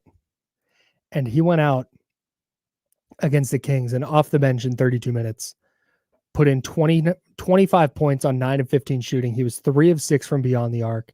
He had 9 rebounds and a block. He had 5 offensive boards. He turned into like Prime Shaq last night, and I think he deserves some recognition. So ESPN1320.com, click that Jiffy Lube logo and enter the code word DWOP. D-U-O-P. DWOP. DWOP. DWOP. DWOP. DWOP. DWOP. D-U-O-P. The first one was Domas, D-O-M-A-S. The second one was Keegan, K-E-E-G-A-N. The third one here, the third Jiffy Lube Fast Break player of the game from the weekend was Dwopperith, D-U-O-P. Enter that code word at ESPN1320.com where the Jiffy Lube logo is, and you will be entered to win a $100 Jiffy Lube gift certificate. If you want, you can enter 3 times. Enter all 3 names and you'll be entered 3 times. That's right. You're not only going to get 1 entry. You only get 1 entry if you only enter 1 of the code words. Okay. So while you're there, just do all 3. Yeah, so we have Domas, we have Keegan, and we have Dwop. D-U-O-P. D-U-O-P. He is a 27-year-old rookie out of the South Sudan. He went to LSU and Lee College. Sure. As one does. Yeah. He has played in 20 games this season, including 4 starts, 8.6 points, 3.1 rebounds, 0.4 blocks. He did have his career high, I believe, against the Sacramento Kings. Yeah, 25, I'm guessing. Oh, yeah. 25 is his career high. Yeah. For sure. 9 rebounds, career high. Yeah, impressive. Did you see Chimezie Metu with a career high? I did not. Yeah, on Christmas night. Good for him. Chimezie kept that team in the ball game. Good for Chimezie. Good for Metu. I was pretty busy Monday night, so I didn't catch any of that Suns Mavericks game. I don't care about the Clippers, or I'm sorry, not the Clippers, but the Luka Suns beef. I can't bring myself to care. Yeah, I tried. You tried. I love a good beef. That doesn't seem like beef to me. That just seems like Luka being better than all the players on the Suns. I'm with you. Anyways. He is. What? He is. What? Yeah. The best player on that. Oh yeah, for sure. Yeah. 916-909-1320 if you want to jump in. Hey caller, what's your name? My name is TC. Kyle and Ham. What's up, bro? Hey, what's up, man? How are you? Man, I'm all right, man. How was y'all Christmas? Man, I've been listening to my guys. Mine is all right. Yeah. Hey, TC, we can barely hear you, man. Hey, you guys got me better? That's way better. Yeah, what do you got for us? Hey, look, check it out. Hey, so Ham, Kyle, hey, I'm kind of with on the Durant situation. I was both ways, but that's like Durant, man. You know what I mean? And I know it's hard on Keegan. So how I came to my conclusion behind the situation, I'm going to ask you 2 guys, and I'm going to ask the Chatty House and Kings fans. This is a legit question. So if it took, I know you could do it without it, but if it took to keep Malik here on a long-term contract, but we have to let Keegan walk, what are fans going to do? I love Keegan, but to keep Malik here, I'm willing to let Keegan go to keep Malik here. Because I think Malik brings more. Thanks, TC. I disagree. Oh, yeah. I disagree. I mean, I want both. Yeah, but is there a reason they couldn't do both? No, you should do both. Yeah. You should have both. I mean, if you had a couple of $40 million players. Yeah, so Chimezie Metu, 23 points, 19 rebounds, Kyle. 23 and 19 on Christmas. Yeah, no, that's... What in the world? Good for Chimezie. Love that for Mezzi. Yeah, I don't think so. So for okay, let's since we're talking hypotheticals today. If the Kings had to make a choice, I would choose Keegan over Malik Monk. Yes. As much as I enjoy Malik Monk, if I'm choosing between, but the Kings won't have to. No. And if they put themselves in a bind like that, that's weird. Like that goes beyond like basketball stuff at that point. Yeah, I mean it would be difficult for the Kings to clear up enough cap space if Malik wants more than like the $17.4 million they can offer him in year 1. Mm-hmm. Like they're not going to be able to get to $20 million very easily. So, and the $17.4 million that they can offer him, Like, first of all, that's going above the cap. That's as an early bird, right? That's a starting salary, 8% raises off of that. It works out to be like, I think we figured it out, a 4-year 78, something like that. That's the most the Kings can offer. I'm not saying they're going to offer that. I'm saying that's the most they can, right? Well, you also get to keep your mid-level exception in that deal. You still have another $12 million contract you can go out and spend if you were to do something like this. And so, again, it's kind of complicated, but like, look, I think there's a way to keep Malik Monk, and I don't think it's going to be that big of a deal. Yeah, I'm with you. Kyle, we've run out of time. How do we do this? Not really. Short breaks. No, we're good. 31 and 20. Yeah, no, we're good. Okay. I'll get us out on time, I promise. Mad props? Yeah, we got mad props, dude. Let's do this. All right, here we go. So, bad week for both of us. Oh, no. In mad props. The first one, we had 49ers points or Domantas Sabonis points. And again, remember, we did this Friday. So it was Niners, Ravens, and then Kings, Suns. We just picked the upcoming Suns game. So Domantas Sabonis points against the Suns or 49ers points. You had Domas. I had the 49ers. Domas wins that one, 28-19. So you get the dub there. We both had Sacramento to allow we both had the Suns to score more points than Christian McCaffrey had total yards. Christian McCaffrey had a huge day, 131 total yards, just 105 points for the Phoenix Suns. So we both catch an L there. Brandon Ayuk catches or Keegan Murray made threes was the next one. This is my only win. Spoiler alert. Brandon Ayuk, I had him. He had 6 catches. You had Keegan Murray made threes, just 3 threes for Keegan in that one. So I get the point. Deebo Samuel targets or Malik Monk assists. We both had Malik assists. 12 targets for Deebo Samuel. 12. That's a lot. Just 5 assists for Malik Monk. So we both catch an L there. 49ers punts or Harrison Barnes made field goals. I got jobbed here. The 49ers would have punted way more if Brock Purdy would have stopped giving the damn ball away. So Harrison Barnes made 5 field goals. The 49ers just punted just twice. So you get the win there. I catch another L. And then the last one, we both had the Ravens to have more rushing yards than the Kings would have points. Just 102 rushing yards for the Ravens. A really good night for the Niners run defense. 120 points for the Sacramento Kings. So we both catch an L on that one. You go 2-4. I went 1-5. Oh, congratulations on your mad props victory. I backed it. That's a beep, beep, beep. Hey, a win is a win is a win. That's dog. right. Congrats. Just win, baby. Congrats on the W in mad props. We do that every single week. We'll do it again this Friday. We'll have 49ers and Commanders, and then the Kings play Friday, right? Thursday? Yeah. No, Friday. Friday and Sunday. Okay, great. So I'll have a Kings game that Friday. All right. Perfect. We do that each and every week. It's one of my most fun things. And then the Pistons, just real quick, last night, lost their 27th consecutive game.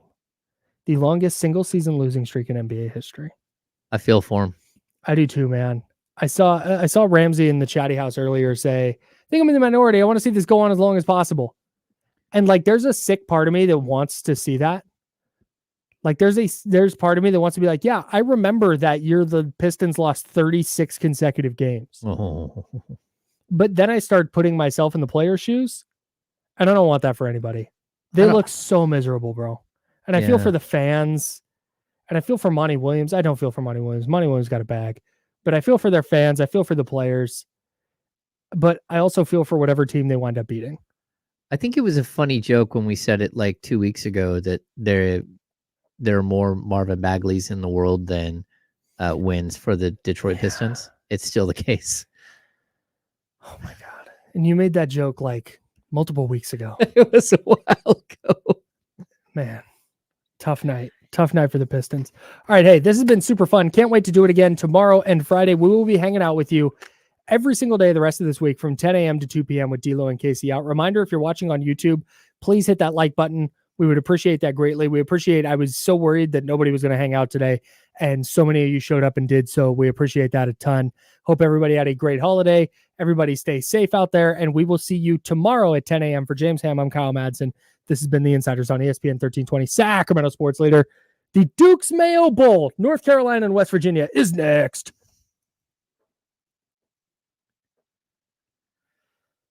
We did it, Kyle.